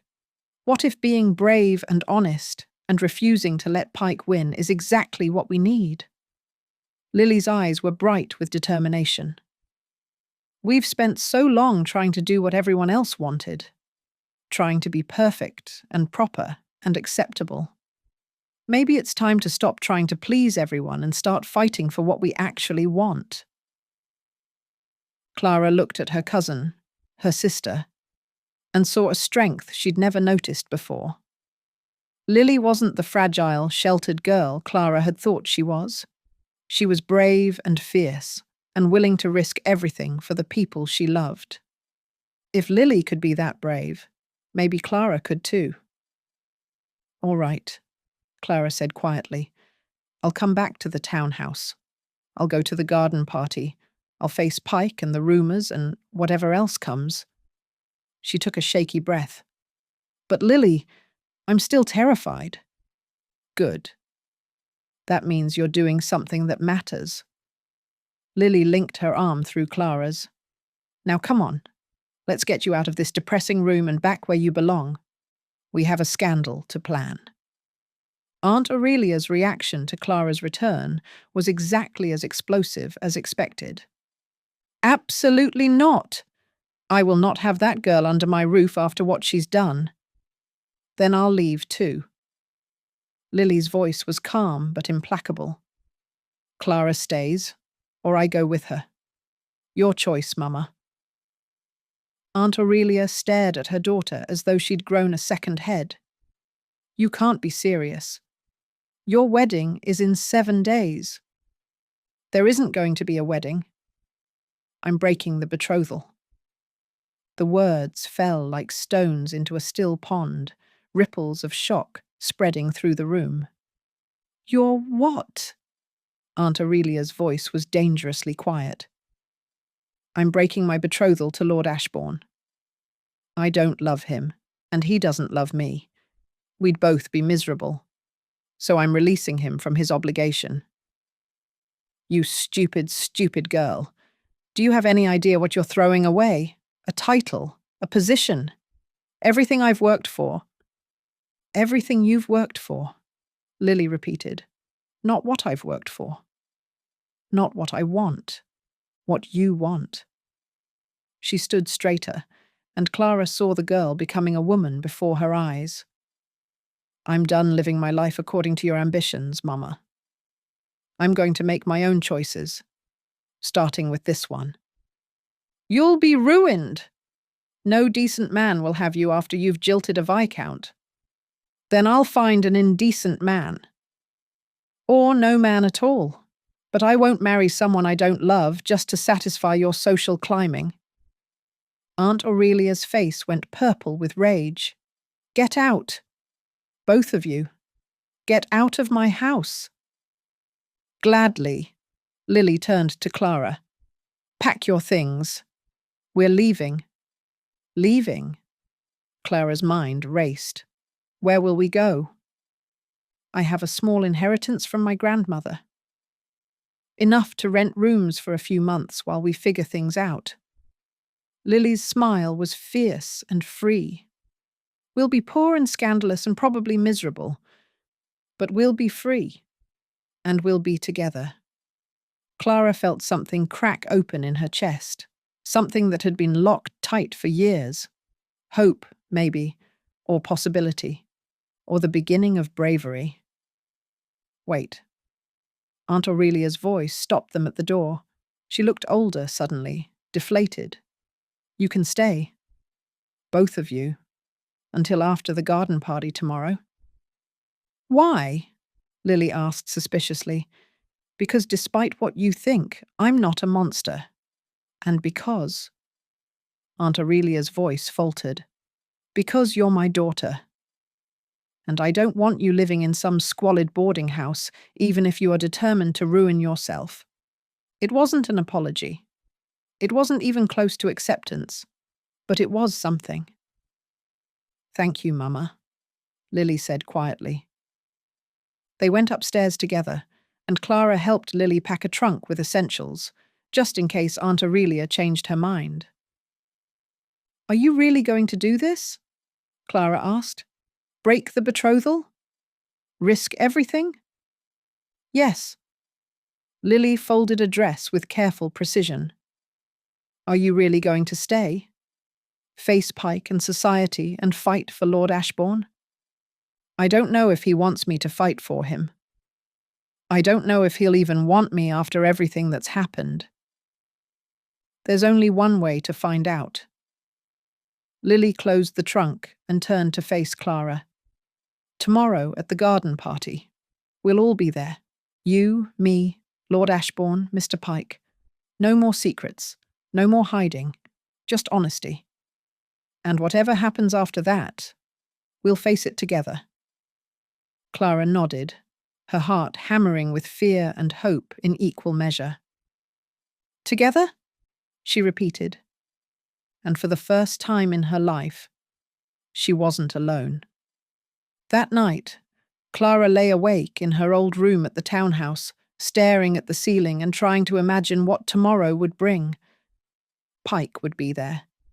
He'd try to humiliate her, to punish her for daring to threaten him. He'd use the rumours, the scandal, every weapon at his disposal to destroy what was left of her reputation. But she wouldn't be facing him alone. Lily would be there. Brave, fierce Lily, who'd chosen love over duty and Clara over her mother's ambitions. And Nathaniel would be there. Nathaniel, who'd confronted Pike to defend her honour. Who'd told Lily the truth, even knowing it might cost him everything. Nathaniel, who she loved with every broken piece of her heart. Tomorrow, she would stop running. Stop hiding. Stop making herself small and invisible and unworthy of love. Tomorrow, she would be brave. Even if it destroyed her. Even if Pike won.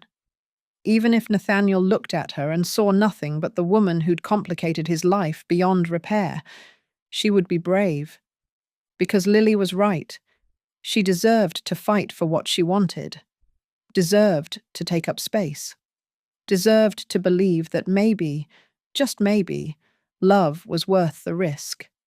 Clara closed her eyes and tried to sleep, knowing that tomorrow would change everything. One way or another, there would be no more hiding, no more disappearing, no more running from the truth. Tomorrow, at Lady Pemberton's garden party, everything would come to light. And Clara would finally discover if bravery was enough to save them all. Chapter 12.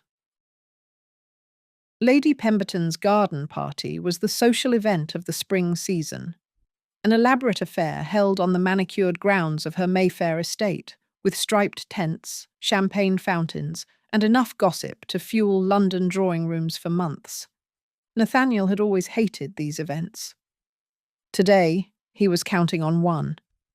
He arrived early, before the crowds, and found Julian waiting near the rose arbour with an expression that was equal parts excitement and trepidation. "Please tell me you're not about to do something spectacularly stupid," Julian said by way of greeting. "I'm about to do something spectacularly honest. Whether that's stupid remains to be seen." Nathaniel adjusted his cravat, suddenly nervous. "Is everything in place?" "Yes. Lady Honoria came through brilliantly. The refinancing is secured. New mortgage terms, reasonable interest rate, no predatory clauses. You'll have enough from the land sale and the new loan to pay off Pike entirely." Julian's smile was sharp. "He'll have no hold over you?" "No leverage, no power." "And the timing?" "The papers are ready to be signed. We can complete the transaction today if needed. Pike will be paid in full, and you'll be free of him." Nathaniel felt something loosen in his chest. Relief, maybe, or the first breath after drowning. "How did you convince Lady Honoria to help?" "I didn't have to convince her. Apparently Miss Clara made quite an impression when she interviewed for the companion position. Lady Honoria thinks she's brilliant and was furious when she heard about Pike's rumours." Julian's expression softened. "She said any man lucky enough to have Miss Clara's loyalty deserved a fighting chance. So she called in some favours, leveraged some connections, and arranged the refinancing. I'll have to thank her. You'll have to survive today first. Are you sure about this? Publicly denouncing Pike, Breaking the betrothal? Proposing to Miss Clara in front of half the ton? Julian shook his head.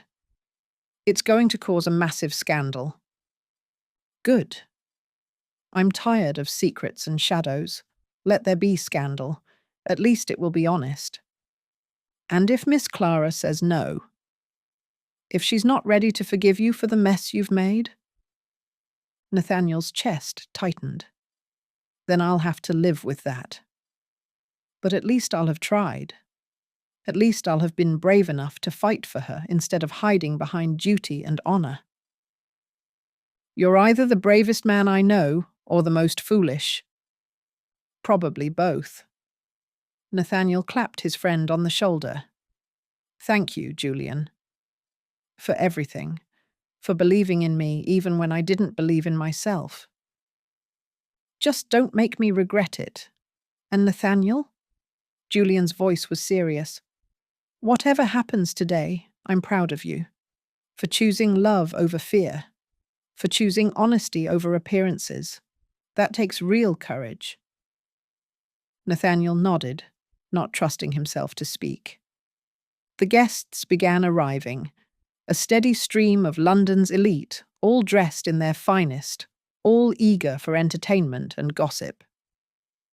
Nathaniel positioned himself near the entrance, greeting acquaintances with mechanical politeness, while his eyes scanned the crowd for 3 specific people. Pike arrived first, resplendent in an expensive coat that screamed new money. He saw Nathaniel and smiled. A predator's smile, confident and cruel. Ashborne. I'm surprised to see you here. Shouldn't you be in the country, preparing for your wedding? Change of plans, Nathaniel said evenly. Oh? Nothing wrong, I hope. You haven't developed cold feet about marrying Miss Whitcombe? We'll discuss it shortly. Publicly. Pike's smile faltered. What are you talking about? You'll see. Enjoy the party, Pike. It's the last social event you'll attend as a man with power over me. He walked away before Pike could respond, his heart hammering. Lily arrived next, pale but composed, with Clara at her side. Nathaniel's breath caught at the sight of Clara. She wore a dress of soft blue, not her usual grey, and her hair was arranged simply without artifice. She looked beautiful and terrified, and so brave it made his chest ache. Their eyes met across the garden, and Nathaniel saw everything he needed to know in that single glance. She was here. She hadn't run. She was giving him a chance. He crossed to them, bowing formally. Miss Whitcombe, Miss Clara, thank you for coming. Lord Ashbourne. Lily's voice was steady. Are you ready? As ready as I'll ever be. You? Terrified, but determined. Lily glanced at Clara. We both are. Clara said nothing, but her eyes held his, and Nathaniel saw the question there. Are you sure? Are you really going to do this? He nodded slightly. Yes. I'm sure. Lady Pemberton clapped her hands, calling for attention. Ladies and gentlemen, thank you all for joining us on this beautiful spring day. We have refreshments in the main tent, and the gardens are open for your enjoyment. Please make yourselves comfortable. The crowd dispersed, breaking into smaller groups. Nathaniel waited, letting people settle, letting the champagne flow and the conversations begin. Then he stepped onto the small raised platform that had been set up for toasts and announcements. Ladies and gentlemen, if I might have your attention for a moment. The conversations died. All eyes turned to him. Nathaniel saw Pike near the refreshment tent, his expression wary, saw Lily and Clara standing together near the rose arbour holding hands, saw Julian positioned strategically near the exit, ready to intervene if things went badly, saw half of London society watching him with varying degrees of curiosity and anticipation. No more secrets. No more shadows. I have some announcements to make, Nathaniel began, his voice carrying across the garden. Some of you may find them surprising. Some may find them scandalous. But all of them are true, and I believe truth is more important than appearances. Murmurs rippled through the crowd. Pike's expression darkened. First, I want to address the rumours that have been circulating about Miss Clara Whitcombe. Rumours suggesting inappropriate behaviour between us. Nathaniel met Clara's eyes. Those rumours are false.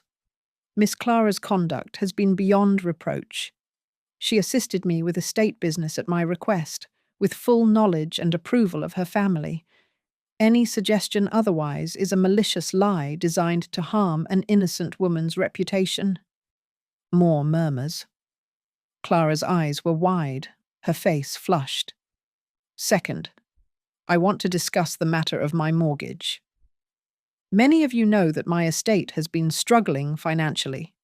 What you may not know is that my mortgage is held by Mr. Darius Pike, and that it contains a callable clause, a provision that allows him to demand full payment at any time, regardless of my ability to pay. Pike stepped forward. Ashborne, this is hardly the time or place. On the contrary, this is exactly the time and place. Because you've been using that clause as leverage, Mr. Pike, using it to manipulate me, to force social connections, to gain power over a peer of the realm. Nathaniel's voice was hard. You've been spreading rumours about Miss Clara, as retaliation for her daring to threaten exposure of your predatory business practices. You've been playing games with people's lives and reputations for your own advancement. The crowd was silent now, shocked. Pike's face was red with fury. Those are serious accusations, Ashbourne. Do you have proof? I have witnesses. I have documentation of the mortgage terms. I have testimony from multiple sources about the origin of the rumours regarding Miss Clara. Nathaniel smiled coldly. But more importantly, I have something you didn't expect. I have alternative financing. As of this morning, I've secured a new mortgage with reasonable terms and no predatory clauses. I'm prepared to pay off your loan in full, Mr. Pike. Today. Right now. You'll have your money, and you'll have no further hold over me or my estate. Pike's expression shifted from fury to shock to calculation. I'll need to review the terms. The terms are standard and fair. My solicitor has the papers ready for your signature. You'll be paid every penny you're owed, with interest. But after today, we're done. No more manipulation, no more games, no more using your money to buy power over people who are better than you'll ever be. The crowd erupted in whispers. Pike stood frozen, clearly trying to decide whether to fight or retreat. You're making a mistake, Ashbourne, he said finally, publicly humiliating me like this. I'm not humiliating you. I'm simply declining your favour. Surely a businessman of your stature can understand that. Nathaniel's voice was pleasant, but his eyes were steel. Now, if you'll excuse me, I have other matters to address. He turned away from Pike, dismissing him, and the crowd's whispers grew louder.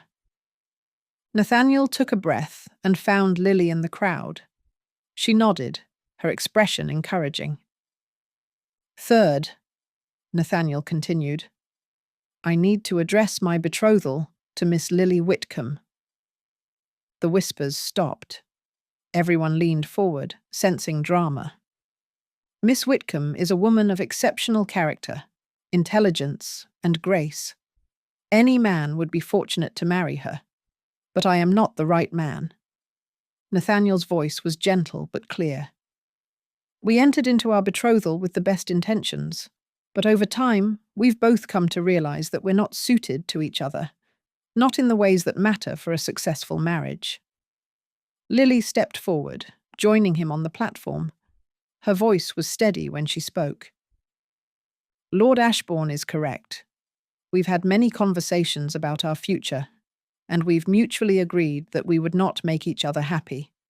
I'm releasing him from his obligation, and he's releasing me from mine. This is a joint decision, made with respect and care for each other's well-being. But the wedding is in 6 days, someone called from the crowd.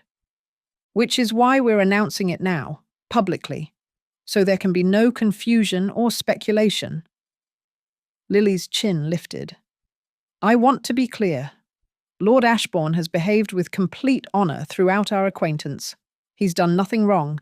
We simply realised we're not compatible. It happens. And it's better to acknowledge it now than to trap ourselves in a miserable marriage. Mrs. Whitcombe pushed through the crowd, her face mottled with rage. Lily, what are you doing? You can't. I can, Mama.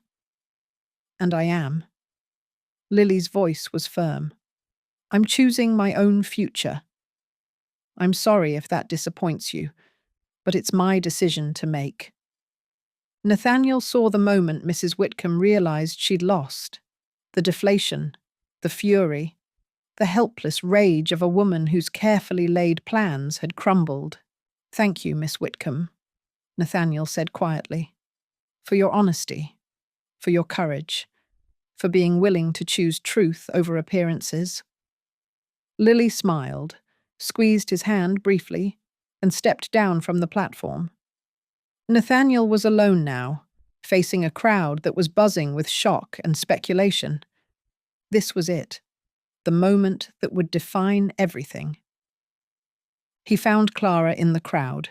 She was standing near the rose arbor, her hand pressed to her mouth, her eyes wide with tears.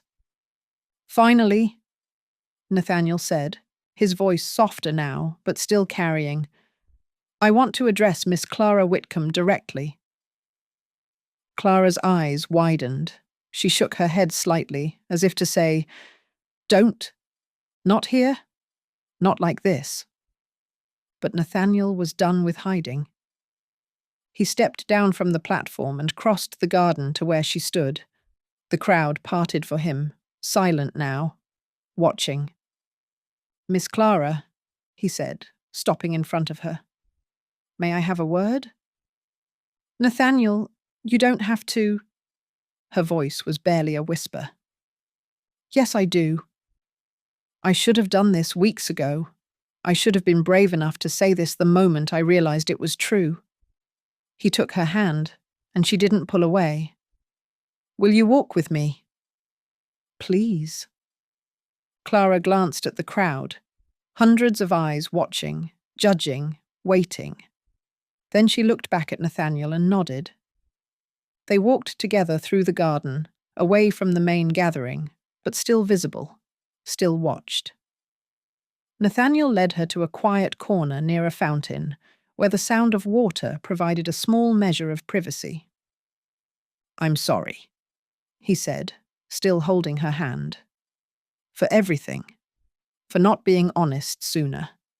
For letting you think you were a complication instead of the best thing that's ever happened to me. For letting you leave Ashbourne Park without telling you how I felt. For not fighting for you from the very beginning. Nathaniel, please, let me finish. I need to say this. He took a breath. I love you, Clara. I've loved you since the moment you fell off that balcony and looked at me like I was a puzzle you were determined to solve. I love your brilliant mind and your fierce heart and the way you see solutions where everyone else sees problems. I love that you're brave enough to stand up to men like Pike, brave enough to sacrifice your own happiness for the people you care about. I love everything about you, and I'm done pretending I don't. Clara's tears spilled over. You're making a scene. I know. I'm doing it on purpose. Nathaniel smiled. I'm done with secrets and shadows, Clara. I'm done protecting everyone by hiding the truth. I want to love you in daylight, in front of witnesses, with nothing hidden and nothing held back. But your reputation will survive, or it won't. I don't care anymore. The only thing I care about is you. He squeezed her hand. I know I've made a mess of everything. I know I've hurt you. I know I don't deserve your forgiveness, let alone your love. But Clara, I'm asking anyway. I'm asking you to give me a chance, to let me spend the rest of my life trying to be worthy of you. Nathaniel, marry me. The words came out raw, vulnerable, nothing like the polished proposal he'd rehearsed. Not because of duty or obligation or financial necessity. Not because it's practical or sensible or the right thing to do. Marry me because I love you and you love me, and life is too short to spend it apart. Marry me because we're better together than we are alone. Marry me because I want to wake up every morning and see your face and know that I'm the luckiest man alive. Clara stared at him, tears streaming down her face, her hand trembling in his. You're proposing, she said, her voice shaking. Here. Now. In front of half of London. Yes. You've just broken your betrothal to my cousin. You've just publicly denounced one of the wealthiest men in England. You've just caused the scandal of the season. Yes. And now you're proposing to me. The poor relation, the woman who's been the subject of malicious rumours, the woman with no dowry, no connections, no social standing. Yes. Nathaniel's voice was steady. Because none of that matters. The only thing that matters is that I love you. And I'm hoping, praying, that you love me too. Clara was silent for a long moment, and Nathaniel felt his heart hammering against his ribs. She was going to say no. She was going to tell him it was too late, that he'd hurt her too badly, that she couldn't forgive him. Then she spoke, her voice quiet but clear. I do love you. I've loved you since you caught me on that balcony and looked at me like I mattered, like I was someone worth saving. She took a shaky breath. But Nathaniel, I need to know something before I answer. Anything. I need to know that if I marry you, I won't just be your wife. I won't just be the Viscountess who manages your household and bears your children and smiles prettily at social events. Clara's eyes were fierce now, determined. I need to know that you'll see me as your partner, your equal, that you'll include me in decisions about the estate, about finances, about everything that matters, that you won't try to protect me by keeping secrets or making choices without me. Nathaniel understood what she was asking. She'd spent her whole life being dismissed, being treated as less than, being told her opinions didn't matter. She needed to know he wouldn't do the same. I promise, he said, his voice fervent. Partnership in all decisions, complete honesty. No secrets, no protecting you from difficult truths, no making choices without consulting you first. You're the most brilliant person I know, Clara. I'd be a fool not to include you in every decision I make. I'd be a fool not to listen to your counsel, to value your opinion, to treat you as the equal partner you are. Even when we disagree. Especially when we disagree. You see things I miss. You find solutions I'd never consider. I need your perspective, your intelligence, your honesty. I need you, Clara. Not as an ornament or a helpmate, but as a true partner in every sense of the word. Clara searched his face, looking for any hint of insincerity or doubt. She must have found what she was looking for, because her expression softened. Ask me again, she said quietly. Nathaniel's heart leaped. He dropped to one knee, right there in Lady Pemberton's garden, with half of London watching from a discreet distance. Clara Whitcombe, will you marry me? Will you be my wife, my partner, My equal in all things? Will you let me love you for the rest of my life?" Clara looked down at him. This man who'd been willing to sacrifice everything for duty, who'd learned to choose love over fear, who was kneeling in the grass and offering her everything she'd ever wanted. "Yes," she said, her voice breaking. "Yes, I'll marry you." Nathaniel stood and pulled her into his arms, and Clara wrapped her arms around his neck and kissed him like she'd been waiting her whole life to do it. The crowd erupted in applause and shocked whispers and scandalized gasps. Nathaniel didn't care. He was kissing Clara in daylight, in front of witnesses, with nothing hidden and nothing held back. He was free. They were free. And whatever came next, scandal or acceptance, struggle or triumph, they would face it together, as partners, as equals, as two people brave enough to choose love over fear, honesty over appearances, and each other over everything else. When they finally broke apart, Clara was laughing and crying at the same time. "We're going to be the talk of London for months," she said. "Good. Let them talk." Nathaniel kissed her forehead, her cheeks, her lips again. "I don't care what they say as long as I have you. You have me. For better or worse. For scandal or acceptance. For the rest of our lives. That's all I need." They walked back to the main gathering hand in hand, and Nathaniel saw the reactions: shock, disapproval, curiosity, and from a few faces, genuine happiness.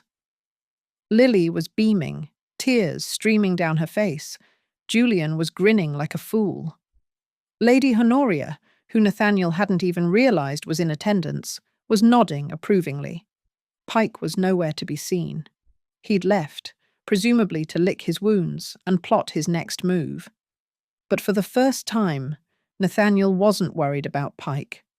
Wasn't worried about scandal or society or what anyone thought.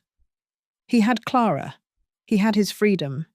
He had a future built on honesty and love instead of duty and fear. He had everything that mattered. Mrs. Whitcombe approached, her expression cold. "You've ruined everything, both of you. Lily's prospects, Clara's reputation, my standing in society." "No, Mama." Lily stepped between them, her voice firm. "They've saved themselves. And I've saved myself. We're all going to be fine. Better than fine. We're going to be happy." "Happy? You're going to be social pariahs." "Then we'll be pariahs together." Lily took Clara's free hand. "I'd rather be happy and scandalous than miserable and respectable." Mrs. Whitcombe stared at her daughter, then at Clara, then at Nathaniel. For a moment, Nathaniel thought she might explode with rage. Then her shoulders sagged. "You're all mad. Completely mad." "Probably," Clara agreed. "But we're mad together.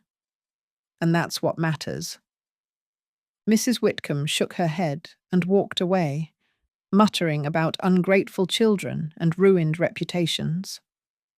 Nathaniel pulled Clara close, and she leaned into him, solid and real and his. "What happens now?"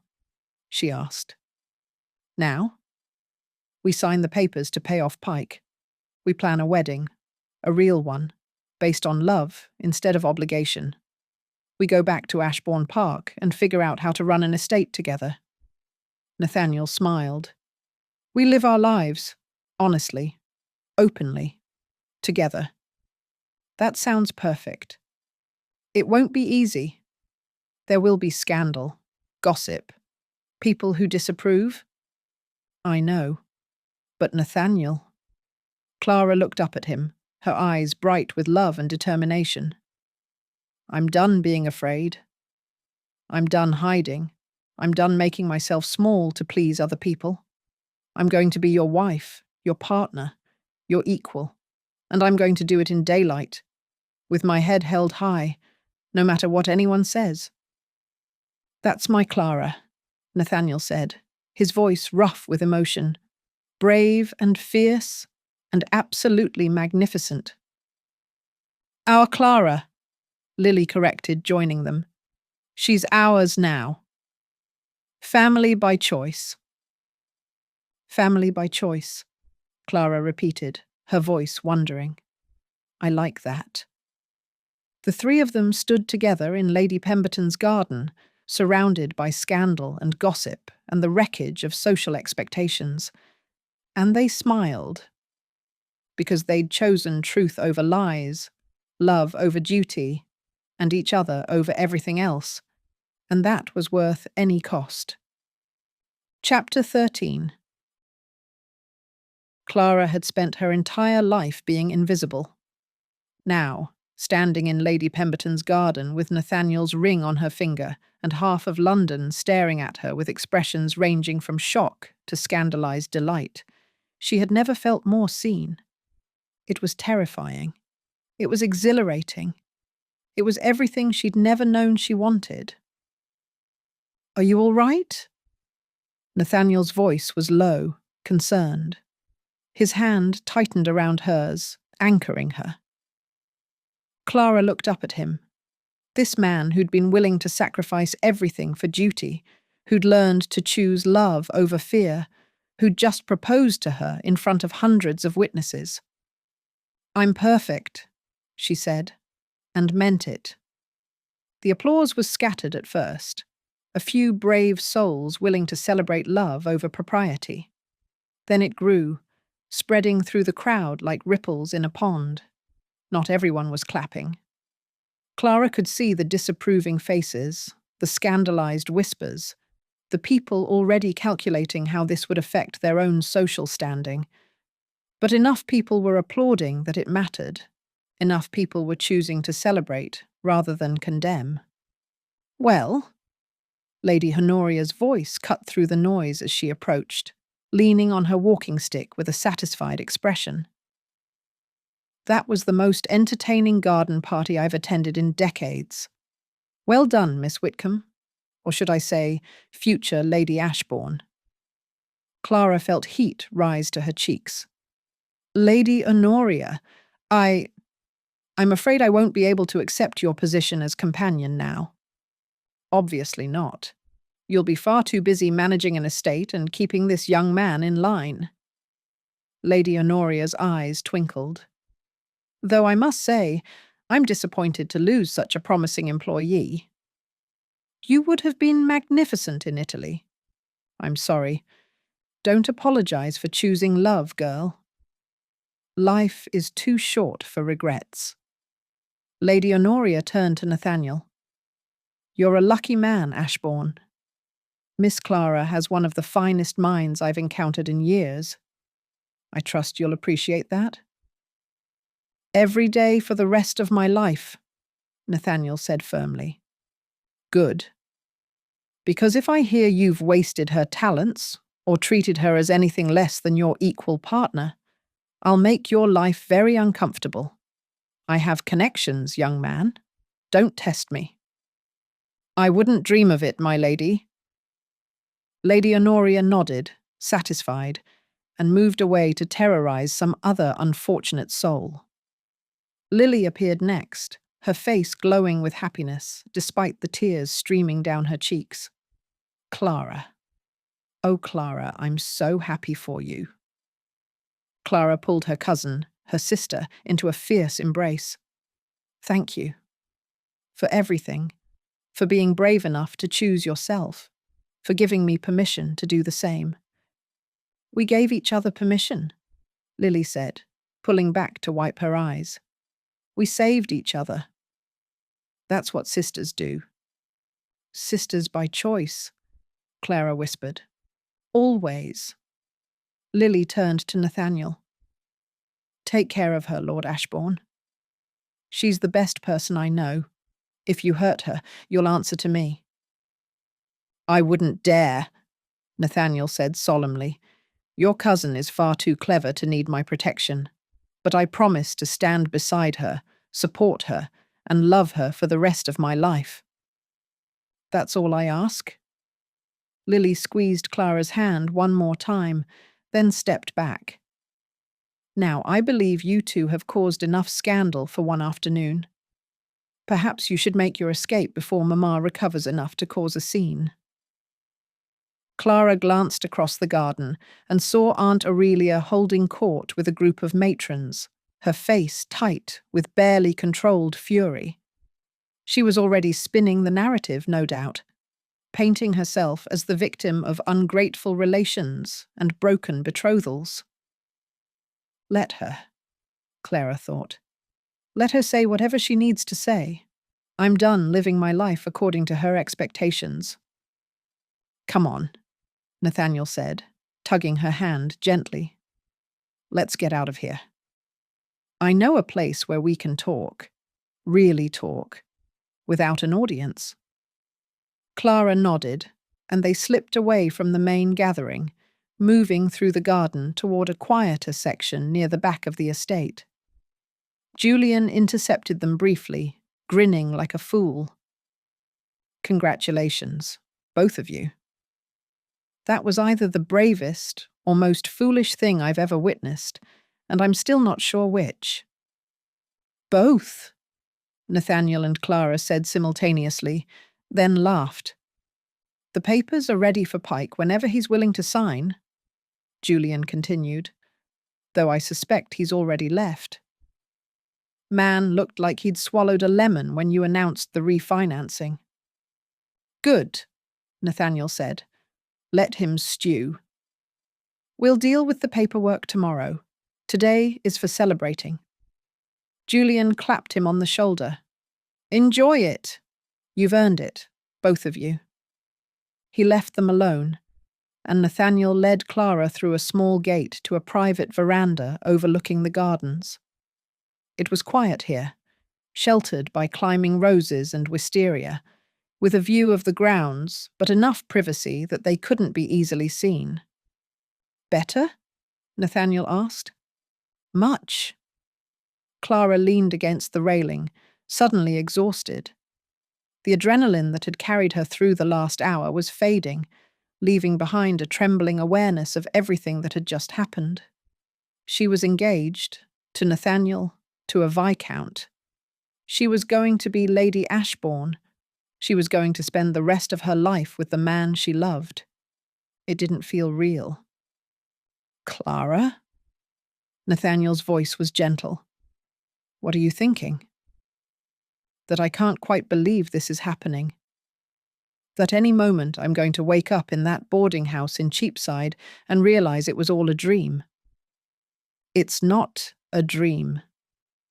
Nathaniel moved behind her, wrapping his arms around her waist and pulling her back against his chest. "This is real. You're real. We're real." Clara leaned into him, letting his warmth and solidity ground her. "I'm scared," she admitted, "of what comes next. Of being a viscountess. Of society's judgment. Of failing you. You could never fail me. And as for the rest, we'll face it together. That's what partnership means." Nathaniel pressed a kiss to her temple. "You're not alone anymore, Clara. You'll never be alone again." The words broke something open in Clara's chest, something that had been locked tight for so long she'd forgotten it was there.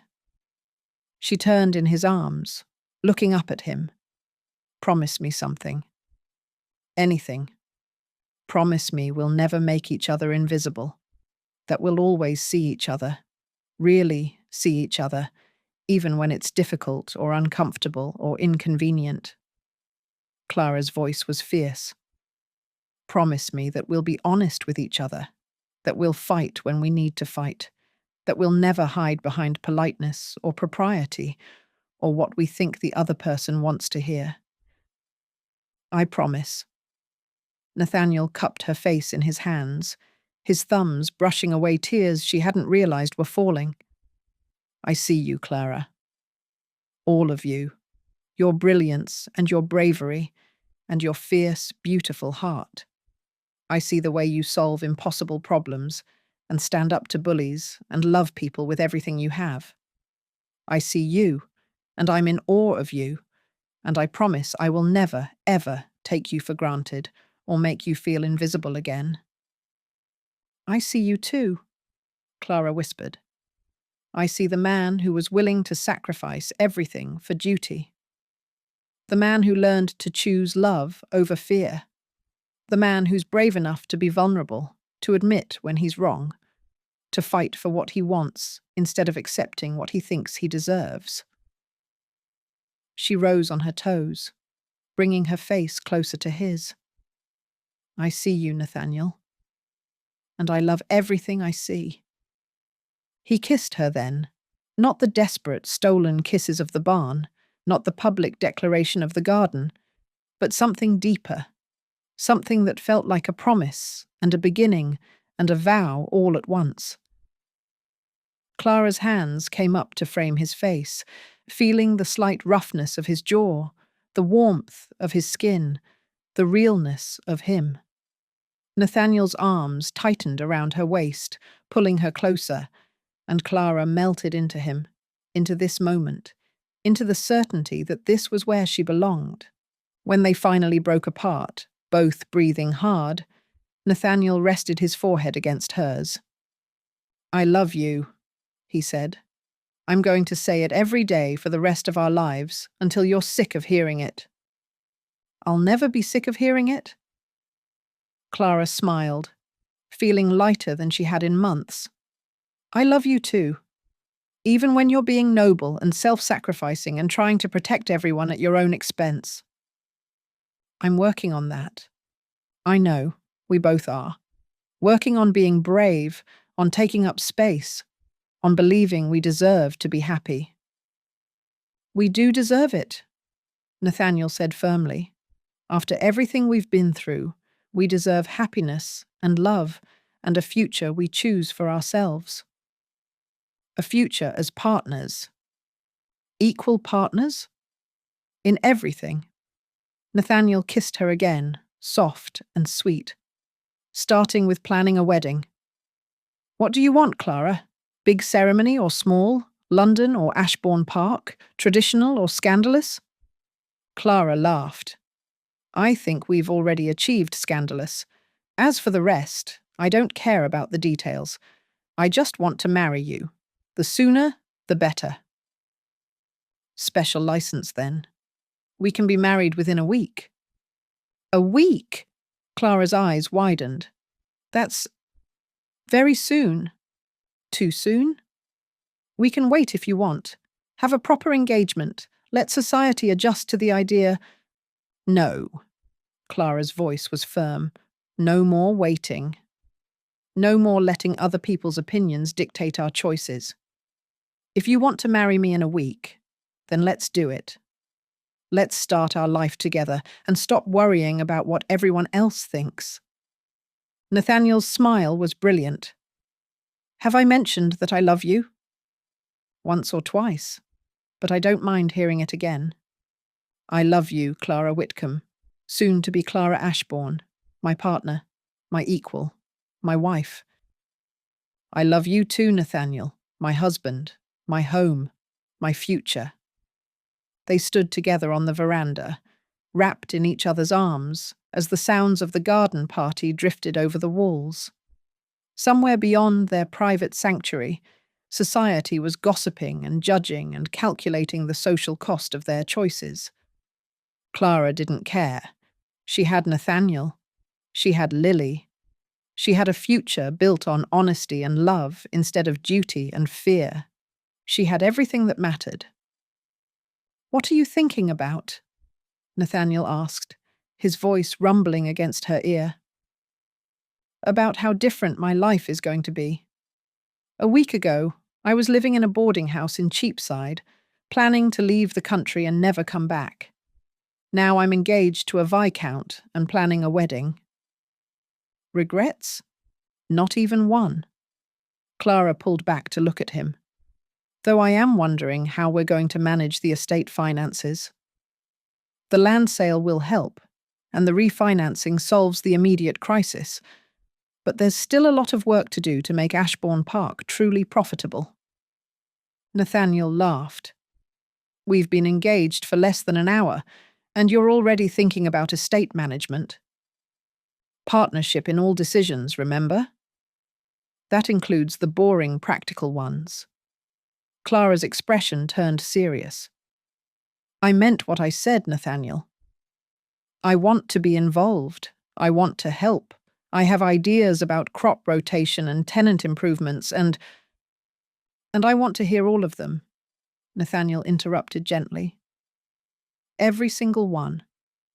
But Clara, right now, in this moment, can we just be happy? Can we just enjoy the fact that we're together and in love, and we don't have to hide it anymore? Clara felt herself relax. You're right. I'm sorry. I'm not used to being happy. I don't quite know what to do with it. Neither am I. So let's figure it out together. Nathaniel kissed her forehead. We have the rest of our lives to worry about estate management and crop rotation and all the practical details. Right now, I just want to hold you and kiss you and remind myself that this is real. It's real, Clara said softly. We're real. And we're going to be happy, Nathaniel. Despite the scandal and the gossip and whatever challenges come next. We're going to build a life together that's honest and full and exactly what we want it to be. Starting with a wedding? Starting with a wedding, Clara agreed. And then? And then we go home. To Ashbourne Park, together, as husband and wife, as partners. Nathaniel's eyes were warm with promise. And we start our life. Our real life, the one we chose for ourselves. I can't wait. Neither can I. They kissed again, sealing the promise, sealing the future, sealing the choice they'd made to be brave enough to love each other in daylight. When they finally returned to the garden party, hand in hand, the crowd had thinned. Some guests had left, scandalized or uncomfortable. Others remained, curious or supportive, or simply unwilling to miss any additional drama. Clara held her head high as they walked through the garden, Nathaniel's hand warm and solid in hers. She saw the stares, the whispers, the judgment. She didn't care. She was done being invisible, done making herself small, done apologizing for taking up space. She was going to be Lady Ashbourne. She was going to manage an estate and solve impossible problems and love a good man with everything she had. She was going to be happy, and that was worth any cost. As they prepared to leave, Lily caught up with them one more time, slightly breathless. I almost forgot. Mama is hosting a small dinner next week, family only. She wants to, well, I'm not sure what she wants. To make peace, maybe, or at least to maintain appearances. Lily's expression was uncertain. You don't have to come if you don't want to. I'll understand. Clara glanced at Nathaniel, who squeezed her hand supportively. The decision was hers.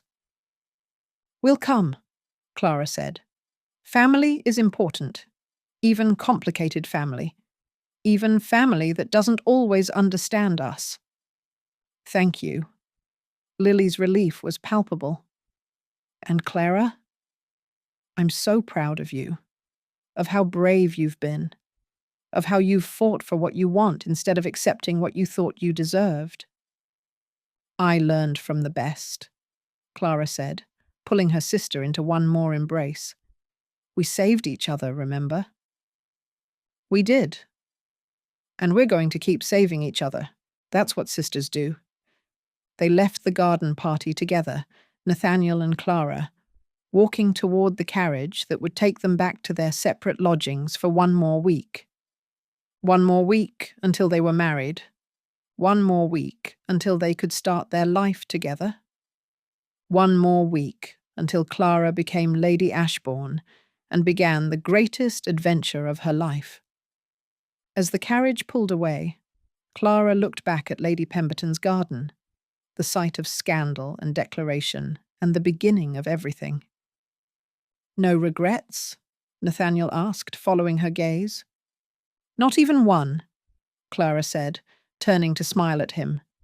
"This is just the beginning, isn't it? Our story, our life, our future." "Just the beginning," Nathaniel agreed. "And I can't wait to see what comes next." Clara leaned against him, feeling the steady beat of his heart, the warmth of his presence, the certainty of his love. She'd spent her whole life being invisible, being overlooked, being told she didn't matter. Now she was seen. She was loved. She was chosen. And she was going to spend the rest of her life being brave enough to deserve it. The season had been rewritten, and the best part was just beginning. Epilogue. The harvest had been good.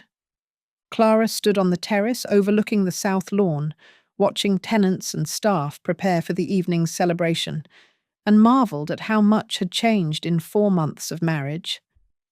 Ashbourne Park was alive again, not just surviving, but thriving. "There you are." Nathaniel's voice came from behind her, warm and familiar. "I've been looking everywhere. Mrs. Hutchins wants to discuss field drainage, and I told her you're the expert." Clara turned to find her husband approaching, his cravat slightly askew and his hair ruffled as though he'd been running his hands through it. He looked harried and happy and absolutely perfect. "I'm hardly an expert. I just read a few books on water management." "A few books?" Nathaniel pulled her close, pressing a kiss to her temple. "You've read 17 books on agricultural improvement, reorganized the entire estate accounting system, and somehow convinced our tenants that crop rotation is exciting. You're definitely an expert." "Partnership," Clara corrected, leaning into him. "You provide the practical knowledge. I provide the organizational skills. Together we figure out solutions." "Together," Nathaniel agreed, his arms tightening around her waist. "I like the sound of that." Clara did too. 4 months of marriage, and she was still getting used to the idea that she didn't have to do everything alone, that she had a partner who valued her opinions, supported her dreams, and loved her exactly as she was. "How are the children today?" Nathaniel asked. Clara's face lit up. It always did when she talked about the village school she'd opened 3 months ago. "Wonderful.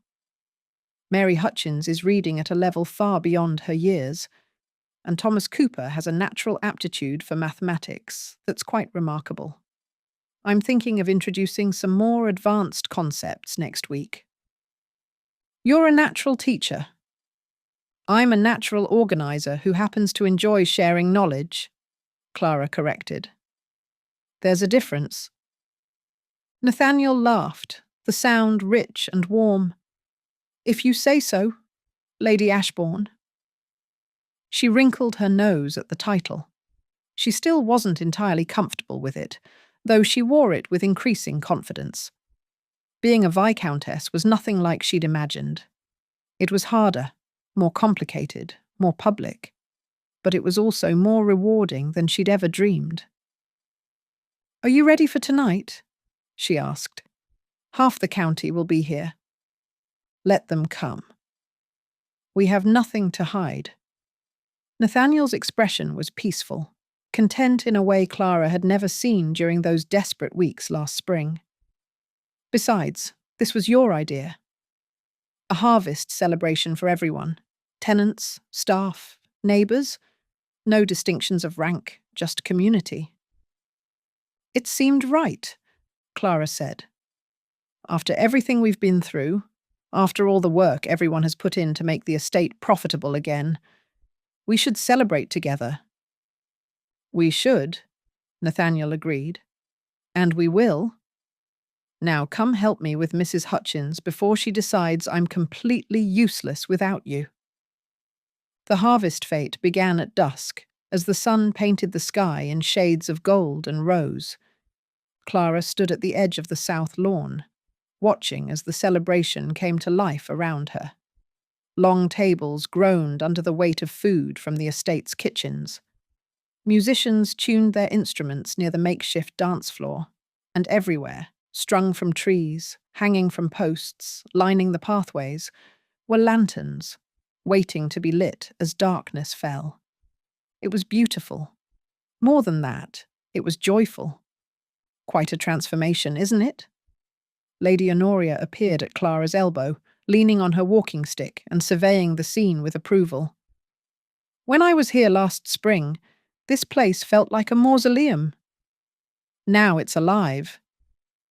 "We've worked hard," Clara said. "All of us. Nathaniel, the tenants, the staff. Everyone contributed." "Don't be modest, girl." "I've heard the stories. The new crop rotation system, the tenant improvement fund, the village school. That's all you." "It's partnership," Clara corrected gently. "Nathaniel and I make decisions together. Neither of us could do it alone." "That's what marriage should be," Lady Honoria said, "though precious few people seem to understand it." She paused, her sharp eyes studying Clara. "You're happy?" It wasn't a question, but Clara answered anyway. "I am. Happier than I ever thought possible." "Good. You deserve it. After everything you endured, being invisible, being dismissed, being told you didn't matter, you deserve to be seen and loved and valued." Clara felt tears prick her eyes. "Thank you. For everything. For offering me the companion position, for helping with the refinancing, for believing in me when I didn't believe in myself." "I simply recognized quality when I saw it," Lady Honoria said briskly. "Now go enjoy your party.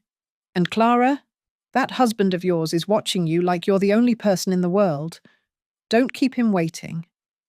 Clara turned and found Nathaniel across the lawn, his eyes fixed on her with an expression of such open love that her breath caught. 4 months of marriage, and he still looked at her like that. She crossed to him, weaving through the growing crowd, and slipped her hand into his. "Dance with me?" he asked. "The music hasn't started yet." "Then we'll start it." Nathaniel led her to the dance floor and nodded to the musicians, who immediately began to play.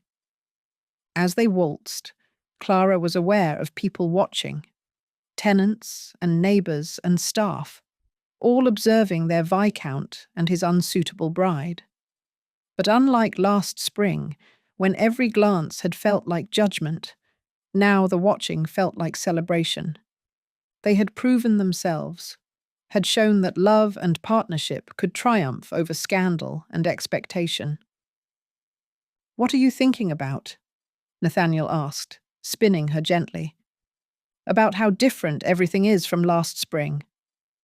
About how we were both so afraid. Of scandal, of judgment, of choosing wrong. And now? Now I'm not afraid anymore. Now I know that choosing you was the bravest, best decision I've ever made." Nathaniel pulled her closer, propriety be damned. "I love you, Clara Ashbourne. My partner, my equal, my wife." "I love you too," Clara whispered. "My husband, my home, my future."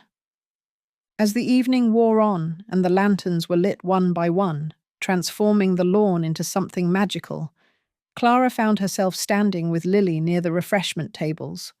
Her cousin, her sister, looked radiant in a dress of pale green, her attention fixed on the sandy-haired man beside her. "Clara, I want you to meet Mr. Thomas Hartley. Thomas, this is my sister, Lady Ashbourne." "A pleasure, Lady Ashbourne. Lily has told me so much about you." Clara shook his hand, noting the way he looked at Lily, with respect and admiration and genuine affection. All good things, I hope. The best things. She says you're the bravest person she knows. Lily is too generous, Clara said, but her sister shook her head. No, I'm not. You are brave, Clara. You taught me how to be brave too. How to choose myself. How to fight for what I want instead of accepting what I think I deserve. Clara squeezed Lily's hand, overwhelmed with gratitude for this woman who'd stood by her through scandal and transformation. We taught each other. That's what sisters do. Mr. Hartley was watching Lily with such open admiration that Clara had to smile. This was what Lily deserved. Someone who saw her strength, who appreciated her courage, who loved her for who she was rather than what she represented. How long are you staying, Mr. Hartley? Clara asked. Just through the weekend, unfortunately. I have research commitments in Scotland, but I'm hoping to return in a few weeks, if Lady Lily will permit it. I'd like that very much, Lily said, her cheeks pink with pleasure. They excused themselves to dance, and Clara watched them go with a full heart. Everyone was finding their happiness. Everyone was choosing bravery over fear. There you are. Nathaniel appeared with 2 glasses of wine. I've been abandoned by my wife for the better part of an hour. Should I be jealous? Terribly jealous. I've been having fascinating conversations about drainage ditches and crop rotation.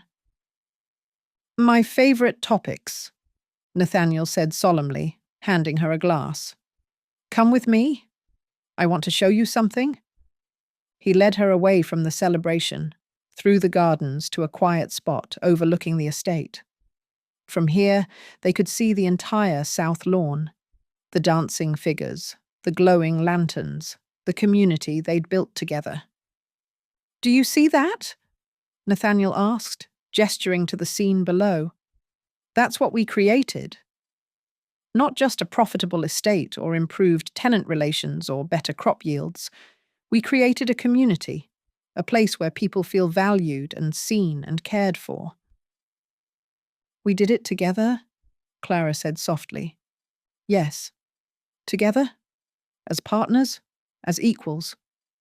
Nathaniel turned to face her, his expression serious. Clara, I need you to know something. These last 4 months, working with you, building this life with you, watching you transform Ashbourne Park into a real home. It's been the happiest time of my life. You've made me better, braver, more honest, more willing to fight for what matters instead of just accepting what duty demands. You've made me better too, Clara said, her voice thick with emotion. You've made me visible. You've made me believe I deserve to take up space, to have opinions, to fight for what I want. You've given me a home, Nathaniel, not just a house or an estate, but a real home where I belong. You'll always belong here, Nathaniel said fiercely. With me. At Ashbourne Park. This is your home, Clara, for the rest of our lives. He kissed her then, soft and sweet and full of promise, as the lanterns glowed below them and the music drifted up on the evening breeze. When they finally broke apart, Clara rested her head against Nathaniel's chest, listening to the steady beat of his heart. Do you ever think about what they called us? She asked. The unforgivable Viscount and his unsuitable bride. Sometimes, Nathaniel admitted. And then I look at this, at everything we've built, and I realize they were wrong. There was nothing unforgivable about choosing love, nothing unsuitable about choosing partnership over hierarchy. We turned something they said was scandalous into something beautiful, Clara said. Something unforgettable. We did. Nathaniel's arms tightened around her. And we'll keep doing it. Every day, for the rest of our lives, choosing each other, choosing honesty, choosing love over fear. Always, Clara whispered. They stood together overlooking the celebration, wrapped in each other's arms as the night settled soft and warm around them. Clara thought of her ledgers, neatly organized in the estate office, sitting on the shelf beside her growing collection of novels. Thought of the village school, where children were learning to read and calculate and dream of futures beyond what society said they deserved. Thought of Lily, dancing with a botanist who saw her strength and loved her for it. Thought of Nathaniel, who'd learned to choose love over duty and partnership over control. Thought of herself, no longer invisible, no longer apologizing for taking up space, no longer afraid to fight for what she wanted. The season that had begun with impossible choices and unforgivable scandal had transformed into something beautiful, something lasting, something worth every risk they'd taken, every brave choice they'd made, every moment of fear they'd pushed through to find love on the other side. "Come on," Nathaniel said, taking her hand. "Let's go back to the party. I want to dance with my wife under the lanterns and show the whole world how much I love her." "The whole world already knows," Clara said, laughing. "Then let's remind them." They walked back to the celebration hand in hand, and as they stepped onto the dance floor, Clara felt the weight of every eye watching them. But this time, she didn't feel judged or scrutinized or found wanting. She felt celebrated. She felt seen. She felt loved. Nathaniel pulled her into his arms, and they began to waltz under the lantern light, surrounded by community and joy and the life they'd built together. "Happy?" Nathaniel asked. "Unforgettably happy," Clara said, smiling up at him. "Unforgivably, impossibly, perfectly happy." "Good," Nathaniel said, spinning her gently, "because this is just the beginning. We have the rest of our lives to be happy together, to build and grow and choose each other every single day." "I can't wait," Clara whispered. And as they danced under the lanterns, with the stars emerging overhead and the music swelling around them, Clara knew with absolute certainty that she had found exactly where she belonged. Not in the shadows, invisible and overlooked, but here, in the light, dancing with the man she loved, building a life that was honest and brave and entirely, perfectly, beautifully theirs. The wallflower he shouldn't have loved had become the partner he couldn't live without. And together, they had created something extraordinary, something unforgivable, something unforgettable, something worth every risk, every scandal, every brave choice that had brought them here. Home. The end. And so, we leave them here, between duty and desire, between promise and temptation, between the life they are meant to choose and the love they cannot deny.